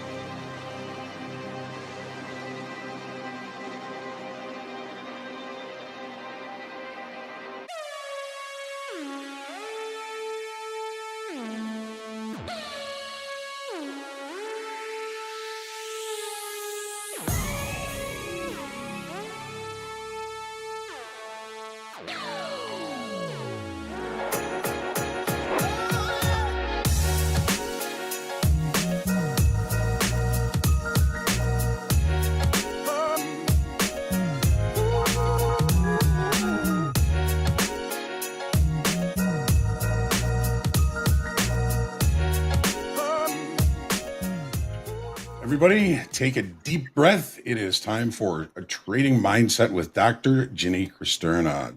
If you don't know the good doctor, a practicing psychologist with 27 years of experience, graduated from the University of Chicago and has worked with and around just about everybody in performance, in media. One of the things that she focuses on, or three of the methodologies that she focuses on, or tactics, are turning painful experiences into valuable life lessons, identifying and connecting your life purpose, and gaining clarity, focus, and commitment to creating and achieving life goals. And outside of psychology work, she is also an ordained minister. Blessings to you, Dr. Jinnie. It's great to have you with us. How are you feeling today? I am feeling fabulous as always. How are you? I'm great, man. It was a long weekend. Markets are a little bit kind of slow right now, but we are seeing some action right now to the downside in these equities. But we want to talk to you and get into ourselves, our mindset, and you're just the person to do it with us. And we were talking in the green room about just starting off with a little meditation. Is that something you're interested in doing? You know, those are the bestest things in the world for me because I create them off the top of my head and I pick up the energy of the group. And since Topstep is my home and I miss you guys so much, I have a sense of what might be helpful. And so what we'll do today is just kind of relax and get ready to enter a trading space. If you guys are up for that. If not, if there's something else you guys want to focus on, I'm happy to create something for us right now. So I'm not sure if there's something. We do have a bunch of questions, but I think this would be a wonderful way to start, get everybody calm and in the right mindset to kind of start thinking about some of these questions. Gotcha. All right. Well, what I want everyone to do is if you're driving, don't do this because you're going to have to close your eyes. If you're operating machinery or anything like that, right?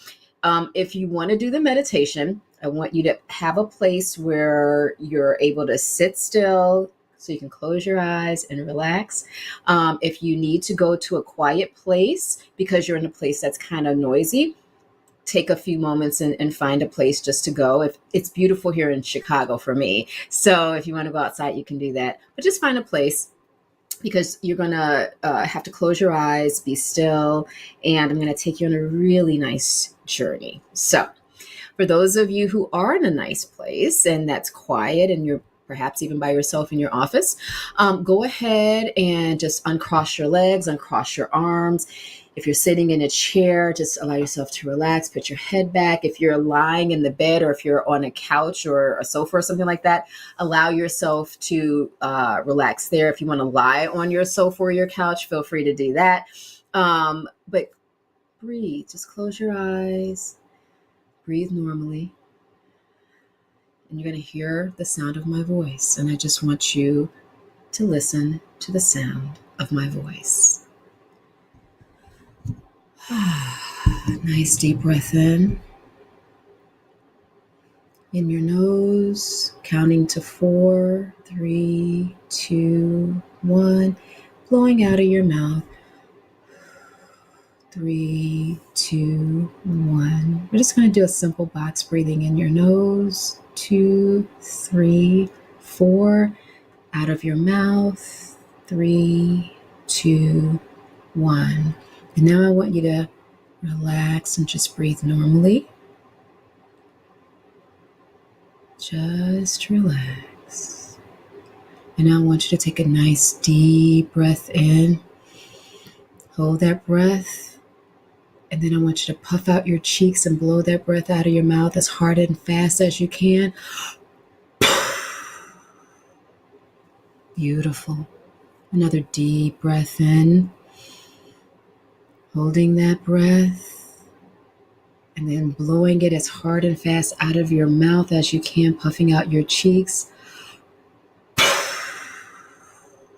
Good job. One more time. Nice deep breath in. This time I'm going to have you hold it as long as you can. Maybe like 10 seconds. When you can't hold it any longer, just blow that breath out as hard and fast as you can. Beautiful. And just feel your body relaxing. Feel your chest become lighter and open up. Feeling your body getting heavier and heavier. Feeling the muscles in your face and your eyes and your cheeks relax. Around your mouth, down your neck and shoulders, your torso, all of that stress and tension, down your hips and thighs, out the soles of your feet, going deeper and deeper into relaxation. Beautiful. And as you relax even more, you're going to notice that any thoughts and cares that you have are just going to melt away. You need not know what each of them are, just let them go. Any thoughts that are circling or surrounding your head that haven't settled, just let them go. Beautiful. And I'm going to count you down from 5 to 1, and you're going to become more and more relaxed as you go deeper and deeper into peace, clarity, and relaxation. 5. Feel your body sinking into the comfort of your chair or your couch. 4. Feeling all of the heaviness just melt away. 3. Feeling your body go loose and limp like noodles. 2. You're almost at the very bottom of relaxation. And 1. Allow yourself to be here in this place. And I want you to take a nice, slow breath and get used to being in this place. Just see, sense, and feel what it is like to be here at peace, to be relaxed. Just breathe. And I want you to look to your left, and you're going to see a beautiful path of light, some of the most brilliant and amazing white light. And I just want you to step on that path of light. And as you step on that path of light, feel all of the worries and the cares and the tension just get absorbed through your feet out of your body. And I want you to notice how you become very clear. We're focusing now on anything that you want clarity on, whether it's trading, your personal life, your emotions. Decide what you want clarity on right now and set that as your intention. Your intention to become aware, to know without fear, without judgment. And I want you to begin to walk on this path of light. And as you walk, each step brings you closer to clarity. Releasing any heaviness, any emotion that would take you away from that clarity. And you can repeat clarity, clarity. Don't look to the left or to the right. Any sounds that you hear are just the normal everyday sounds of living. They don't distract you in any way. Any heaviness doesn't take you to the left or right. Anything that comes into your mind, any scattered thoughts, we allow them to be and we just keep walking past them until we get to clarity. And soon you'll notice that there's a white fence. And on the other side of that fence is the most beautiful garden. I want you to step into that garden and notice what that garden looks like.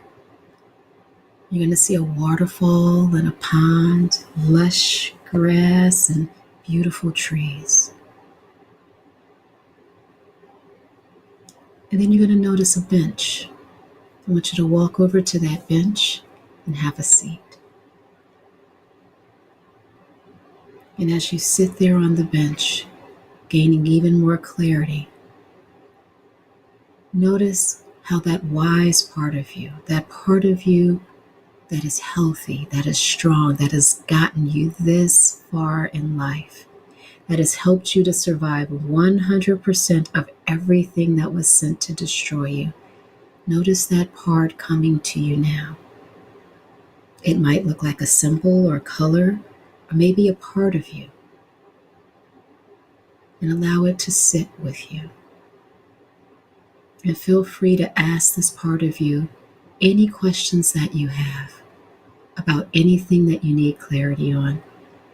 And just listen to what it says.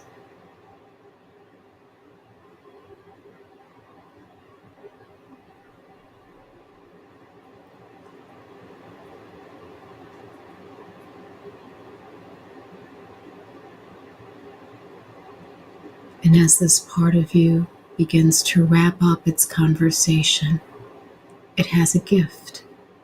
So you can remember this place and remember your clarity. So as it hands you this gift, take it in your hands and look at it. Notice what it is. And ask that part of you, what good thing is this gift going to help you do? And listen for the answer.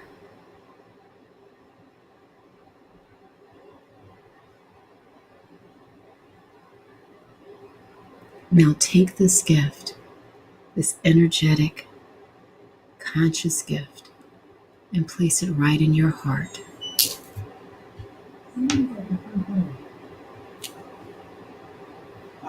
And as this gift is beginning to integrate itself throughout your body, notice how you're transforming. Something in you has changed. This place has changed you. But this place has always been here because this garden is in your heart.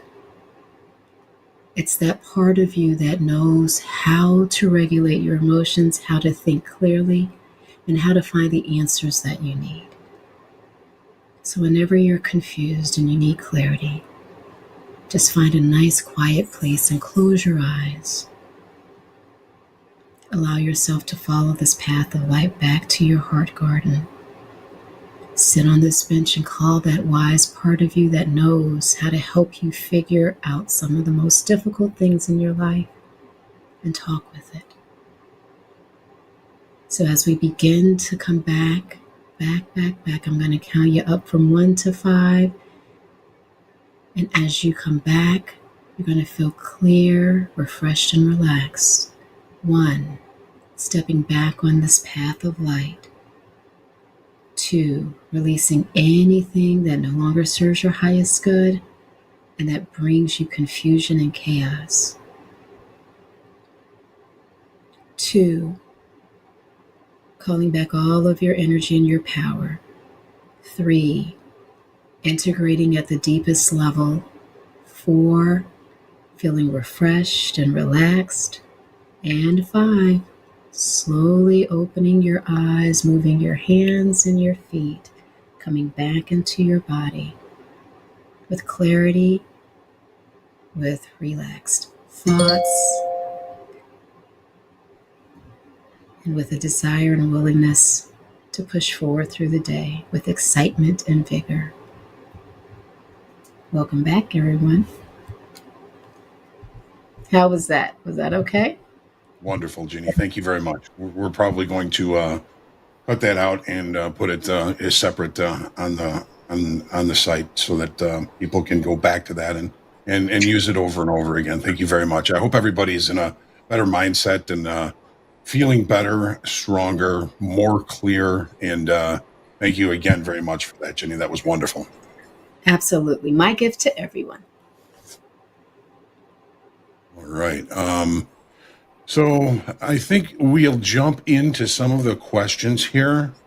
Some of them are, somewhat market based. And I want to start with this one from Miguel. And Miguel is asking how he can avoid over trading when he loves trading. So remember, trading is about discipline. The greatest form of love is discipline, self-discipline. So if you love trading, you need to love yourself enough to go, I'm done, enough to know when to stop. Because a lack of discipline is a lack of control, and you cannot do anything, whether it's trading or being in a relationship or anything like that, successfully if you don't love yourself enough to know when to stop, because it's not good for you. Because now you're not loving trading, right? Now what you've done is you've loved trading more than you love yourself. And that can't help us in the long run.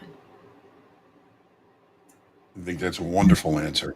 A lot of folks that I've talked to over the years, they're so enamored with the activity of trading, getting in and out of trades. And my suggestion was always to focus on the love of understanding markets and ourselves. The more we can understand markets and the more we can understand ourselves, the better off we're going to be in the long run, and consistently doing things that are in our best interest. Miguel, before you do anything, before you even take a trade, ask yourself verbally, is what I'm about to do in my best interest, or am I just doing this because I need something to do?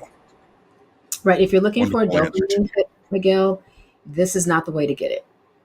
Right there. I mean, it's just now you're doing it to feel good, to get a hit of something that feels good. And so it's just not the wisest thing to do because we love trading. Right. I love therapy, but I don't do it every day. I do take some time off, and that's not all I do every day. I referee soccer, so we all need to know when enough is enough for us, because then it becomes playing with addictions and then just trying to get a hit. And then that's when you play in that space of entering revenge trading or feeling like you can't stop. Right. So we don't want to play in that space. So I tell people, be careful the energy that you play in with yourself, because you can lie to yourself and start believing the lie. And I don't want anyone to do that. It's not healthy. Thank you, Jinnie. Augusto has a question. How do we deal with those trades that don't hit the profit target just by a few ticks and then go all the way back to the stop? Well, I don't really know. All I can say is, because I don't trade like you guys trade, all I know is that sometimes you win, sometimes you lose. And the question becomes, what did you learn? What did you learn about why you missed it in a few, ticks? I mean, I have traders, my most of my clients are prop traders. So when that money's gone, it's gone. So they have to learn very quickly, what happened. But, if you learn nothing, then you're going to do it again. And sometimes we learn and we still do it again, but we do it differently, right? The loss decreases over time. And sometimes it increases pretty quickly, and it just goes away altogether. But it depends on your head. I mean, are you trying to learn, or are you trying to be right? Right? There's a big difference. A lot of people will say, I did this and I did that. And it's like, well, are you mining for your own data? Like, are you truly learning and putting into practice, hey, I might have missed something. If you are insisting that you're going to be right, and then you're trading out of ego.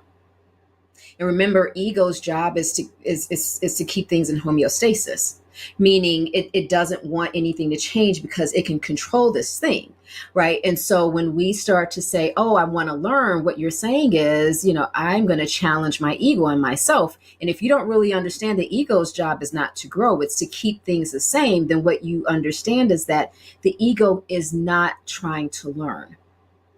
The ego, right? You're humbling yourself. You have to be very humble if you're going to trade, because you are going to be wrong most of the time. You're just hoping to make money as you do it, right? Because you're learning. If you're not learning because you need to be right, that's going to be a problem. So I would say, what did you learn? And are you truly open to learning? Because if you're not, you're going to always miss it by a few ticks. If you're like, hey, I know what I'm doing, I did this right, so I just want the outcome based, it's like there has to be process that's balanced with the outcome. I know a lot of you are going to be looking for that outcome base. Did I make more money? Did I lose less money? Did I stop losing? It's like, well, there's a process that you have to be engaged into. There has to be a balance. If you put more into the process and not into the outcome, you're not going to get what you're looking for. Vice versa, same thing. If you're like, hey, I just want to make money, it's like, well, it's going to be a minute because you're not learning and you're not thinking. Just thinking about the money. Just thinking about the money. And the money is a reflection of the inner state. It's the ego that tries to keep things the way they currently are. If you're trying to go past your previous limits of trading or size in trades or how long you're staying in trades, it's the ego that's trying to keep things normal, trying to avoid change. It's then that makes it the ego that makes it difficult for people to change, whether it's even for the better or even for the worse. It just wants to keep things as they are. That's right. Because if I change, then that means the ego doesn't look at it as I'm growing. The ego looks at it as I'm wrong. And now I have to adapt all of these things. Right now, remember in quantum physics, if one thing in a system changes, everything has to change. And that's a lot of work to have everything else change, especially if you don't want it to change, or if you're lazy, or if you're like, oh no, we can just keep it this way. Well, guess what happens? As change occurs, the more that you resist that change, the more that you fight that, the more change that happens, because now you're going to be further behind and you're going to try to play catch up.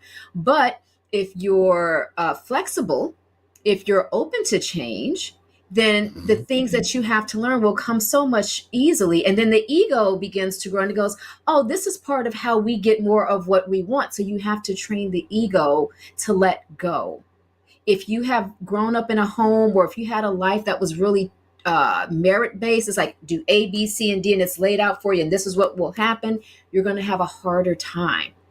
If you think that, hey, I just have my plan, I got to follow it, and it's just like that, it's just my plan, you're going to be in for a rude awakening, right? Remember, when you're in the practice room, it's like, I'm going to tell my age, you guys. So when I took driver's ed, I know we had I don't know if you guys had the trailer and you had the machines in there, the virtual. Yeah, that's how simulators.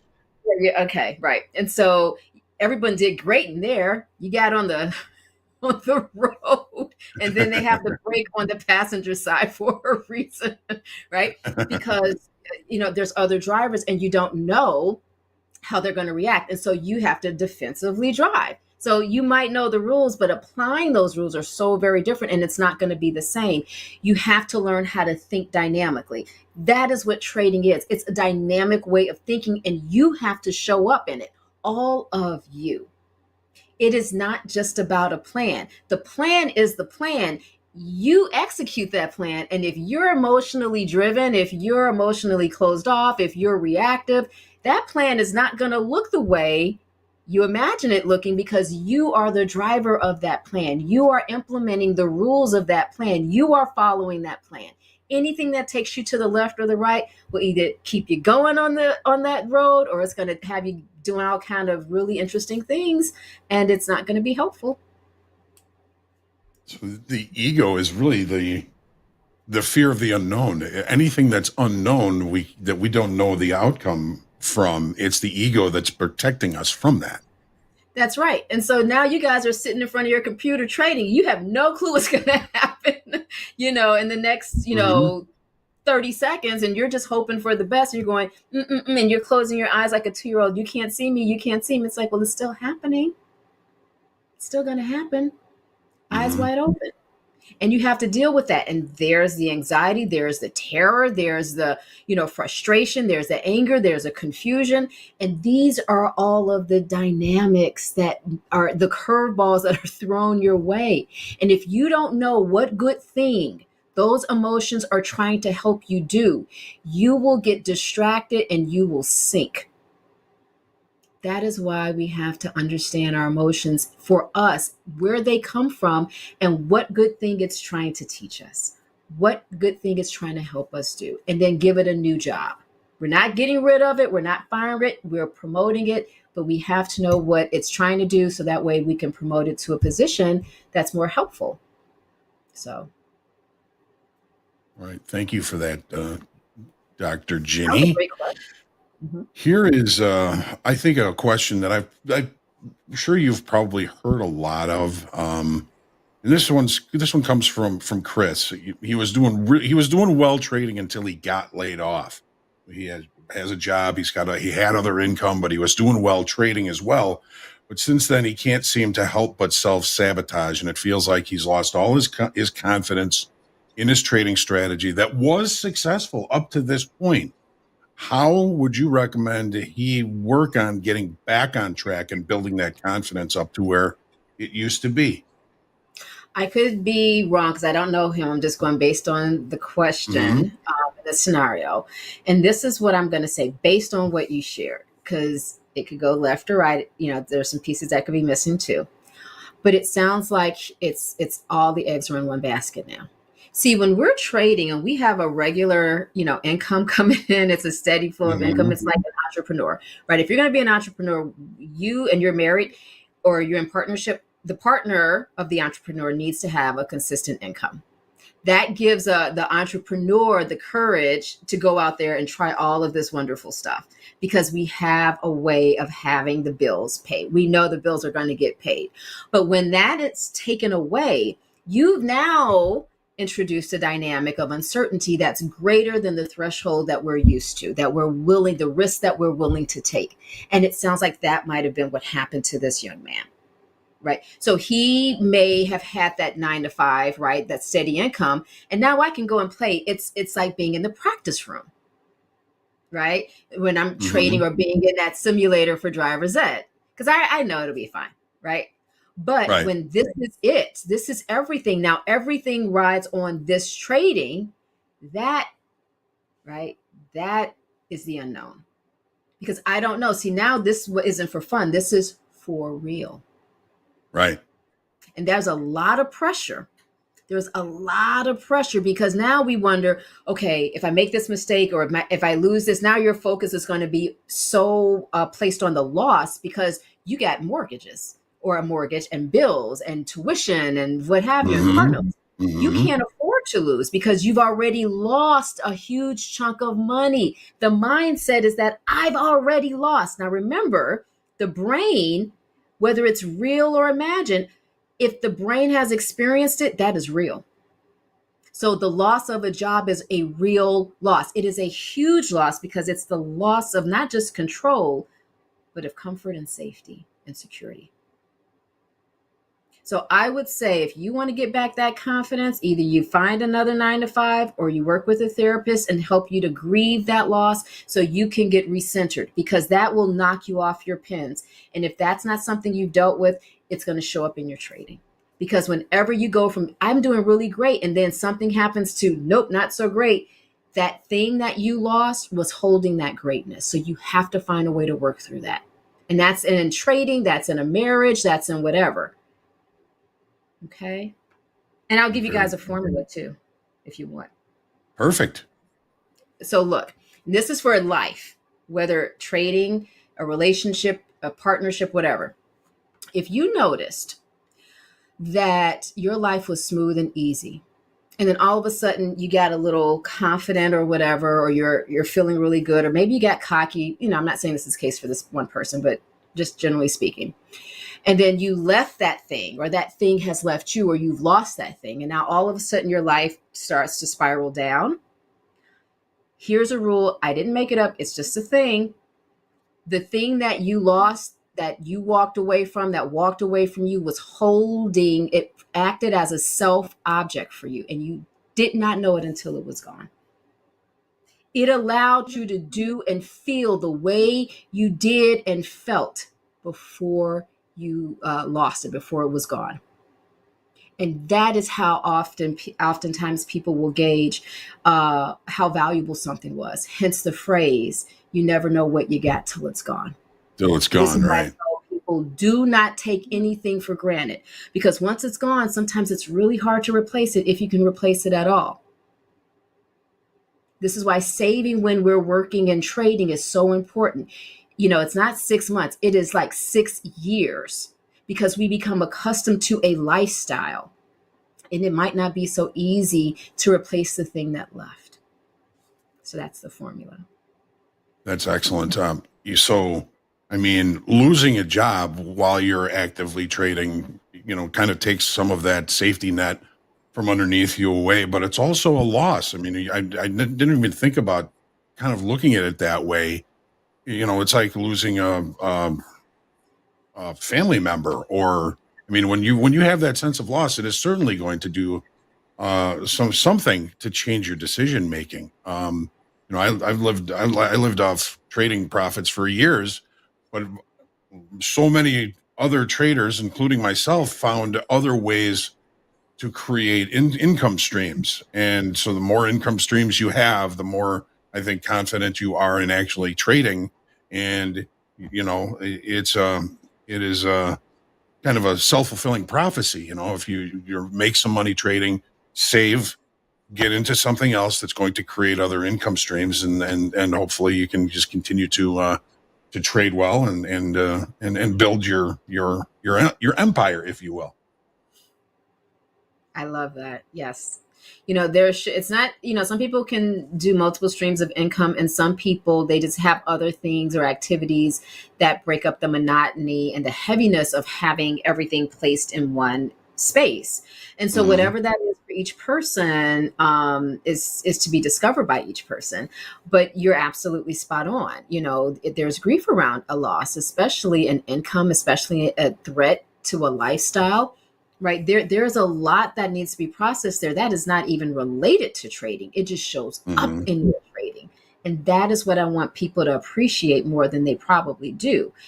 It's no different than sports. Sports gives everyone an opportunity to see the inner world of every athlete, what they're struggling with and what they're excelling at and what they're feeling great about. Trading does the same thing, except for it's more private. It's just you and that screen.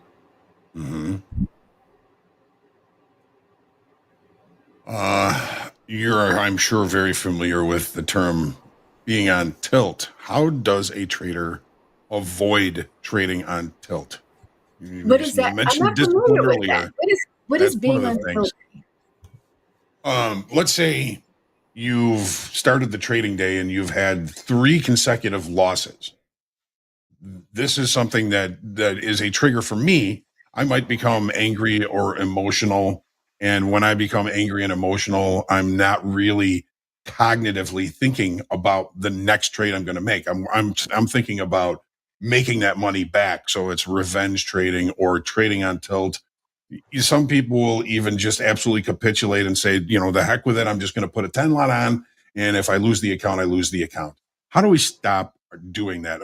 First thing that I learned over the years was recognizing when you get to that level, and at the very least taking a break, walking away for a little while. Back then it was on the trading floor. I would have to walk off the trading floor, go outside, breathe in and out, do something to put myself back to center. Jinnie, I look at it like when you're on tilt, you're over here. When you're arrogant, you're over here, but we want to be here in the center when we're trading. Because if you're not centered, it's going to be very difficult. So I'm going to say this. Trading is just, it's the same as life. This is why I love the therapy piece. When you cannot move and stay in the present and you're on tilt, as you say, right? And even when, you're arrogant, that's the future focus, right? Being on tilt, it sounds like you're living in the past. You can't let this go, right? That's the ego being offended, right? Remember, eternity is the present. Every moment is eternity, right? When you're present in each moment, the past, it's what's done is done. You cannot undo it. Staying back there is not going to change the fact that you lost the last 3 trades. It's not going to change the fact that you are unhappy with that loss. It's done. You cannot undo it. What you can do is stay present in the focus. And this is where that first question, where I loved it, is that discipline. you have to have enough discipline to say, I can't do anything about that. What did I learn? And you have to be able to do that quickly. You have to learn quickly.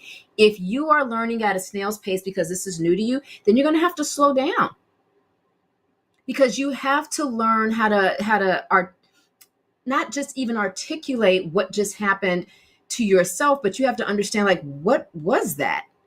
I can express what happened. I lost. But why, right? When you're trading, you are a student of yourself, because you're the one that's executing your plan. It's not anybody else. It's you. You have become the ultimate student of you. And if you don't know what just happened to you, why it happened, and how to stay in this moment and use all of that to decide what you're going to do in this moment, not in the future. Future hasn't happened because you haven't done anything in this moment. So when people get really cocky, I always say, oh man, you're building a really high pedestal for yourself, aren't you? Because as soon as that sucker gets bumped, you're going to fall hard.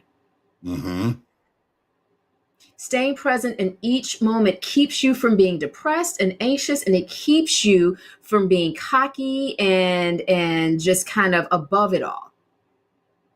Being present in each moment means I'm feeling what I'm feeling. This is data. This has happened before. This is what that means. This is what I'm going to do with that. And that requires a lot of freaking discipline, a lot of self-love. Is that similar to to building a muscle? I mean, when we start to sense ourselves getting a little tilted, I always talk about it like it puts venom in my veins. And if I have venom in my veins, then I'm not thinking clearly. And like you say, I'm not in the here and now. I'm still angry about something that happened in the past. Do you have any maybe exercises or things that traders can do to alleviate or get rid of that venom in a faster way? I know everybody has their own way. They may take a walk, they may do some push-ups. Just find a way to kind of reset their psyche and then get back into trading. Is there anything you can suggest that might help traders with that?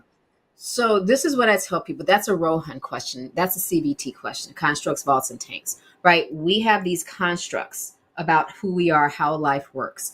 And we have these feelings, right? These vaults. And then we have these tanks that are just deep in the unconscious, the bedrock of what motivates us and pushes us. And what I tell people, what you're going to do is different from what other people might do. But the whole point of your question that you also answered is you have to break the energy. You have to break the energy. When you get so stuck in the past and you can't let it go, you need to get up and do something. I don't even care what you do. I could not care less what you choose to do, but you have to break that energy because you are kind of possessed by yourself. You are stuck in this cycle and you're going down fast. So you have to get up and you break that energy. That's the reason we tell people to get up and do something, to walk away from something, because you're stuck in this silo and there is nothing new that you're going to learn. There is nothing good that will come from it. But when you walk away, you break the energy. So when you were learning math in school, right, and you're looking at a problem, I can't figure it out, get up and walk away. Go do dishes. And then as you're doing dishes, and then you go back and you go, that's it, right? Because you've walked away from it. You're not in that energy. So people, I really, encourage you all to think about all of those old school wives' tales, sayings that you heard growing up, because those are all very true. And you are bombarded with those when you are trading. Every fear, every shadow comes up.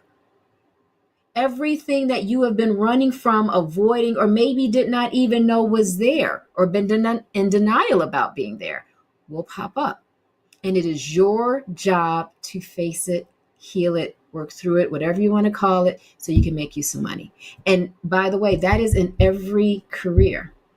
Whenever you get ready to level up, this is what will happen. You can only go as far as you will face yourself. Thank you very much. It's kind of like what I tell people is, when you're upset, you're angry, you take some losses, you get to a level of losses where you know that you're going to start to get triggered. Go take a walk the dog, have a ham sandwich, a glass of milk, do something just to kind of reset. And I've noticed that even just doing crossword puzzles. If I get stuck, if I walk away for a little while, I'll come back and then I'll find my way through it. It's so true. You get what is it, too close to a tree to see the forest. And I'm gonna say something. I'm gonna give you guys a question to ask yourself honestly when you get to that point. Say you just can't walk away. Whatever is going on with you, you can't even bring yourself to walk away. I want you to ask yourself, what part of me is feeling ashamed right now? Why am I embarrassed? What part of me is embarrassed?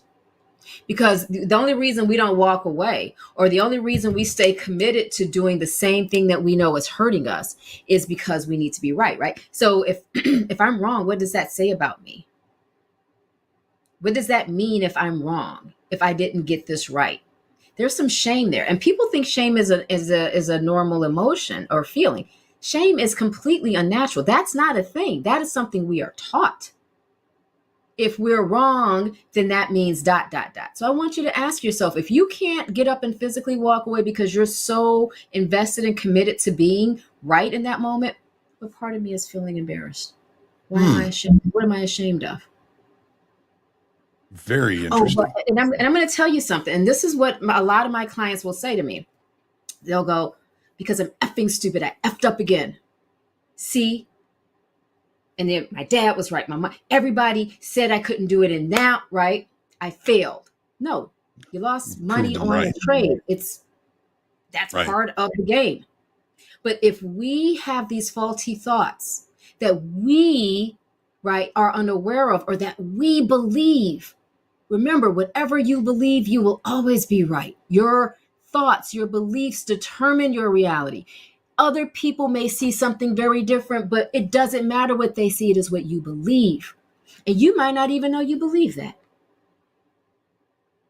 Jinnie, do you find that inner dialogues, I mean, I think they're probably their own worst critic. And I'm really, really bad about that. I have some inner dialogue that just becomes vicious from time to time. Do you find that most of the inner dialogue that we're telling ourselves is an out and out lie?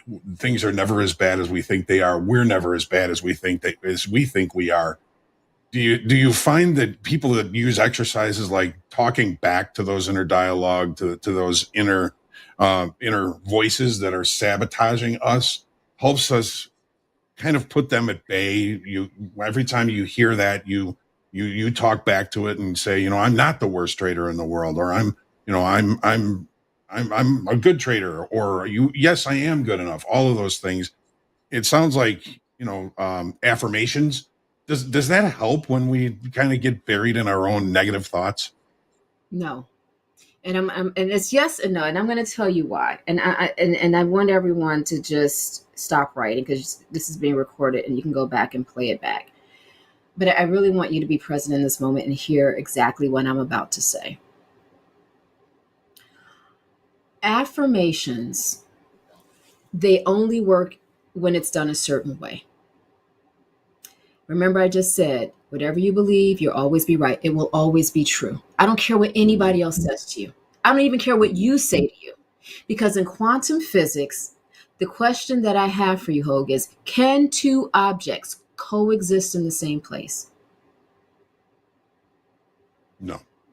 No. So if I tell myself I'm a great trader, but the original faulty thought, or the original thought is you're a crappy freaking trader, you're a crappy person, you're a failure.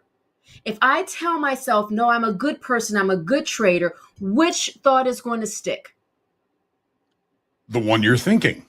The one that was there first. This is why affirmations don't work, because all you've done was put something on top and it's not going to stick, because the thing that was there first is deeply seated. It was there first. So if you want an affirmation to work, right, you have to identify the faulty thought. You have to identify where it came from. You have to heal it, release it, and then you can replace it. That is when an affirmation will work. So if you're telling that's like a woman going, I'm beautiful, I'm beautiful, I'm beautiful. And she looks at herself every morning. I'm successful, I'm smart. And she does that in the mirror every morning for 5 minutes. And then she feels great for an hour and a half. And as she goes out into the world, boom, little things rub at her or him. And boom. And then she's back to, well, maybe I'm not. Well, he's smart. Oh. Right. Then we are defeated. And then we feel even freaking worse. How crappy is that? I started off feeling good, believing that I can talk myself out of something I already believe. And then it doesn't work. Now you feel 10 times worse than you did, but you might as well have just stayed with it. Because at least now you don't feel like a bigger failure for going back to believing this thing again or feeling this way again. So all those negative thoughts, feelings, ideas, they all have to be really uprooted. Yes. And people, how do we do that? People need to appreciate stuff more. People need to appreciate the power of their mind more, because if they appreciated that more, they would realize there is nothing that they cannot do if they sat down and faced themselves, the truth that they hold about themselves. And it's never pretty. I still face the truth about myself, and it's all bad. It's just not as bad as it used to be, and it's not as many of them. But if you have the courage to face those parts of you that you're ashamed of, that you're afraid of, life goes by so much more smoothly for you. It doesn't mean bad things don't happen. It just means that you're ready for them and you can face them with more courage, with more confidence, and you make it look easy. People who have done something 20, 30, 40 years, they make it look easy, not because it was always easy, but because they're fine with facing those parts. They're not running anymore. They're not looking for something out here to save them.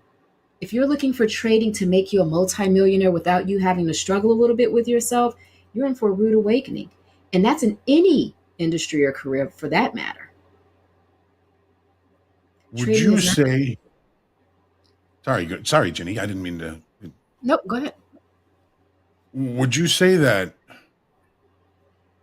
simply put, uprooting these negative thoughts, ideas, things like that are something like, in a very simple way, is that something we can kind of bring into secondary functions? Like the first time we drove a car, we had to think about, okay, I turn this way to go that way, I turn this way to go that way, and I gotta, okay, that's the go pedal, that's the stop pedal, and which way do I turn the turn signal thing to go which way? And you got to think about all these things piece by piece. But after a while, you get better at it, and those things become kind of secondary functions. You already know how to do it. You've done it 100 times. Now you can just smoothly drive the car.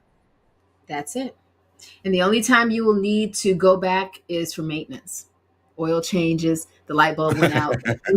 Something is like, oh, this isn't working the way it's supposed to. And it's like, that's because you reached another layer. That's because you went down to a deeper level. And so now, you go in for your maintenance, boom, boom, boom. The same process. It's just that now you're exploring something you're unfamiliar with about yourself.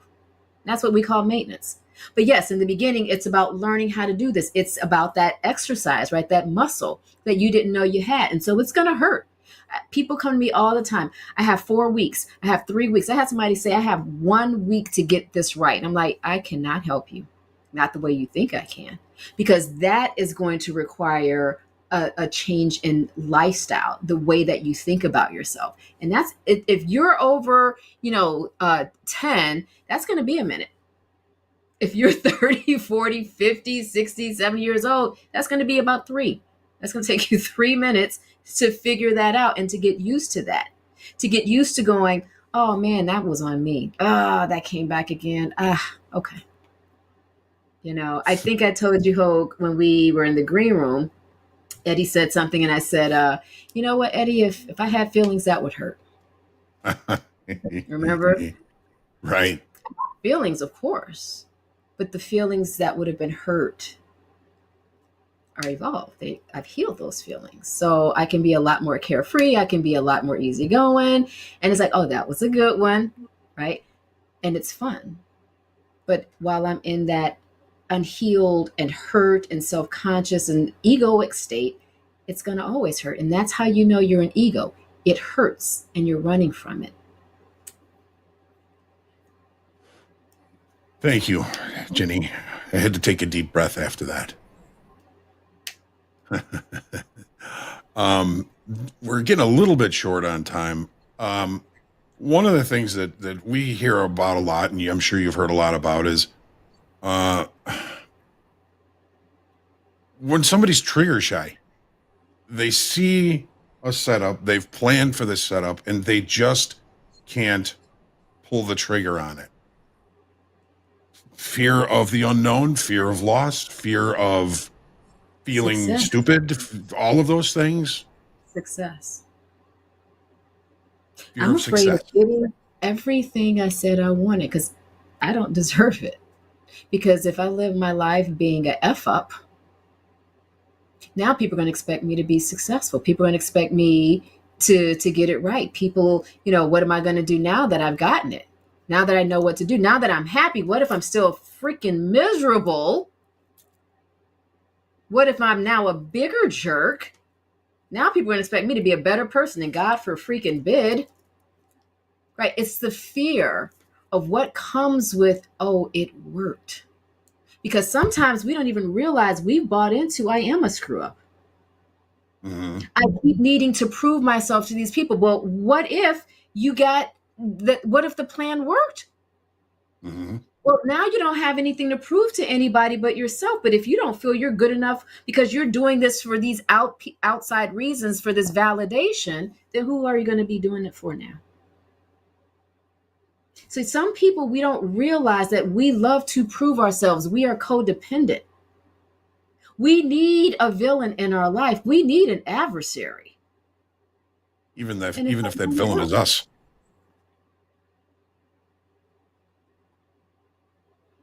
Even if that villain is us. I mean, it goes to so many different things, like your relationship with money, your self-worth, your self-esteem. How much do you think your work that you do is worth? One of the first time I walked on the trading floor with my shiny new badge on, one of the old guys said, "Hey, congratulations. You can make anything you think you're worth."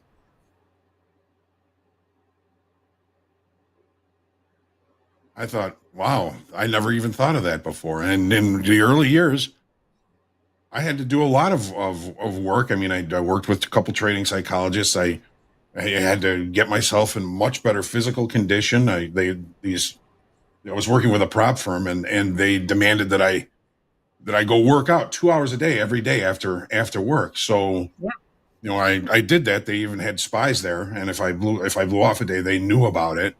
But I got a much better physical condition and started feeling much better about myself internally from feeling better externally, and things changed for me. What about the relationship with money? Some people think money is dirty. Right. And it depends on how you were taught growing up, how you were raised, what you were taught about money. Money is the root of all evil. Rich people are greedy, blah, blah, blah, except for, rich people were the reason you were poor and you wanted to be rich so you wouldn't be poor because you were tired of being poor. And so here you're caught in this catch-22. So if I do have money, then it makes me a bad person, a greedy person. But then if I don't have money, we're still struggling. And so it's this, the relationship you have with money. I encourage people, look at what you were taught consciously, unconsciously about what money means, about people who have money, what you were taught about the type of people they were. And I promise you, it will be a conflicting experience for you to not want to be poor, to not want to struggle, but then to also not want to be rich because you don't want to be like them. Right. Also something I had to deal with quite a bit in my early years. Do you think that people have the ability to get deep enough into their mind on their own? I mean, we know that therapy and all of that can certainly accelerate that. Is this something that people can start to do for themselves, or do we really need a you know, a lot of help. I guess it depends on the bowl of spaghetti we have in our brains, and how messed up we are. And we're all messed up to some degree, but you know, there's self books. Can people do it that way? You can start that way. I've never seen anyone finish that way, because you only know what you can know. We have blind spots for a reason. Right. And until, you know, we look to the left, or know to look to the left, or know to look to the right, the only way we know that there's a car beside us is if we hit it. And by that time, it's an accident, right? So the things that we know about ourselves, we are allowed to know because we feel safe enough to know it. The things that we need to know about ourselves are the things that we don't want to know. Hence, that's why we don't know it. We've pushed it. We've split it off. We've done all these things to it because we don't want to know it. If we knew it, we would not be where we are. Great answer. Great answer. Get started, everybody. Jinnie, that's why we have you here. And we are so lucky to have you here. We're running short on time. I can't thank you enough. Blessings to you. And we'll look forward to the next time that we have the wonderful opportunity to have you on again. And I think this has been just a great hour. I think you've helped a lot of people. I know you've helped me so much over the years, and just by the you know, the little bit that I do get to hear from you and see you, I really appreciate it. We all really appreciate it. And we're looking forward to having you back again very, very soon. Look at you're getting a lot of love in the chat. A lot of folks. I think we touched a lot of people here today. And I know that in this, they are going to find help. They are going to find a better way. And we owe that today to you, Dr. Jinnie Cristerna. Thank you very much. All right, Hogue. Big kisses and hugs to you, Tim, Eddie, all of you guys. Big, big hugs. Thanks again, folks. We're going to be checking out Market Stalking with Dee here in just a few minutes. Still lots of love coming for you, Dr. Jinnie. We'll see you soon. And we'll be back in just a few minutes. Blessings, everyone.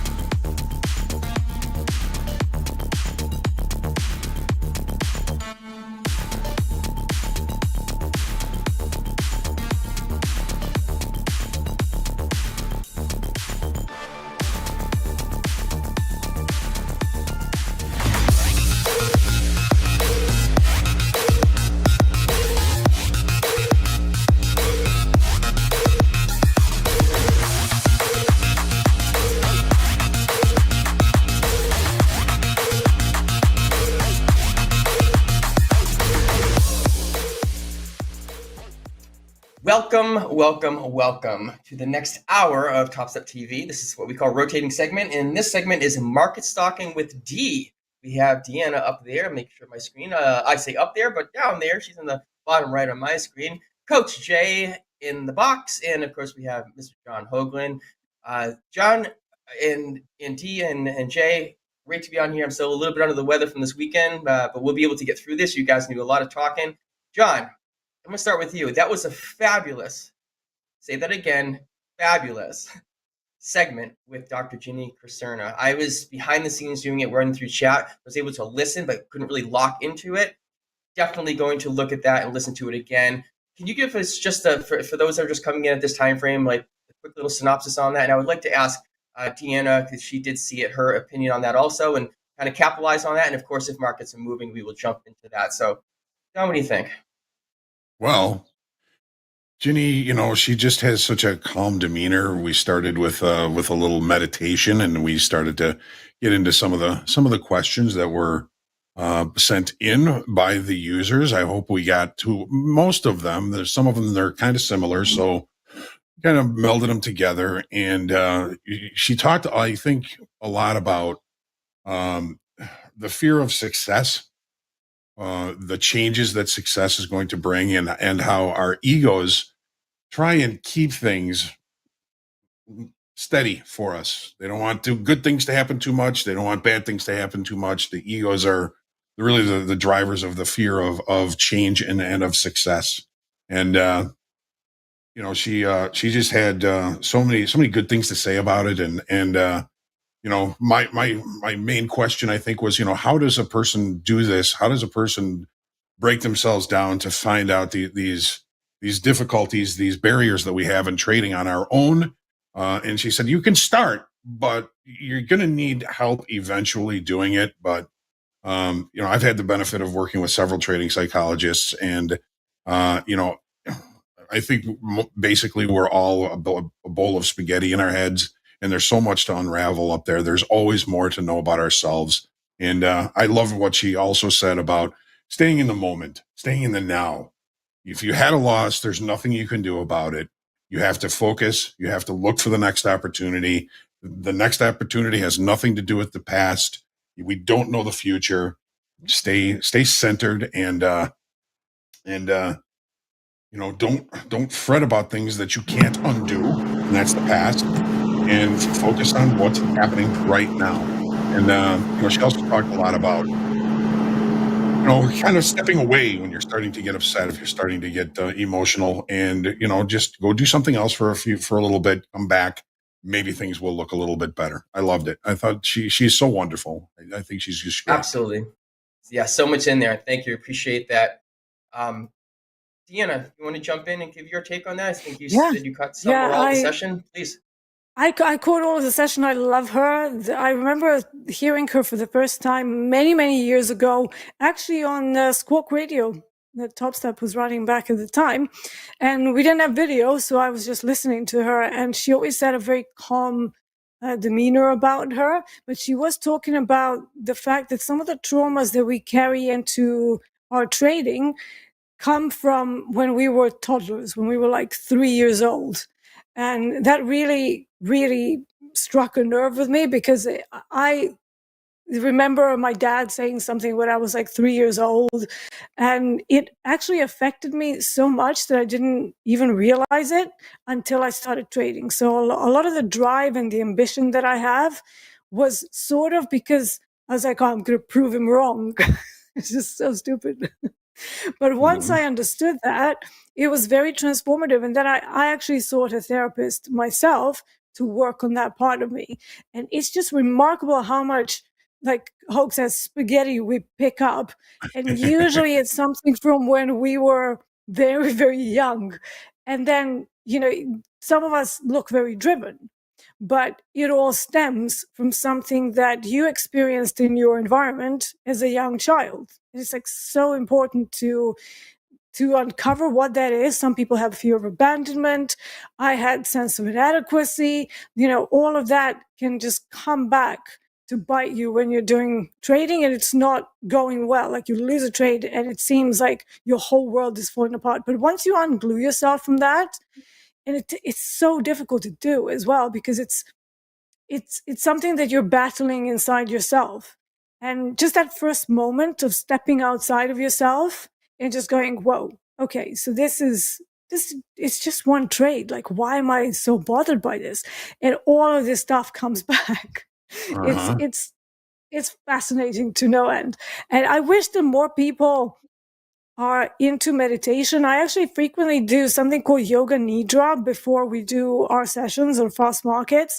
And I think it's very noticeable when I don't do the sessions, because I'm typically more fidgety. I'm like, a little bit, whatever, like trying to do things too quickly. But every time I do yoga nidra, I'm like, so just like Zen, you can see everything from a different perspective. And even if the trade doesn't work out, you don't care. It's fine. You look for the next opportunity. And that part is what takes years. And sadly, a lot of people don't realize that they want it now, they want it tomorrow, yesterday. They just want everything to work out immediately. And, delayed gratification is what trading is all about. So if you can't really do that, maybe you need to work on yourself first. So, that's my take on it. I absolutely love Dr. Jinnie. She's so calm, and the way she does meditations, it's great. But then she starts talking and you realize that she's kind of like a no BS person. It's like, stop doing excuses. And like, cut it out, do this, and you have to work on yourself. Oh, but yeah, I don't care. Just, you need to break away from that. So that's the part that I love about her. So every time she's on, I make a huge effort to be there, to listen, and I take everything in. It's absolutely amazing. Yeah, thank you for sharing that. And I get the same gist of about that with what both of you just said. I'll go to Jay here in 1 second with that. But as far as trading and getting this up, yourself centered and focused like this, right? Who are the opponents? Think of who your opponent is. If you're in a team, even in football, this college team against that college, this pro against that pro.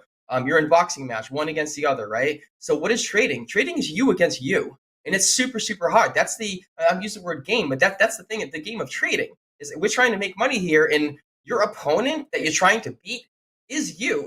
So it's really kind of hard to wrap your head around, but some things work for other people. I'm really tough on the meditation myself. I can get through it a little bit. I can say the times I do it, it's incredibly helpful, and I need to do it more. It's a lesson that I need to do for myself, and that goes along. My two biggest things are patience and patience of getting in, patience of getting out, and then just being that calm, centered, serene, because I'm just a high energy guy. So it's definitely something I need to work on as well. I'm definitely going back to listen to that session.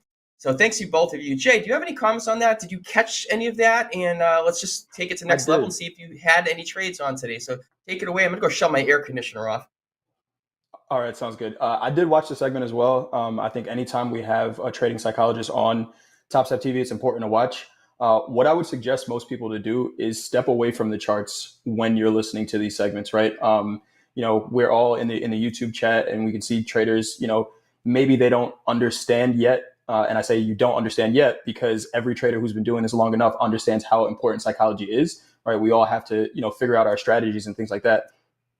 But it's important for every trader to understand where your own psychology is, right? So stepping away from the charts and just listening in is an exercise in patience that I think we could all use as traders, where you're getting someone to talk to you about mindset, but you're looking for opportunities. And maybe there were decent opportunities during that segment, but you could afford to not take a trade for an hour to get a different voice or to hear something else. I'm looking at the charts right now, and I think most of us were saying it in the green room. We haven't done much today, right? Dee, how you've been trading for almost 15 years. You didn't see much that you wanted to do today for a reason. It was the lowest volume time during the day. It's okay to step away as a trader and say, you know what? Maybe this is more beneficial to me than looking for a trade at this time. Maybe doing a trade review right now instead of looking to place a trade is actually more beneficial than any money that I could potentially make out of this. But go ahead, Dee. Yeah, for me, it's all about high probability setups and whether we have high probability levels around. And today, with the way things were moving, both in gold and in RBOB, it was like, it was all a bit sluggish. So I did take some trades in the combine too, actually. One was a half loser. This one did win. So I'm a little bit up in the combines, but I didn't feel this is the environment for me to be trading my live account, primarily because it was more a punt than anything else. It was not a super high probability level. We were inside range, and then we were inside the first hour of trading for majority of the session, and then it sort of came out, kind of failed the auction, which is why I got involved. But even that, it's a little bit too late in the day for that to be happening. And the only reason why I took a trade was because I was like, oh, let's just try this. That's what the combines are for. And I do have this hypothesis about take profit moves into settlement. So there was a systematic process behind the combine trade, but it's not something that I want to be taking in my live, because it could have just as easily not worked out, right? And still, it didn't go to full target. It went to about 1.5R, so 1.5R multiples. So I did manage to grab about $450 there. But again, it's just a combine. It was just like one of those things. Let's just make sure that I'm kind of staying in touch with the market. But yeah, it's not a trade that I would have taken in my live. So that's the reason for me kind of staying away. And just looking across the board, it's not the best day. I mean, the equities might start moving a little bit later, but for my markets, this is pretty much it. Whatever we've done, we've done. So tomorrow is a new day. We have some inventories. It is a short week, so there's no need to rush into things on days like these. And you can tell by volume, you can tell by the speed of the movements, by the velocity of price activity. It's just not there. So that's my take on it. So speaking of markets, why don't we take a look and see what's going on? John, you read my mind. I was just going to say, John, how the markets look. I literally was just going to say that. You take it away. And thanks. I'm a little under the weather, so you're speaking for me. I appreciate it, buddy. Understood. No, you gotta take care. So, after the open, we put in the high. We did see, I know Nick for a tick was seeing them. I was seeing them. There were a few people that were seeing the iceberg orders in the S&Ps with positive delta. I thought there was a pretty good chance we'd probably extend the range to the downside, which we have. In the NASDAQ, there was more of a signal, I think, because we were really having trouble holding up above the weekly kickoff high at 18,933. This is the 5-minute chart. So we looked at it right on the open. We looked at it again. We looked at it again. We looked at it again. We looked at it again. And finally, we started to come off with a little bit more momentum to the downside. We also had some play with the weekly kickoff high in crude oil. 79.80 was the weekly kickoff high. Where did we put in the high here? 79.90. So 10 ticks above that weekly kickoff high, and we're starting to see some rotation back to the downside. Looking at this on the daily chart, this is what rotational markets do. You put in a low, you put in a high, low to high to low to high. This market is very range bound. We're going to be using range bound rules, which means we sell against the high, we buy against the low, unless there's a substantial breakout that we go with. And gold has really been kind of a disappointment, I think, today. I mean, we didn't really get a whole lot of movement, just kind of overlapping to higher. We did have a somewhat of a sort of, I guess, kind of a failed auction. This was before the end of the initial balance, but that's been resistant ever since. We've got a low here. Market's really just kind of hanging around, and we talked about this on the opening call. We talked about this on fast markets. A lot of folks are going to be kind of focusing on information that's coming out later on in the week. I think a lot of folks are probably kind of surprised that we're seeing the directional activity in the equities right now, but I think those iceberg orders kind of tipped their hat that there was a longer time frame seller in this market. So finally we get the kind of longs capitulating, and we're going to see if we can see some continuation to the downside. Yeah, I'm with you on that, Hold. It looks like there's some room to the downside in the NASDAQ, just from what I'm looking at right now. This red line on the chart, and then the red rectangle we have here. The red rectangle is 3 minute opening range. The red line is the anchored VWAP to the session open. And it's been lower than that opening range the entire day, which kind of says, sellers have been in control. We just closed below that that VWAP for the first time and a significant close, right? With actual selling for the first time in the last 3 hours. I'm looking towards the downside as well. This 18,895, there was, right before we started the segment, there was about a 150 lot on the bid there that got sold to. We bounced up from it, and now looking like we're potentially going to hold under that level 1885. So I'm looking for some more selling to come in and just trying to identify a pretty good spot. But with this being a range-bound market, and the likelihood of volume follow-through happening right now is pretty low, I'm kind of mapping it out, and then during power hour, maybe taking the trade from there. Definitely jump in there and share if you do see something further coming up or adding to positions. And it looks like we just switched over to my chart there momentarily. That's Topstep X. And while we are on it, I'm going to show you the feature for turning the orders on your charts. It's been a big request, and they are now available. So I just took 2 snapshot orders earlier today, literally just entered the trade and exited just to stamp them on the chart. Lost one by a point or two, won by a point or two, and then with $14. But I just did this purposely to show, and this is what they look like. And there they are. It's showing. I'm going to make it really big so we can all see it over here. And it shows you the price level at where it was entered, and it lets you know if it's a -1 or +1. And there's a red arrow. It's tough to see there because they are really small. And then we have the cover at the bottom. Now, looking at this, you really wouldn't know if it's a long or short because it's on the same candle. So if you change into your time frame and we shrink it down a bunch, you'll actually see the beginning and the end on different candles. And I'll move this over so everybody can see it.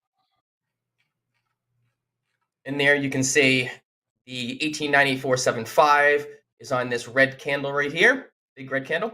And 18,891 is the cover on the next candle in line, this little green one, which means that was a short and then a cover. So we can easily see it by zooming in. So if you have arrows that are, let's say you're looking at a 15-minute chart, there's one on the top, one on the bottom. If you just keep zooming in, you can granularly go into that trade. Now, how do you turn those on?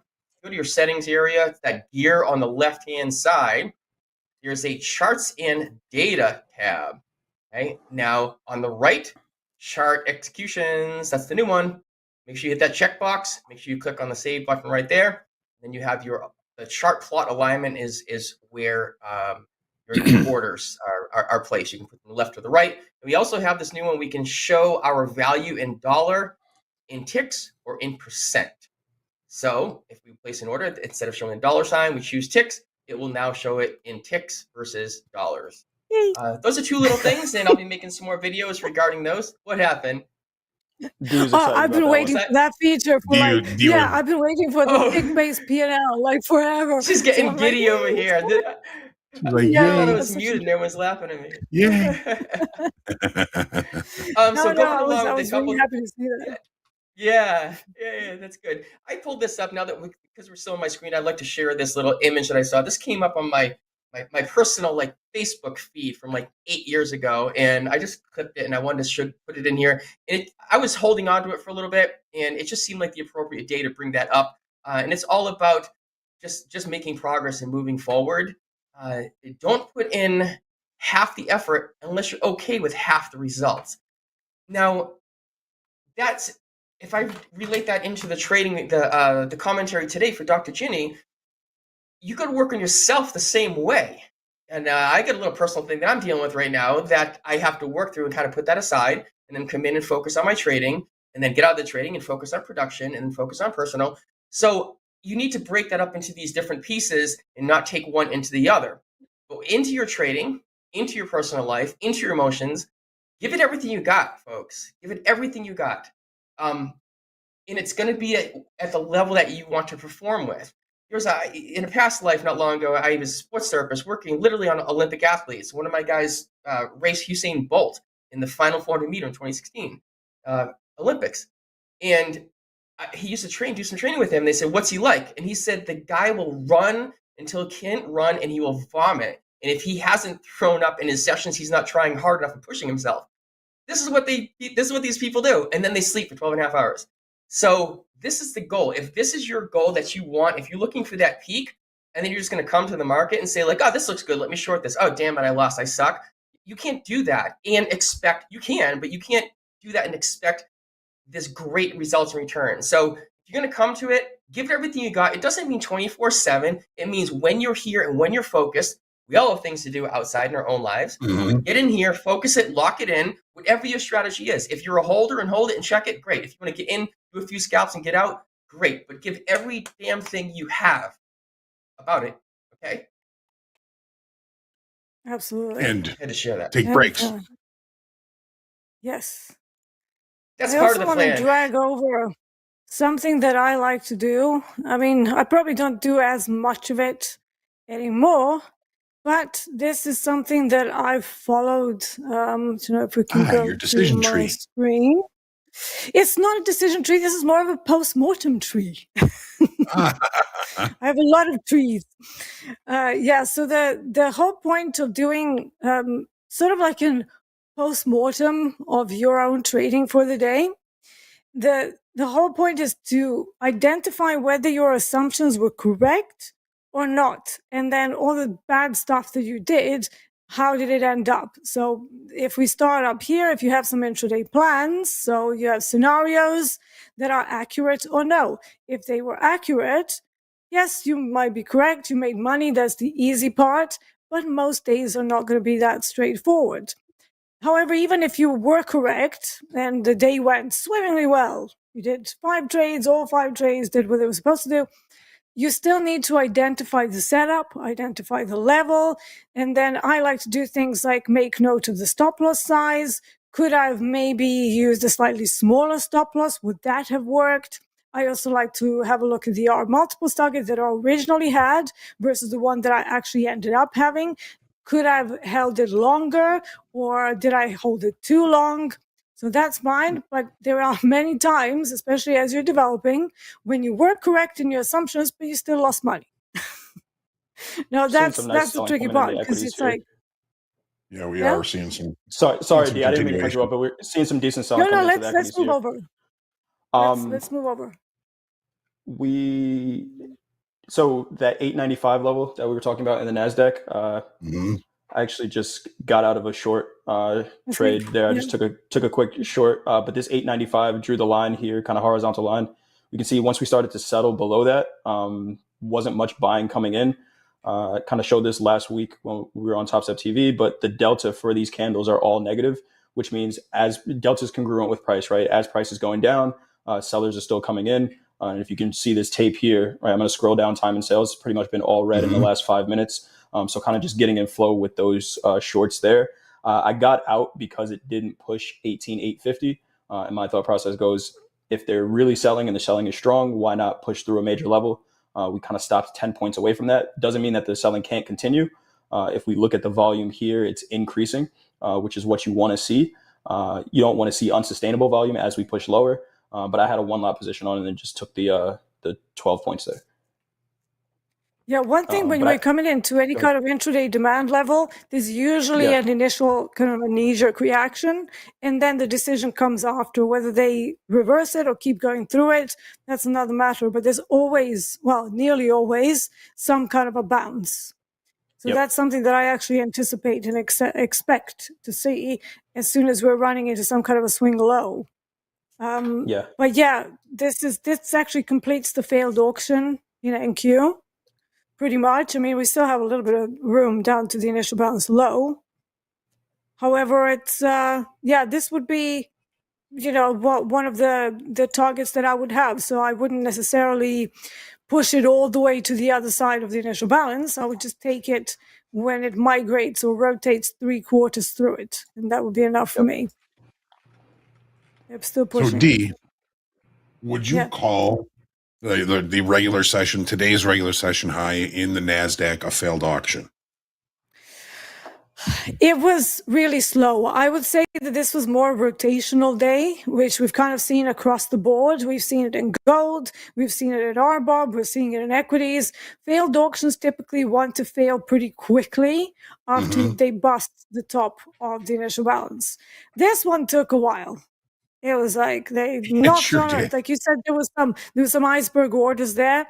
So that is not generally a hallmark. That's why I said kind of a failed auction, because it wasn't really a true failed auction. So I would classify this as more of a responsive activity short, where we sort of rotate through the other side after trying multiple times to get through the major resistance level. And in this case, I don't really see anything too obvious here. We had the London high much further away. Right. So yeah, there's no obvious level here for me, at least. There was a settlement line just above that area, but it sort of missed a whole bunch of important areas, and I would like to see what ES did. This is where pairing up NQ with something else might give you more kind of granular detail over why it chose to fail exactly at this level. Well, it was pretty close to weekly kickoff high, 18,933. Yeah. Did look over it 3 or 4 times in the regular trading hour session, but just could never get never attract any buyers there. Yeah. Interesting. S&P's on the lows. We just sold through 850 in the NASDAQ also. The initial balance low that D was just talking about is 18,839 even. Yeah. We're about 10 points off of that right now. It looks like it's heading there. It's pretty consistent selling. I'll make a jump little call out on here. This is not trading advice. So if I were looking at this here, once we below an NQ 18,838 ish, 18,838. If we break below that, I would say we're heading somewhere between 820 and 810. So I get about a 10-point range in there. I marked it off my chart, and there it is. I will bring it up a little higher. So we need to break below that level first before we target that area. That's just something that I'm going to plot out. So we can probably see. Well, hopefully we'll get that through. What you got? I have the average daily range low right at 188.10. That's usually a high probability reversal level. A good spot, right smack in that area that we're looking for. Yeah. Yeah. Some confluence there. I should have held on to that short. I was short from 882 in the NASDAQ. Oh, you get out. Yeah, I was short at 882, took about 12 points. I think my brain has just been in kind of that see profit, take profit mode. But the market told me there was more profits than I saw. You know what? I think that's a good trade, Jay, because so the way I like to determine where my targets should be depends on how good my entry was. And if we assume this was a rotational day, then you kind of went in halfway through the range, which is fine, but then you have to limit your target expectation. You don't know whether it's going to ping back. And that's fine. I would actually be very happy with that outcome. Yeah, I 100% agree with you, D. I was late on that. If I was earlier, I probably would have been more comfortable holding it. Yeah, absolutely. So yeah, great trade. We're getting smoked. Yep. Back to Thursday's low. Where we're at. Man, we just got a comment in that crude is making a new high also. If you want to pull up the crude chart while you're up there, John. Yeah, thank you very much, Mr. Eddie Horn. Back in the saddle again. Keeping an eye on things while we're keeping an eye on the air. Of course, you got to give credit with crude oil. With crude oil, I've got the average session range high at 80.06, which is usually a high probability reversal area for crude oil. 80.10 is last week's high. So again, Rooster. We got some rogue chickens here. The rooster's back. You know how I think about that rooster, that the all-time high in the ES is in the overnight session. I don't think it's going to hold for very long. Although, we never know. Good to see you, though, Rooster. What did you say about that, John? The market can go up and can go down, right? That's one way or the other. Is that what it is? 50% of the time? When there's an all-time or recent high or low that occurs in the overnight session, it's usually a target. Market doesn't like to leave recent or all-time highs in the overnight session. And the S&P and the NASDAQ have it.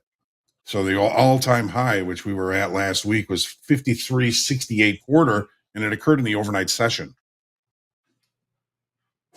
So, that's usually going to be targeted, in a reasonable amount of time just after that. Just after, the market's probably going to come up and test to that level or through that level in the regular trading hours at some point in the near future. Now, that said, the last time we did that, back here, when we put in this all-time high, it was in the overnight session.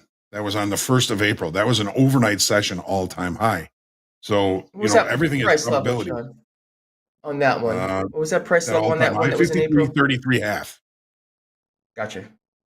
And it was in the overnight session. So the market did not come back and retest that. It was, a matter of fact, that was some pretty good excess on that high, and that kind of started our leg to the downside. Excess low, excess, and off we go back to the upside.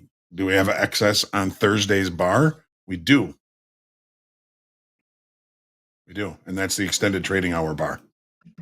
Let's see what it looks we don't like know when that is going to be broken, but we know that that's the really high probability. I'm looking at the economic calendar. Yes. It looks like Thursday we have a couple coming out. GDP, the international trades and goods is always good. And we have the jobless claims, the jobless clams, as you like to say, and a couple of EIA, natural gas and petroleum status. So you never know. When is that going to happen? Who knows? But that's a really good probability that those overnights are taken out. They just do not like to stay there, and I'm keeping an eye on it. We did reach our target in NQ. So once we that little call out that I had earlier, I shouldn't call it a call out, but my hypothesis I had earlier was if we broke that 840 or so level, we should be targeting 820. the little rectangle I had. Yeah, yep, and we did. We hit our low of 18,819 half. So we got that in by a lower half a tick than what we were targeting, and this is why I love this job. Doesn't always happen that way, folks. Especially when it's your time on air. Like, come on, do something. Right. Let's get some likes up in here. I just glanced over to YouTube, and I see that we have a lot of traders, 4,000 traders still on here, and our likes are not that high, so we would love to see some more likes coming in here. We are at 91.6 thousand subscribers. Please jump in there, and if you enjoy it, like and subscribe it. And if you want to pop up whoever's on the box right now, get my main screen up there, because I made a fun little background. I was watching Netflix this weekend in my sickness stupor there, and I ended up catching up on the Formula One, so I thought it might be a good opportunity to go ahead and make a little AI background for our race. Where is it now? Let me turn it on. And there it is. We have our race to 100,000 subscribers, and that's what it came up with. There it is. That's what a couple little spelling errors on there, but GPT does that quite a bit. It took me 3 times because the 100K subscribers, it had like 2 I's in there at one point, and it had 3 S's in it. It's just kind of funny stuff. So I really like to give it, my whole goal with this is to just give it let me turn this back on. Give it one, like a line of description. I'm on this show. It's called Market Stalking. Compare trading to Formula One, and put a finish line up. This is 100,000 subscribers. Enter, and then use that image. I couldn't use the original ones because I was like, great, but now spell subscribers correctly. And it took 2 more times to do it. And this is the image it came up with. So just kind of So fun you're saying stuff. artificial intelligence isn't all that intelligent? It's artificially intelligent. I like me sometimes. Can't spell. Yeah, it's difficult. Yeah. I'm looking for. I know we started this call. I said I was looking short in the Nasdaq, but let me take off all these drawings so we can actually see what's happening. The 200 moving average on the 30-minute chart. If you were watching earlier, MP called that the Great Wall. And if you can hear my dogs barking, sorry, I got somebody doing landscaping over here. But we just kind of traded through that and bounced right back above. The level right now is at 844. I'm looking for a potential buy up here. There is 116 sitting on the ask at 846. They did move that down. It was sitting at 848 originally.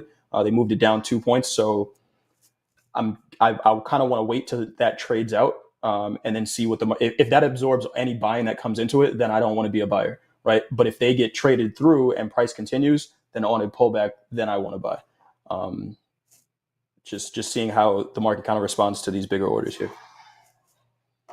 How's the volume looking on this little pullback to the upside? So we had what looks kind of like I don't even really want to call it exhaustion volume because it wasn't, right? It was 7,500 contracts traded in a 3-minute period, which isn't a whole lot for the NASDAQ. And it was the volume was growing as we were going down. So that wasn't the exhaustion yet. And that's what I'm conscious of as well. If we would have, if you see this chart here, if we would have closed, and we kind of did, this blue candle here closed above this orange one. A lot of times I'll take that as a potential long, but we didn't see the exhaustion volume yet. So that kind of takes a check mark off for me. I'm looking to see how the market holds this candle, but what I'm expecting is more exhaustion around that 18,800 level. Excellent. We got to get down to that 810. We get to D spot there. Yep. Yeah. Maybe that'll be the capitulation. Yeah, it is many times. If we are in a normal day, then you can expect the average daily range to just exhaust the move and then to reverse. So those are high probability levels on a normal day. If you have an abnormal day, that's different, because then you would actually expect the price to go through it, ignore it, and then to just keep going. But, that remains to be seen. Nothing is out of the question because, anything can happen, obviously. Anything can happen. But on most days, ACH, yeah. But on most days, those areas can be very good reversal points. What makes this a normal day? Bottoms. Well, again, we've rotated, through the initial balance, tried to go higher, and now we've rotated all the way to the other side. So I would say that's still within the range. The way so I don't say normal by the way that Dalton calls a normal day. Right. I'm just using the average ranges in the volatility that we have on the day as an indicator of whether we have a normal or an abnormal day. So if we have an abnormal day, you expect larger volatility to happen. And thereby, any kind of reversal points that are based on a mean average is not expected to work out. If anything, you can look for it to bounce through it, and then maybe to look for maybe an initial bounce low as an orientation point for further move down. If that makes sense. Makes total sense. We traded both sides of the IB. It's a normal variation day. Rotation is likely. Yeah. Here we are in that area. Roughly, are you not in a trade here, Jay? I think you closed your short. Are you waiting for that long right around the 18,810 in the NQ? Are you interested in that area and then taking the long off of that? Is that what you were saying earlier?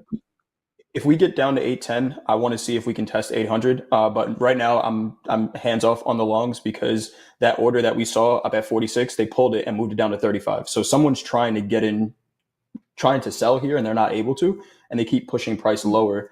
So I'm not buying this right now. Good choice. Nice decision. Love it. Love talking through that also. That's a tilt looker right now. Tilt looking even all around the board. The ES were 55% short. NQ, 56% long. Crude oil, 56% short. And gold, 50% short. We're kind of right in the middle. They're right in the no man's land. And what's it diddle in the middle? What does that thing go? Something like that. So I guess we'll just kind of hang out. Don't diddle in the this. middle. Yeah. Yeah, don't diddle in the middle. And that we are in the middle right now of all these things. It'd be interesting. I'm going to throw this out. This isn't a poll per se, so we don't need to add a poll to this because I'm usually the one doing it. But let's jump into the chat real quick. And I'm interested is if let's say the NQ is at 80% long.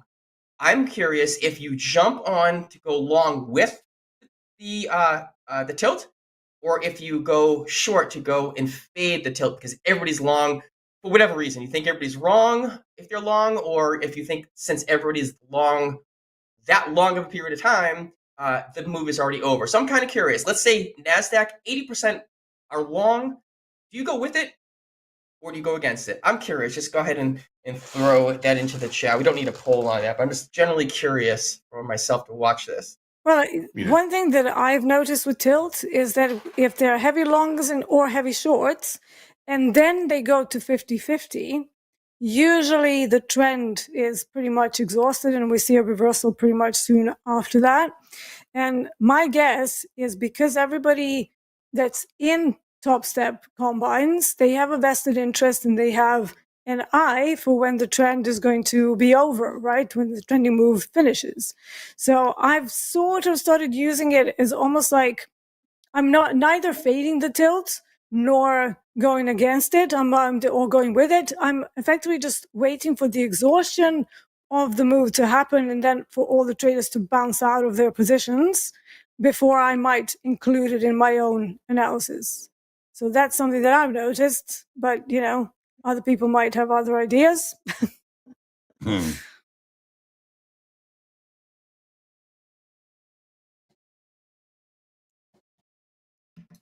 So that 100 lot is now on the bid. Go ahead, Jay. Talk at 835. No, that 100 lot just it was on the ice. Now I see 100 on the bid. It just got filled. 18,835. 100 traded through there. And if we remember, when we started the call, we were talking about a similar order getting traded out at 895. We had a small bounce after that, about a 30-point bounce, and then the market traded through it. So what I'm going to do is that one just got filled at 835. I'm going to do the same thing and just kind of measure out these bounces. This is about 30 points. So I'm looking for potentially a 30-point bounce up to 860, 870, and then maybe selling back through there again. And it might seem like I'm flipping my bias, but I was actually talking to a trader about this in the Discord chat earlier today. I think it's important to have an idea of what you want to trade, but then listen to the market, right? If I want to buy and the market's telling me that everybody else is selling, then I got to be conscious of that. And if I'm a buyer, do it in the right spot, right? Where I don't want to just buy because I think the market should go back up. So I will take a trade on both sides. Situational awareness. Yeah. So just being objective with whatever the market is doing. I think the big mistake that a lot of traders do is that they marry their bias. And then whatever the market is telling them, they're like, no, I'm still going long. It's like, come on.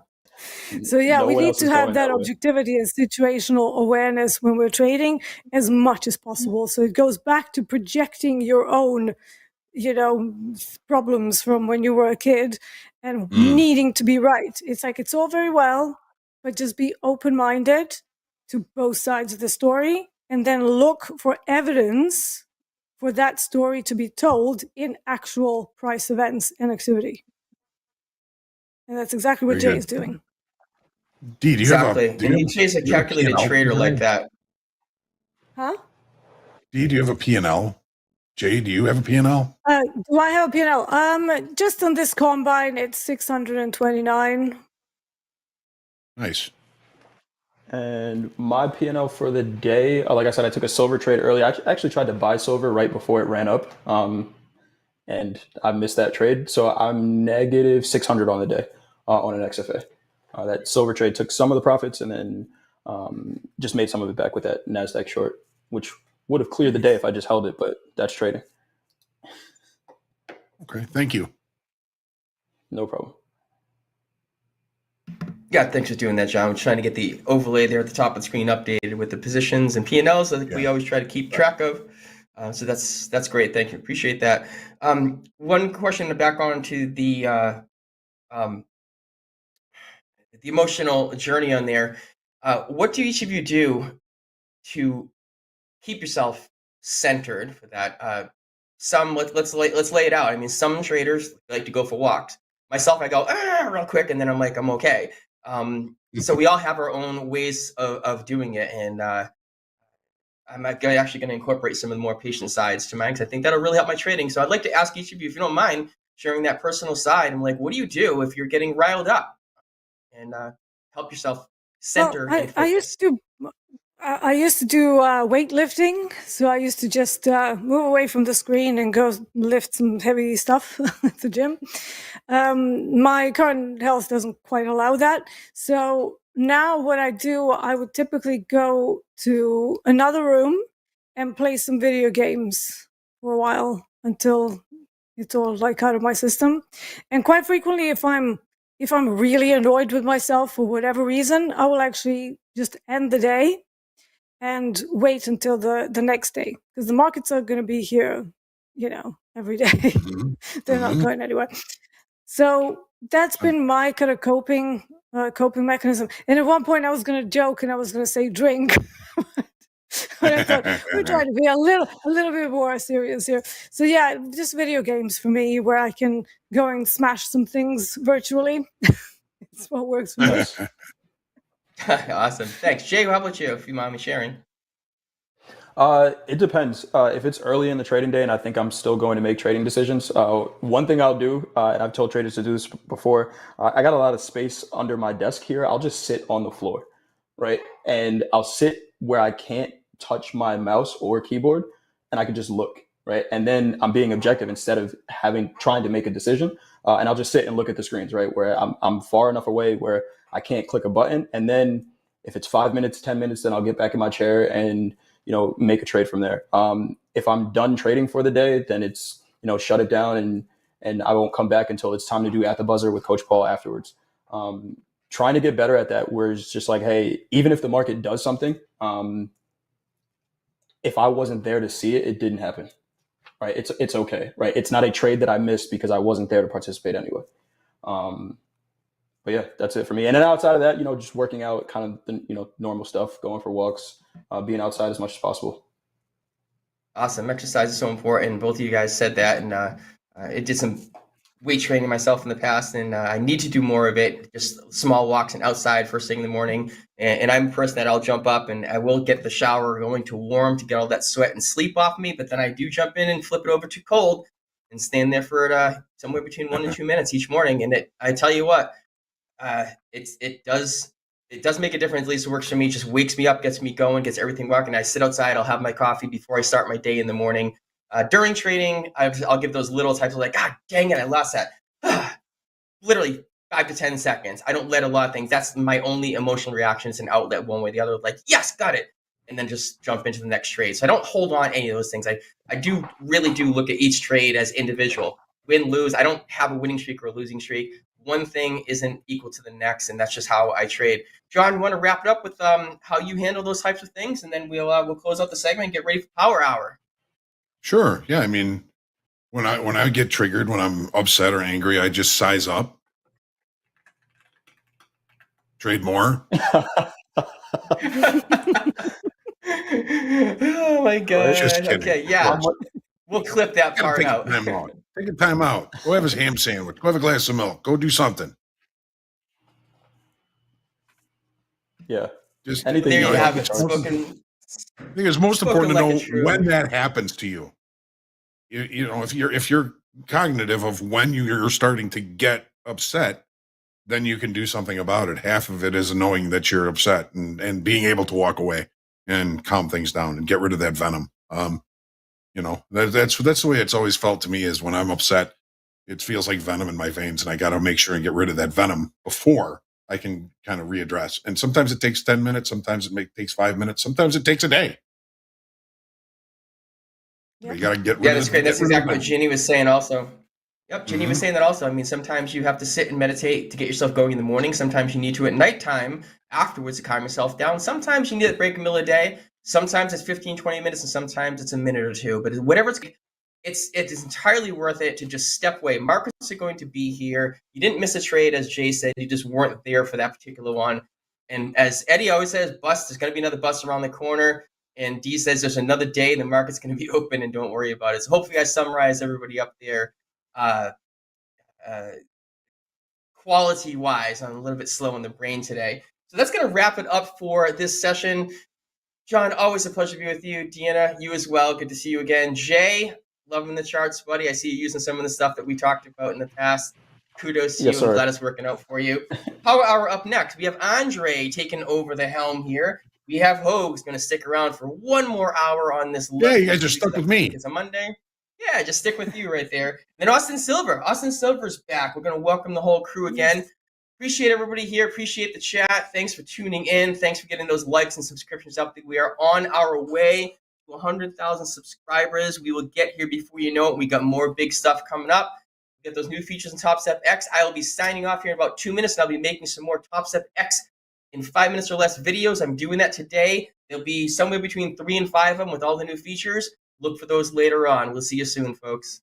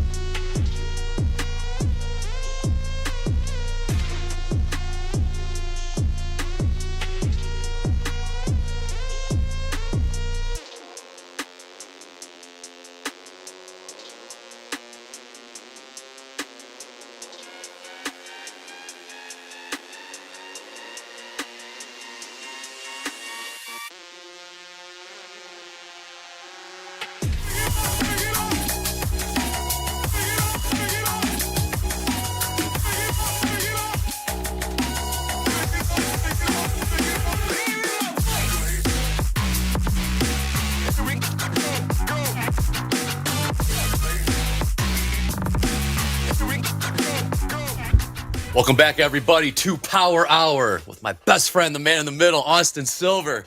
Good to see you, Austin. People are wondering how this was going to go. I think it's going to go just fine. You're the man, so I appreciate you joining us here on this brother. Power Hour. Always a good time to be here.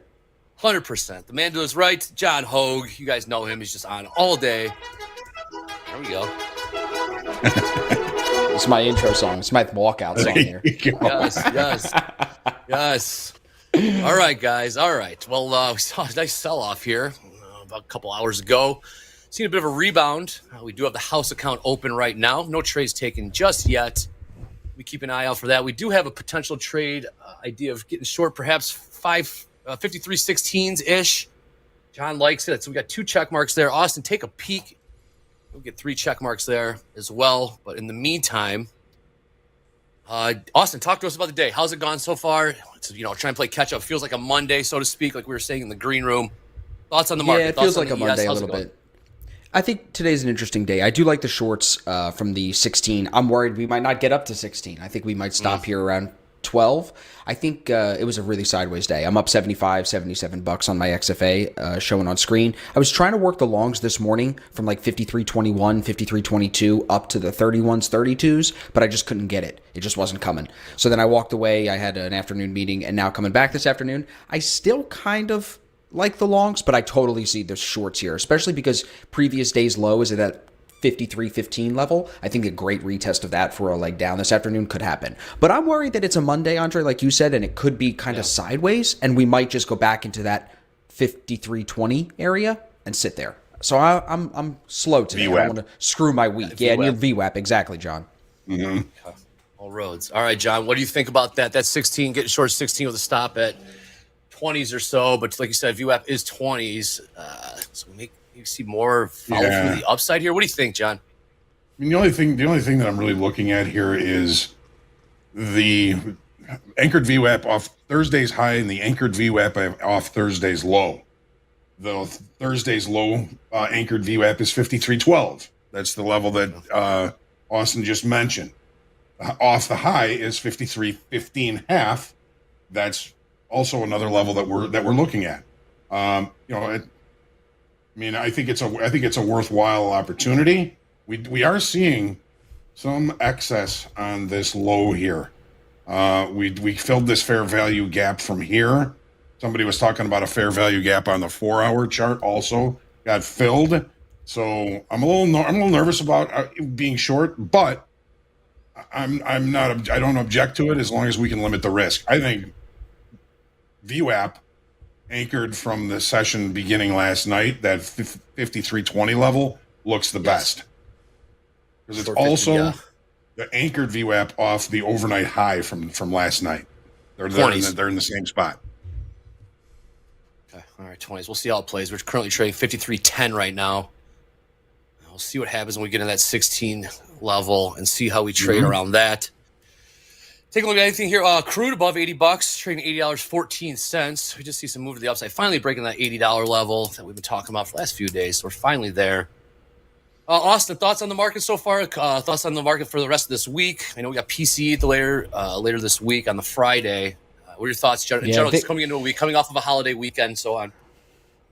I think the question of the week is how high is NVIDIA going to go? I was thinking NVIDIA would even try to carry ES today. It's up almost 7% at $1,100, man. And they have that stock split coming up in 2 weeks. So I think that's one of the interesting questions I'm looking at. And it's like, oh man, I feel bad, for Kathy Woods. She sold right at the worst time a couple of months ago. And she missed out on this huge rip, dude. And now the question is, how high is this thing going to go? So that's one of the things I'm watching this week. It is an interesting week when you have a lot of news in the back half of the week and you had a bank holiday to start the week kind of thing. So I'm very defensive to come into a day like today. I kind of treat Tuesdays on a holiday with a Monday. That Tuesday is like a Monday to me. So I'm defensive. I saved the ammunition here for Power Hour, and I'm looking to see if we can find something here because it was very slow for me this morning. I mean, the range this morning was really, really, really small. Very tight indeed. We are looking for ES trades. The house account is open, so please send your levels into the chat. We do have 2-3 check marks here between selling 53.16s and 53.20s. Obviously, 20s are better than 16s. So see how that plays out. So, all right, John. You like the 15s. You love selling the 20s. You're gonna want 25, even more, baby. But yeah, we'll see. We'll see what it is. I want to give props to John for that Dr. Jinnie segment earlier today. Excellent stuff. It's a must. You got to go back and rewatch it this evening when you have time. Markets aren't open or you're not trading them at least, and go take a look at that. Really open you up and make you think about some stuff. I really enjoyed that, John. So good work there.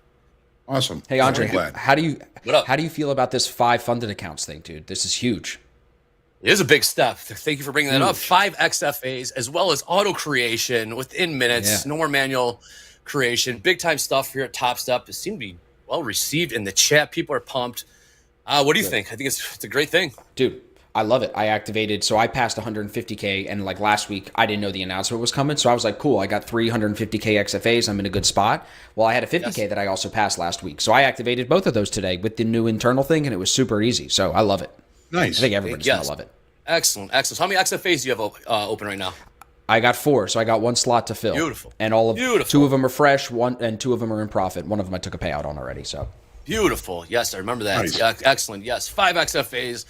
Big announcement today, as well as auto creation within minutes. 1 click, boom, you got it. You asked, we delivered, as always. So keep asking, and if we like it, we'll definitely deliver it for you guys. Quick influencer update for some of our traders. There's a lot of green on the board today. My goodness. Stop me if you heard this before. Dakota up big money, $8,000. Isaac Rivera up $1,200. Who else we got? Brian P. Wow, at 12 o'clock Central, up about $3,000. Now, 2 hours later, up $18,000. Brian P. Bringing the numbers today. Christopher R. up $10,000. Who else we got? Oh boy, David A. up $5,000. There's a lot of green on the board here today. Oh, even Nick T. up almost $2,000 as well. Nick for a tick, that is. So, congratulations. Nice. There is money to be made today. It is slow, but some people thrive in these markets. Other people just hands off and take a slower approach to it. So very, very good to see. I got Nick coming on the podcast next week, Andre. Excellent. I love him. He's great. Hell of a trader. I think he's. I know he's watching right now. He's at a crossroads right now, so you can go full-time trading. What's he going to do? It's really interesting to follow that story as he's a very successful trader. That is exactly what we talk about in the podcast. It's really good to chop it up with somebody like him because I think it's super relatable. Questions like that a lot of people are asking. You know what I mean? A lot of guys are in that position. They start trading well, and they're like, okay, what am I really going to do next? Am I really going to go all in on this, even though it's not consistent? That's a risk. I've got a family. I've got bills. But risks are how you get the big rewards, right? So some things you got to take a risk. You got to jump. You only got one life. I think Drake said it best, YOLO. So YOLO, indeed. You only live once. We're not saying do YOLO trades, but when you're good at this, no YOLO trades. Just Nick for a tick, my YOLO. Absolutely. Nick for a tick is doing great right now. All right, John, you got your personal account open. Austin's got his account open. So we're looking for trades here, John. What would you be looking for to get a trade here in the ES? Well, I'm looking for a pullback to look for a short where I can limit the risk. And we just traded back. We just traded up to that anchored VWAP off the low from Thursday, almost to the tick. That was that 53.12 level that Austin was talking about. Didn't get a trade off there. I think we're kind of in a little bit of a floating.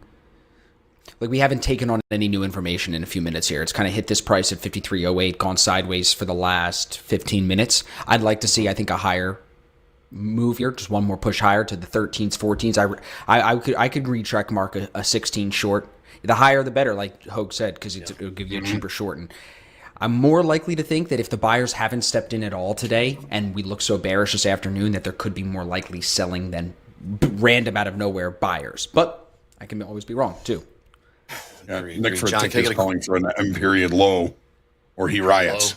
He riots. Which means a new low in the last 30 minutes. Okay, there you go. John, can we get a Delta update real quick? Then go ahead, Austin. Yeah, Delta is a little bit wonky today because I don't have T4 to check it on because it wasn't a settlement day, but it's telling me on another platform it's positive 4,600 in the S&Ps and a negative 1,400 in the NASDAQ. Is that lining up at all? Yes, negative 50. Yeah, I mean, that's probably right. It's just off a different platform. It's off Trade of 8. I don't trust it as much, but because yesterday was not a settlement day, the platform that I use combines yesterday and today in one profile, so it's a little bit blurry. Drives me nuts. Gotcha. That's why I don't like trading on days after holidays. Gotcha. Yeah, I don't blame you. It's kind of Austin was echoing that too. Austin, you had what were you going to say there? I think the level I'm looking at is yesterday's low. That's a little zone. I've got 53.15.5 to 53.12.5. Call it like that 3-point range there. That's the box I'm looking at to see, can we get up in there and find a short where I can get a stop at like 21 or 20 and get short from the 13-14, like a 6-point stop. That would give me a pretty good risk reward if Nick for a tick is right and we go low a day. That would be great. Like I said a few minutes ago, I'm worried we might not give us that price. And then now you're putting me and Hogue against the wall here. Are we going to short it and hope it doesn't do that pullback like it might look like right now? Or, but I think that's a really good frame to think of it from. It's like, is it, bias is fine. Everybody sees that we probably can leg down and go short. That's easy. But what's the price you're getting? Are you getting good risk reward for where you'd feel comfortable with a stop? I like the shorts here. I like the shorts at 16. But the stop, if I short it here, it's really got to go at 21 or 22 for the way I trade. Yeah. I don't want to short it at 10 and put a stop at 21 in power hour, an 11-point stop on a day it was not moving that much. No, that doesn't make sense. Yeah. You know what I mean? So hand on the holster right now for me. If the risk is too great, you don't take the trade. That's it. 100%.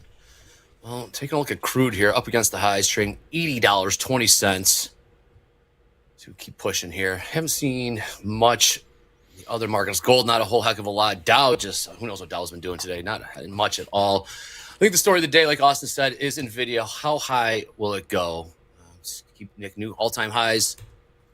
Every day you blink, new all-time highs. We do that 10-to-1 split. When's that split going to happen, Austin? June 6th. But look at the daily chart on this thing, dude. Like the last 4 days alone, it is incredible.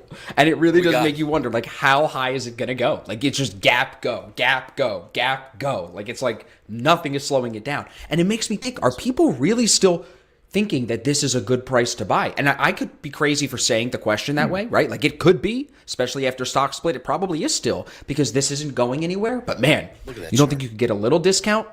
You don't think, you know what I mean? I know. It's really tough. This is what people speculate on all day, right? What is the value of this company? The stock market is forward looking. How important is Nvidia? Is it Amazon for chips? I don't know. But look at Amazon in the tech bubble, right? They were only selling books. Look at how they evolved. Look at how they grew. Nobody knew that was going to happen. I don't think anybody did. And then, so it's like, what could NVIDIA be is what I think some of this potential in this price chart we're seeing. It's like, what could it be? It could be this amazing thing. It could be. It might be.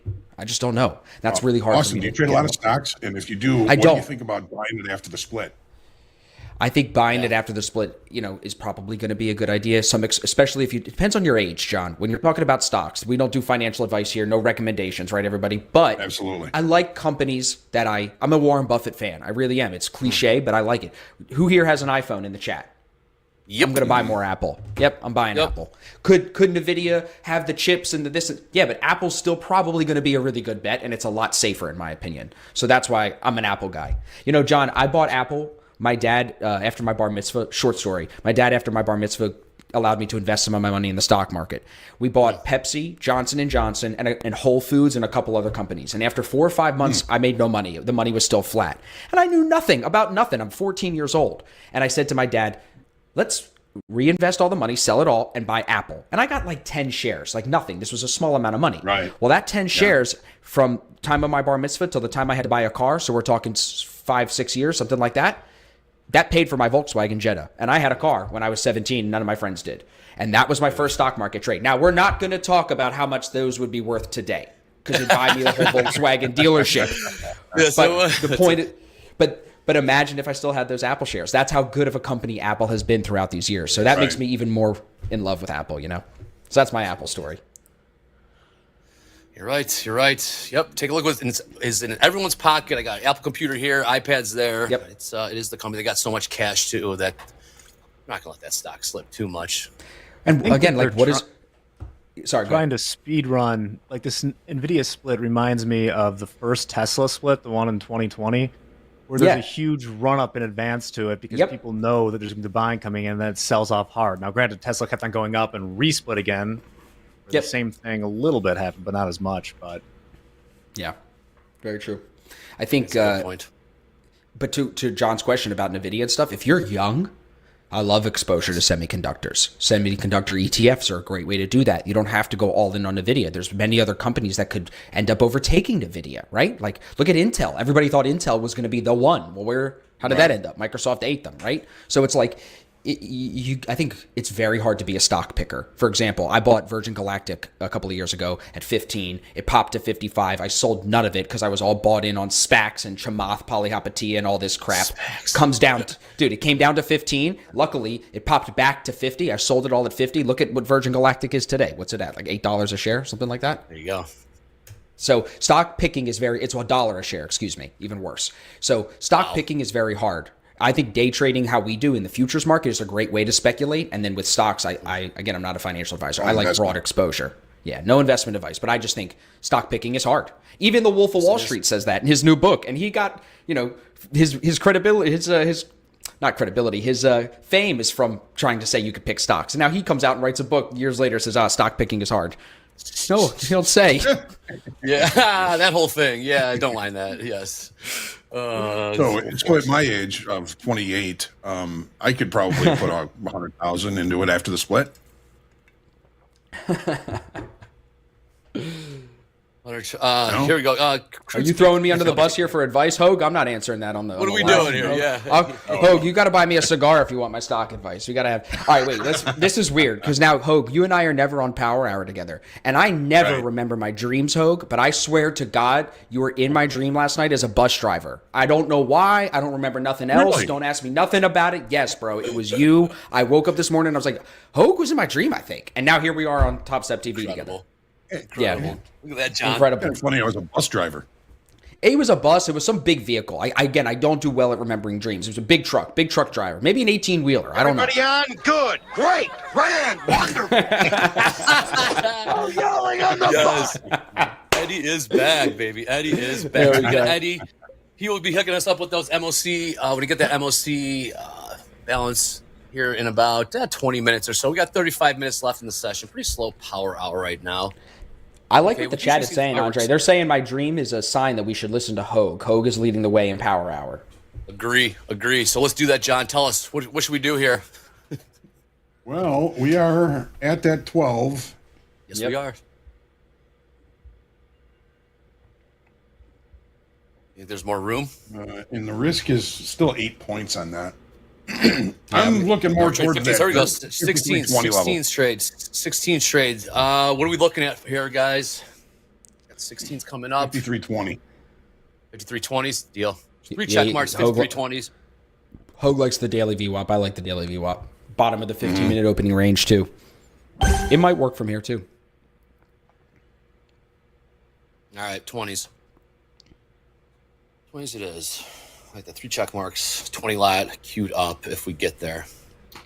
Looks like we ran out a bit of steam there. We did touch those 16s for a hot second.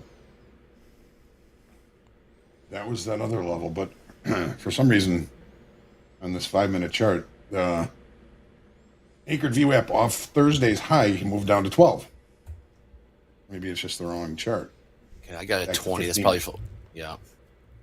Yeah, so the 20 is what Andre and I are looking at. It's calculating half of yesterday into today's, according to what I'm thinking. What I'm saying, yeah, that's why it might look. If you put one at the start of today, it's going to look a little different. I'm going to assume. Nasdaq definitely went up to VWAP. VWAP 18,902 is what I have.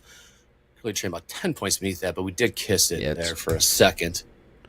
We do have the house account open for an ES trade. If you put the VWAP at the start of the day today, Andre, it looks the same as taking half the day yesterday. So it's not it's like a point difference. So it's not that big of a deal. Cool. Yep, it's all ranges or it's all zones. Yep. Things exact. So we'll see how this goes, though. We did get a bit of a buy, maybe some stops there. I'm looking for John. You see any liquidity on the ladder here to the upside or downside? There is a little bit of liquidity on the upside. There is a little bit. 200, a little over 200 at 15, 200 at 20, and it kind of runs out up above that. Okay. You know what? What we should have been really focusing on this morning is the fact that we had all those iceberg orders selling in the S&Ps. Yeah. We had positive delta. I think that had a lot to do with the exacerbation of this downside move. Yeah. I'm trying to look. Oh yeah, 53.23, 53.25, about 13,000, 13,000 there on the offer traded. Sure enough, we are lower. So yes, that was a good tell there, John. Follow paper, don't fight paper. So I was thought very early on in my career. It's almost like somebody knew how the auction was going to go today. Funny how that works. Quick look at tilt here. 70 or 67% long in the ES. As we do continue to creep higher. NQ, 59% long, so nothing really there. Just looking, trying to gather as much information as possible if we do get into this trade. Right now, so we do have on the that right delta side of the ES. VWAP here, so even if we are a little early, Andre, it's hopefully that still plays out in our favor. I'm worried it's not going to go up to 20. Hogue. I'm worried we're going to sit in this zone from yesterday's low, and it might come down out of here. Yeah, because that's a no trade. I think it goes to 06 here first stop. That's a low a day VWAP. It could sit. It could retest 06 and a half. You're seeing the sellers come in now. Oh, real quick in the upper left hand corner, you do see that hashtag Power Hour. Please go on X, tag Topstep, use the hashtag Power Hour, and we will submit to us, and we'll scrape Twitter and post some of those. Some of that content you guys have been providing us with, like Carl Hungus has been bringing the heat lately. Carl, let's see if you had something for us this morning. We'll see if you got anything for us this afternoon. We also have quiz results coming out. Trader wins 2. Quiz results, we have to play a little catch up from Friday, I believe. So we'll have a big list for you there in a little bit. But hey guys, if we're ready, we can do it now. Gabe, if you want, it's up to you. I mean, markets aren't really doing a whole heck of a lot, so yeah, do it now. We can. Got a half hour, so yeah. We may have missed it. Yep. Okay. All right. So here are Friday's quiz winners. If you guys are ready. Go. Yeah. Wow. It's a lot. I was gonna say, Gabe, we should have done those 2 at a time because that's what 200 names look like. Yeah. We'll go one at a time. They're alphabetical. I won. Yeah, spelled. They didn't spell it right though. You might have already been emailed for these. I gave the emails to support, but here are the names. There you go. Is this from Friday, Jack? Yeah, this was the Friday 200 winner Hullapalooza. Extravaganza, yes. Yeah. All right, so there's part 1, and here's part 2. This is from today? This is Friday still. This is Friday's continued. Gotcha. Yep. Andre's grunts. Okay, well, congratulations. All right. Congrats, everybody. I'm going to go ahead and move on to today's. All right. Ooh, give me 1 second here.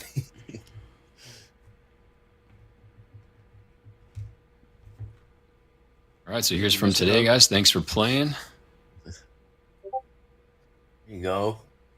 Winner, chicken dinner. Rant, MP's rants. Big fan of the rants today. He's on one today. He's very fired up for the 5XFAs.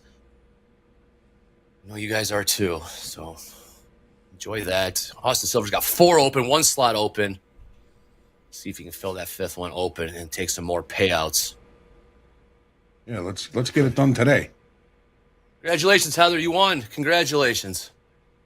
Yes, absolutely. We got 92,000 subscribers. One last push. Please click like. Please click subscribe. Let's get to 100,000. Do you guys have a plan for the 100K, Andre? Do you have a? There are some. We are talking about it. Yes, there is some rumblings behind the scenes. There will be plans. We're probably looking sometime end of June. We have we'll have a little something in store here. But yes, we do. We got to get there first. So 8,000 away. I think we can do it though. You have any suggestions, Austin? What would you like to see? Oh, I'll tell you off stream. Oh, I like it. I'm just kidding. Sounds big. Sounds big. I like it. Andre, real quick, I could give you an update too. I was looking this morning at the CME Group website for their rate hikes and rate cuts. I know we're day traders and that's not the most important thing, but it is interesting. They're saying there's only a 43% chance that we cut twice this year. They're saying somehow 20% chance that we'd go unchanged, but I think that's higher. I think there's a chance they don't cut rates all year. Even Kashkari was on CNBC today saying that they just don't seem super eager to cut. And I'm worried that they see what a lot of us feel is that inflation, it's slowing down, but everything is still expensive and that pinches the consumer. So We're going to see what they're going to do, but the percentages are changing daily here. So for everybody that's listening, I would check the CME Group website if you're interested in seeing what the percentages are when they're trying to say probabilities of rate cuts or rate hikes. Yeah. Inflation isn't turning around. It's just slowing a little bit. Correct. That's the best thing. Like they make you think, oh, the CPI number's coming down, inflation's coming down. No. The rate of change is changing. The stuff is still expensive. You can't go to the grocery store and spend less than $500 now, it feels like. Crazy. So, yeah.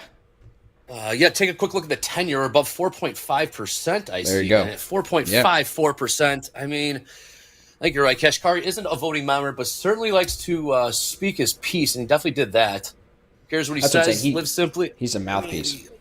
He could be a mouthpiece, but he's definitely in the room when the meetings are going down. Here we got 1,000 lot here on 53.15 here in the S&Ps. We got 1,000 lots sitting on the bid. 53.15 bid 1,000 times. Let's watch how this thing trades. 13 bid. Andre, explain to me and everybody else. Does that mean that it's going to pop higher because it's got a heavy bid underneath it? You would think so. All right. Let's see how he trades. He's moving it up. Yep, they're chasing. They're chasing right now. We got 1,100 now. 1,100 sitting on 13 3/4 and the 14s. 14s filled. 14s go offered. Those all traded out. John, let's keep an eye on these 13 3/4. 14s go bid again. Austin, that's how I was taught. Yes, that we would run away from it, but S&Ps and equities for that matter will gravitate towards those big block orders. It's good to know. Took me a while to unlearn. Took me a while to unlearn. We got a lot of bids here, guys. We got look at that. All right, we got some. You learned when bids it was stacked. different, Andre. Yes. You learned. Here we go. Hey, people would lean on those. They would lean on them. Correct. We lean on them. Not anymore. Now, wow. Did those all trade out? Because you knew you would only lose one tick. Exactly.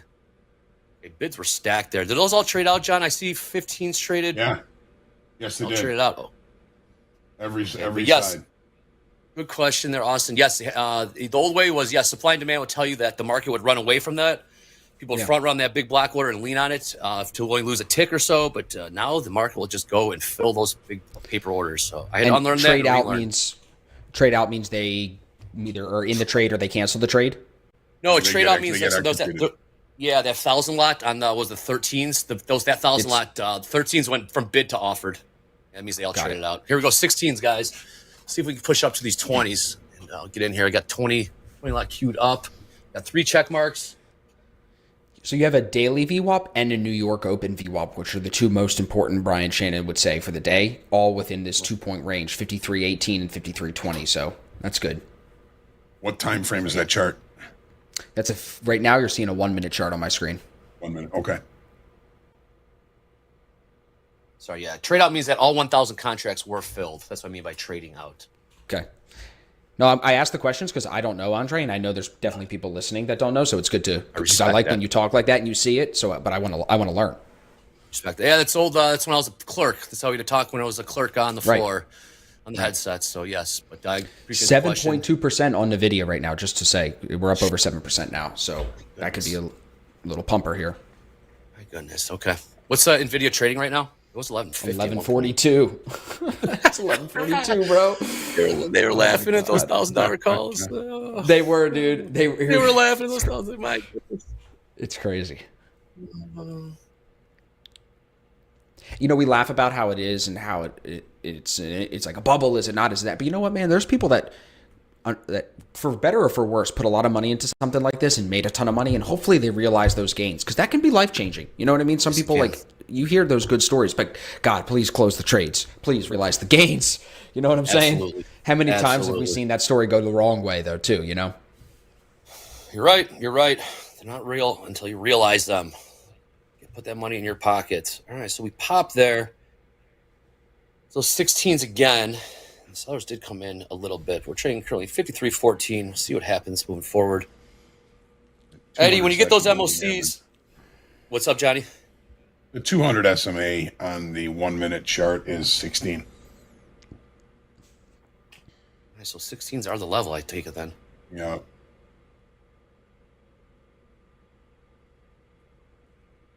Okay, it's a ways. Yep. Okay. It has that curve just right at VWAP here. 18,902. Call it 900s just for Easy. I feel like this is a position I might want to piece into, Andre. Like if we can pop here, you can get one in and see if we can feel, and then add one or two more if we can hold the level here and not just shoot. Because we could slice 20. You know what I'm saying? Like if this is going to pump. Yeah. I don't know if I want to go full in here just because we hit the 20s. Just letting everybody know. All right. Let's see if we can get to these 20s here. Well, I do have 20 queued up. We could do 5-5-5-5. Andre, you're the executioner. I'm gonna go all in. I'm gonna go 20 in. Yeah, Andre, your executions were good last week, bro. So I default to you on that. If we can get to the price, let's get to the price. I know dollar cost averaging has been a hot topic lately. Yes, you can dollar cost average here at TopStep. Of course you can. That's real trading. It's a real strategy. It's real technique. Not that we're going to talk about this, but some of these firms, man, they got some crazy rules that just try to screw you up. Like, how could you not allow dollar cost averaging? Like it's crazy. I don't know. There's rumblings out there. You got to teach your traders what the difference between putting on a moron trade and dollar cost average. Oh yes, absolutely. Very thin line between that, right, John? But yes, there is. Right. Very thin line. As been many things in trading. Indeed. Michael Beggs says, Top Step number 1. We agree here, Michael Beggs. Appreciate that.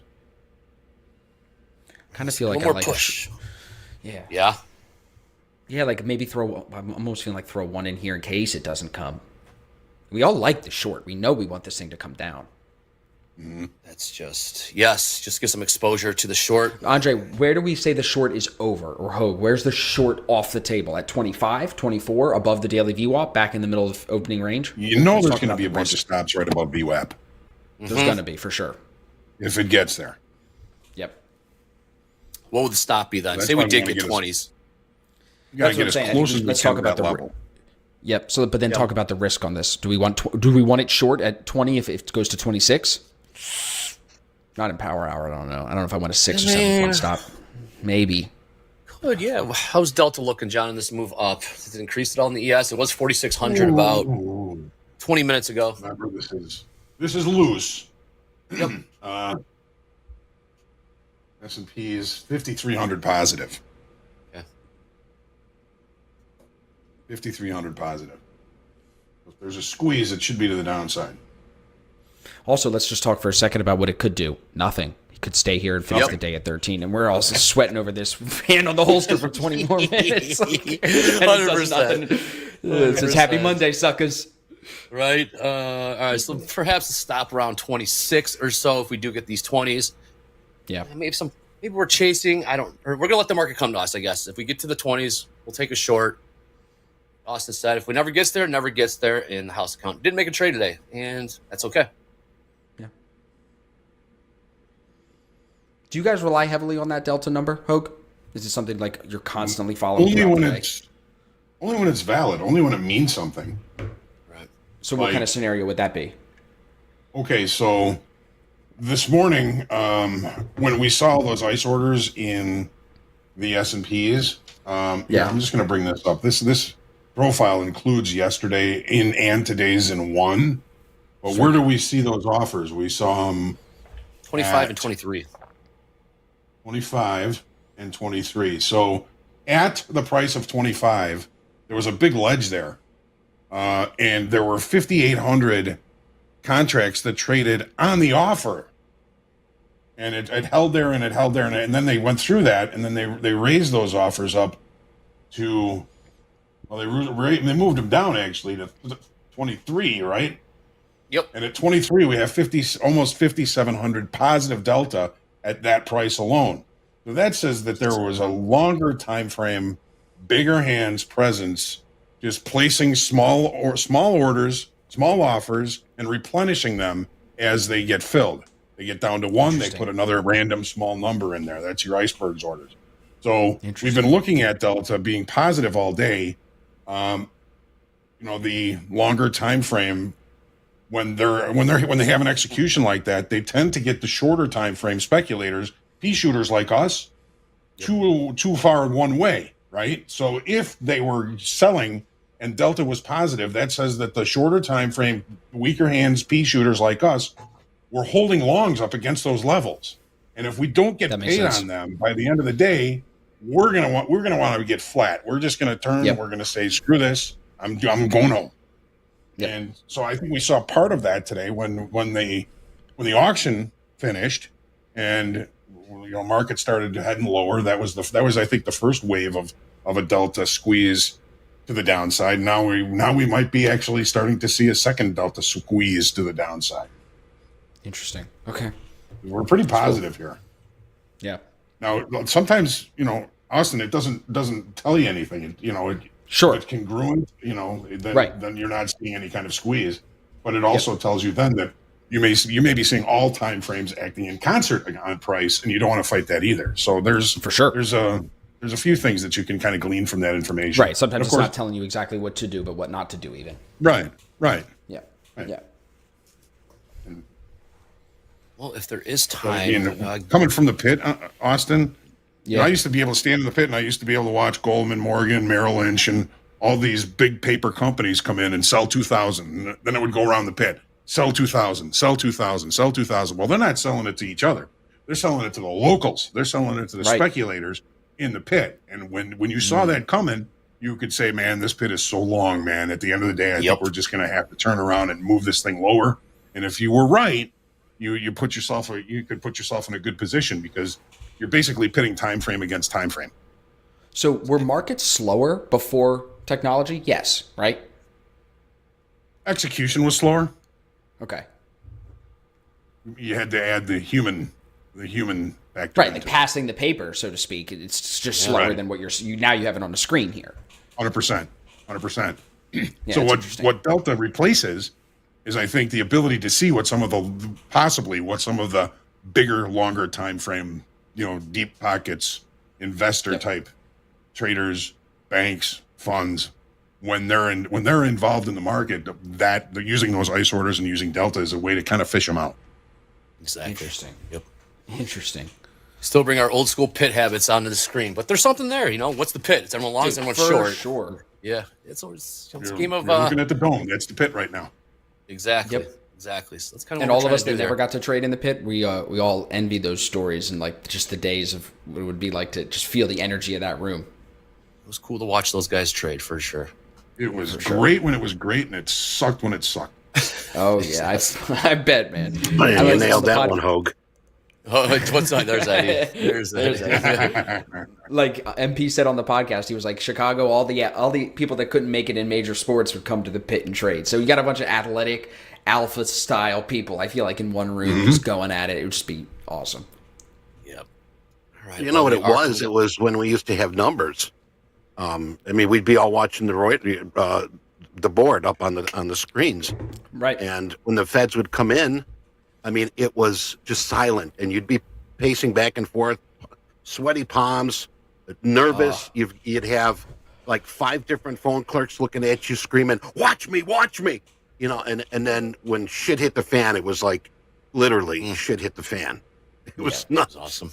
I can imagine with John too. Getting orders upon orders. Sell 50, buy 20, sell 18. I need this now. That's how it was. Nuts. Crazy. Nuts. Bernie in the chat here. I remember reading stock prices in the newspaper. I remember that too. Every morning. Yep. That long ass thing. All right, Gabe, if we got time here, we got some hashtag power hour slides ready to go. We got 14 minutes left in the session. Not a whole heck of a lot going on. Gabe, if you're ready, let's do it. Yeah, we got a few ready to go here for us. Throw the first one up. Listen to that voice. Here we go. What do we got here, Gabe?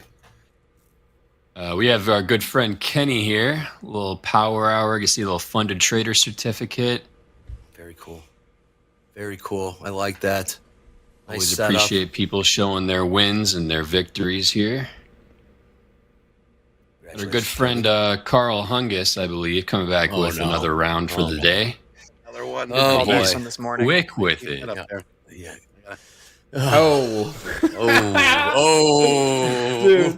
Oh boy, Carl. I'm gonna zoom in real quick. Looks like Carl. What are we looking at here? Yeah. Andre, you're on that one, dude. You're in the corner. Yeah. Oh boy. We were talking about this. Wow. Yep. Cool. Super mega double leverage. Stop losses. Yeah. Who needs them? Yeah, you see that? That's the best. Damn. What a time to be alive. Thank you, Carl. Thank God the memes, dude. The memes, man. We speak in memes. It's the culture. Yes, we do. Oh, look who it is. You might recognize this yes. one. Yeah. Hey. Hey. Look at that. There you Who's go. that guy? 150K. 150K. Wow. Locked in here. Thanks for the shout And out. finally, from our Facebook community, someone locking up their profits, having good discipline. You know the drill. Love that. Wow. Pretty prominent levels that was done for them. Well done, John.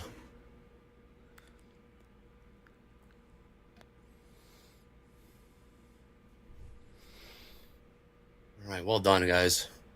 Well done. All right. We got 12 minutes left here. Not a whole heck of a lot going. Those 20s probably aren't going to come into play. I don't think so. It's okay. And even if they, it makes me think like we could take a short at 13 with the stop at 17 and see if we can catch a move down to 8. But then that's not the play. The play we were looking for was 20. Yeah, so Yep. It's okay. 1-to-1. Yeah. I think get that it, though. lower Shorts- VWAP is going to come in at support here at 08 now, 09, so wherever this I got it on here. It's You're purple. right. That's that low day. That's where you're going to see buyers definitely step in to some extent right there at 850, 8.5. I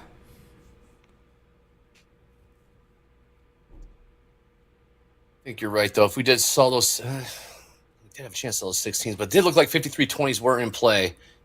Dude, it's hard, man. Power hour can be tricky. You can have a really good idea. Like I really liked our price of, and even in 18 to 20 area to sell it, but sometimes it's a little slow. She's a little slow sometimes. We still love her though. We take care of her even when she's slow. We still come back tomorrow. Absolutely.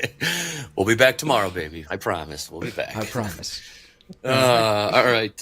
Eddie, when we get those MOCs, give us a shout here. Haven't seen anything yet. Financial Juice changed it up on us, Got about Eddie. a We used to minute. get that we used to get it at 2:30. What happened? 2:30. I don't know. I have contacted them, and I guess their source is no longer available. But I mean, if anybody else can in chat, if you can get that IB MOC sooner, by all means, share it with us. I would be very happy with that. Absolutely. So, your Source SOL, is no tough longer out of their luck. source. Interesting. Okay. Might be time to find a new source, Financial Juice. Just saying. Wouldn't hurt. Okay, guys. John, no trades. Austin, no trades. It looks like we're all just sitting on our hands on the butt for the time being.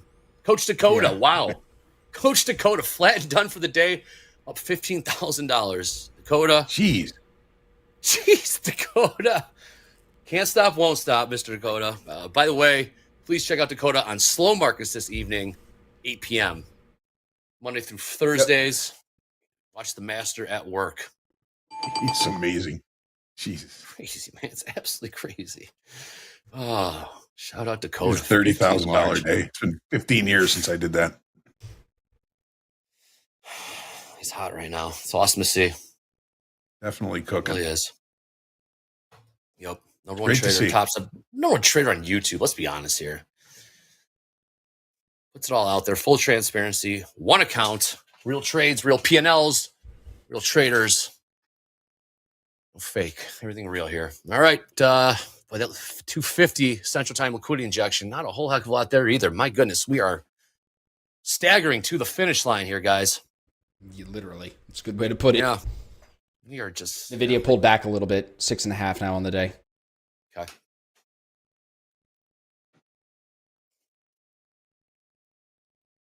Yeah. Breeze up 787 this morning on Naz and done for the day. Well done. Nice job. Well done. Love seeing that green. So I think Right. What I'm getting now here is the imbalance, but they're sort of splitting it up a bit. They're not giving me the total. Yeah.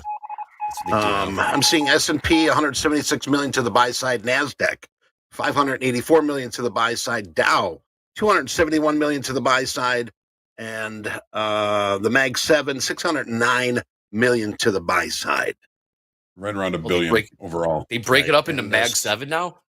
Salute your short says 450 million to the buy side. It's got to be something different there. We'll keep an eye Just open. do Mag 7 now. Interesting. So Mag billion total 7. there, John? Yeah, I mean, just eyeballing it, it's about $1 billion Yeah. total, including all Gotcha. of them.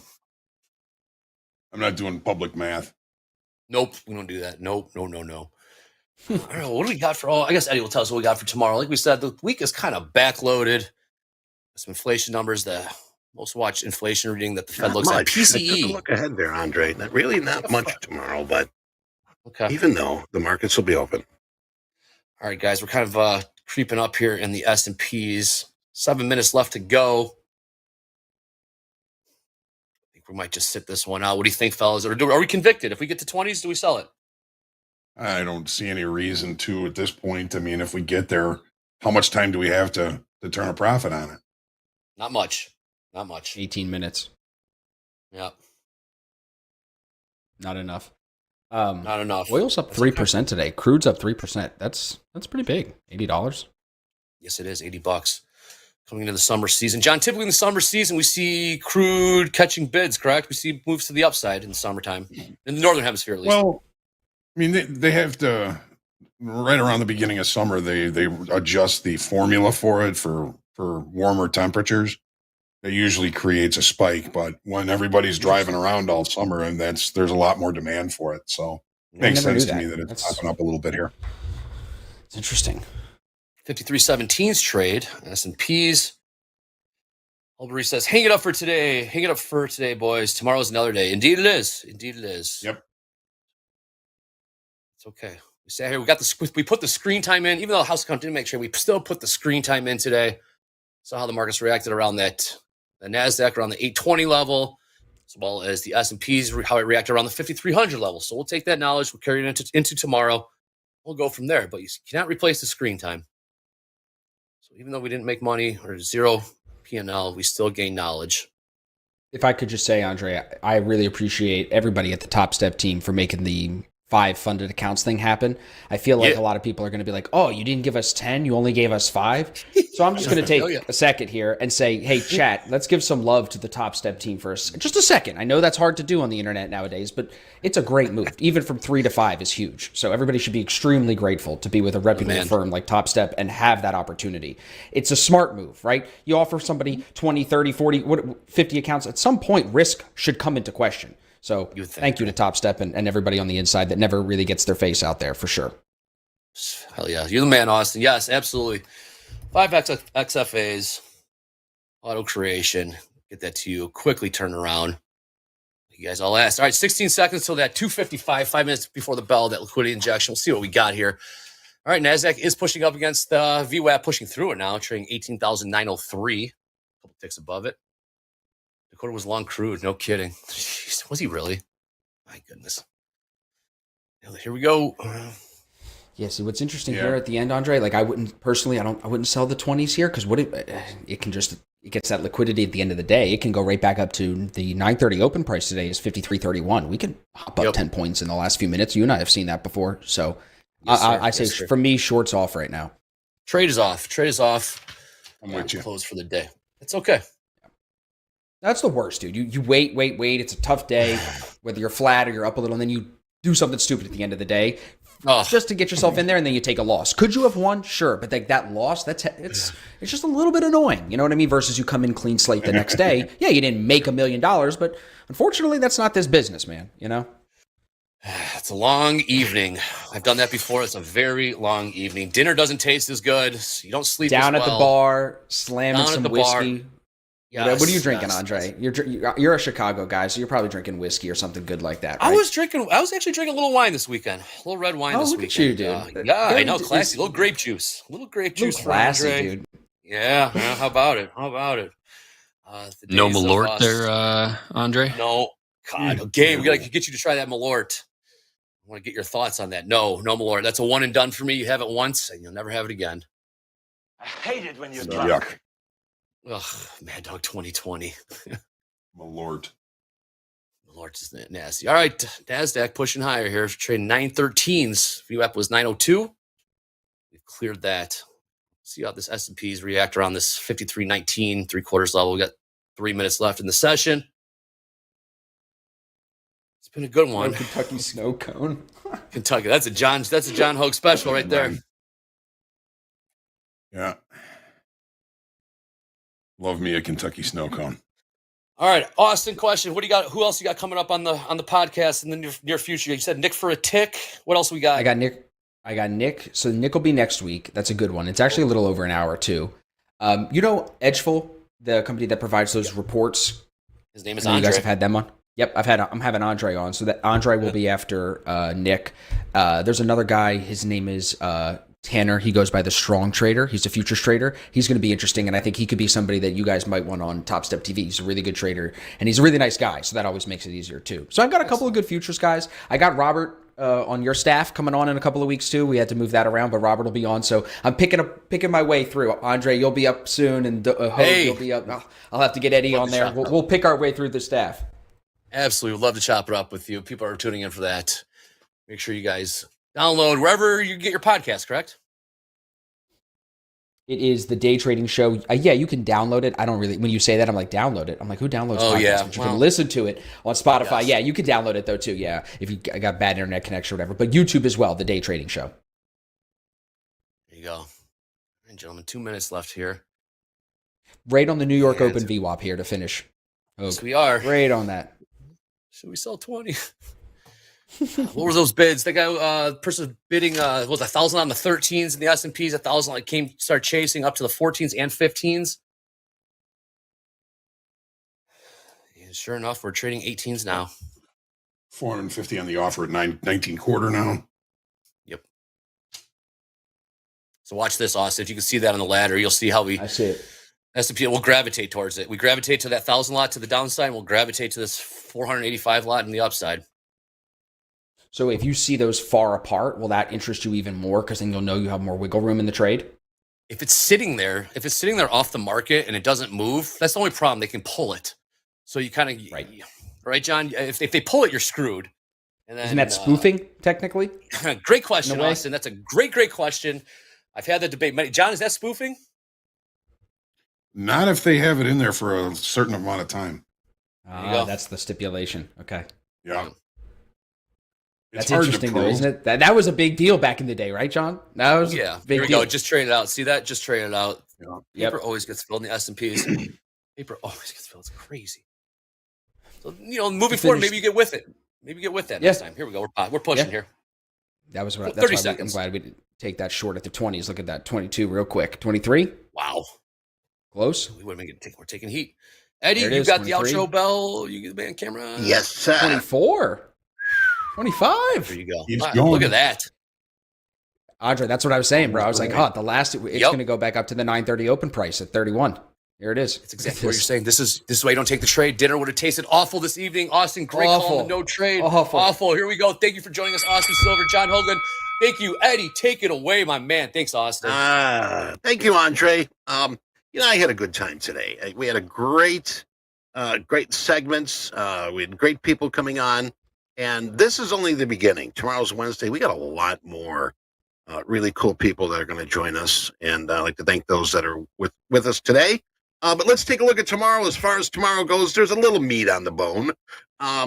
Looking at around, I'm going to say here, about 7 o'clock. No, 7:55. We got our red book year over year. After that, 9 o'clock Central Time, Richmond Manufacturing. That's going to be also Dallas Fed at 9:30. We got our Texas Service at 9:30. Also at 12 o'clock high noon, 7-year note auction. FOMC member Billy Williams will be speaking here at 12:45. Beige book at 1 o'clock. And the API weekly crude stock. That's usually a after hours or very close to after hours. So keep your eyes on that. And later on in the evening, if it counts, maybe for slow markets, FOMC member Bostic will be speaking. I'm wondering why so late, but we'll keep an eye on that. Also, tomorrow, as I'm mentioning here, a lot of cool people going to join us as far as we've got here for the schedule, as they say across the pond. Join us early here, 8 o'clock Central Time. Hogan, myself, we're going to fire up the machine here, 8 o'clock Central. Coming up in Fast Markets, we've got Andre, MP, Deeyana, Nick for a tick. Yes, that same gentleman, that same hot trader that is in chat. You will see him tomorrow. Power players, Andre, Gabe, and Jordan. We got TopQuiz with Jack and Alyssa. Andre and Mick for a shoulder tap. Yes, we're only doing shoulder tap Monday, Wednesday, Friday now. I know a lot of you are asking about it. We're shoulder tap. but we're doing Monday, Wednesday, Friday. Group trading with Jack and Robert. We do have the patience with KV. KV is going to be with Hogue and Andre. And to close the day out, Andre, Hogue, Coach Dakota for Power Hour. That's going to be the 29th. We're getting very close here to the end of this month. God, this month was really quick, and keep that in mind. But yes, tonight, 8 o'clock with Coach Dakota. Right now, we've got Jay and Coach Paul at the buzzer. Coach Ray at 6 o'clock. Coach Vince at 7. And once again, 8 o'clock. So thank you very much for being with us here. And, one thing I want to say is my wife thinks I'm crazy, but a lot of us got the cicadas out now. I mean, if you open your door, you can hear the sound of cicadas. She saw me picking up a couple on the street and putting them on the tree. She says, "What the hell you doing?" I go, "Hey, you know what? 13 years they've been waiting to get up here, and give them a chance to have a little fun here in this wonderful place we call Earth. So don't step on them, step over them." But anyway, we love having you here. Yes, I am crazy each and every day, and we hope that you love being here with us. Had a lot of people here enjoying the show, hopefully enjoying the show, and hopefully you learn something, at least one thing. Learn one thing one day. You are on your way to a trading journey. So right now, family time. Okay, it's family time right now. So log off, get some love, get some rest, re-energize, have a fantastic rest of your day.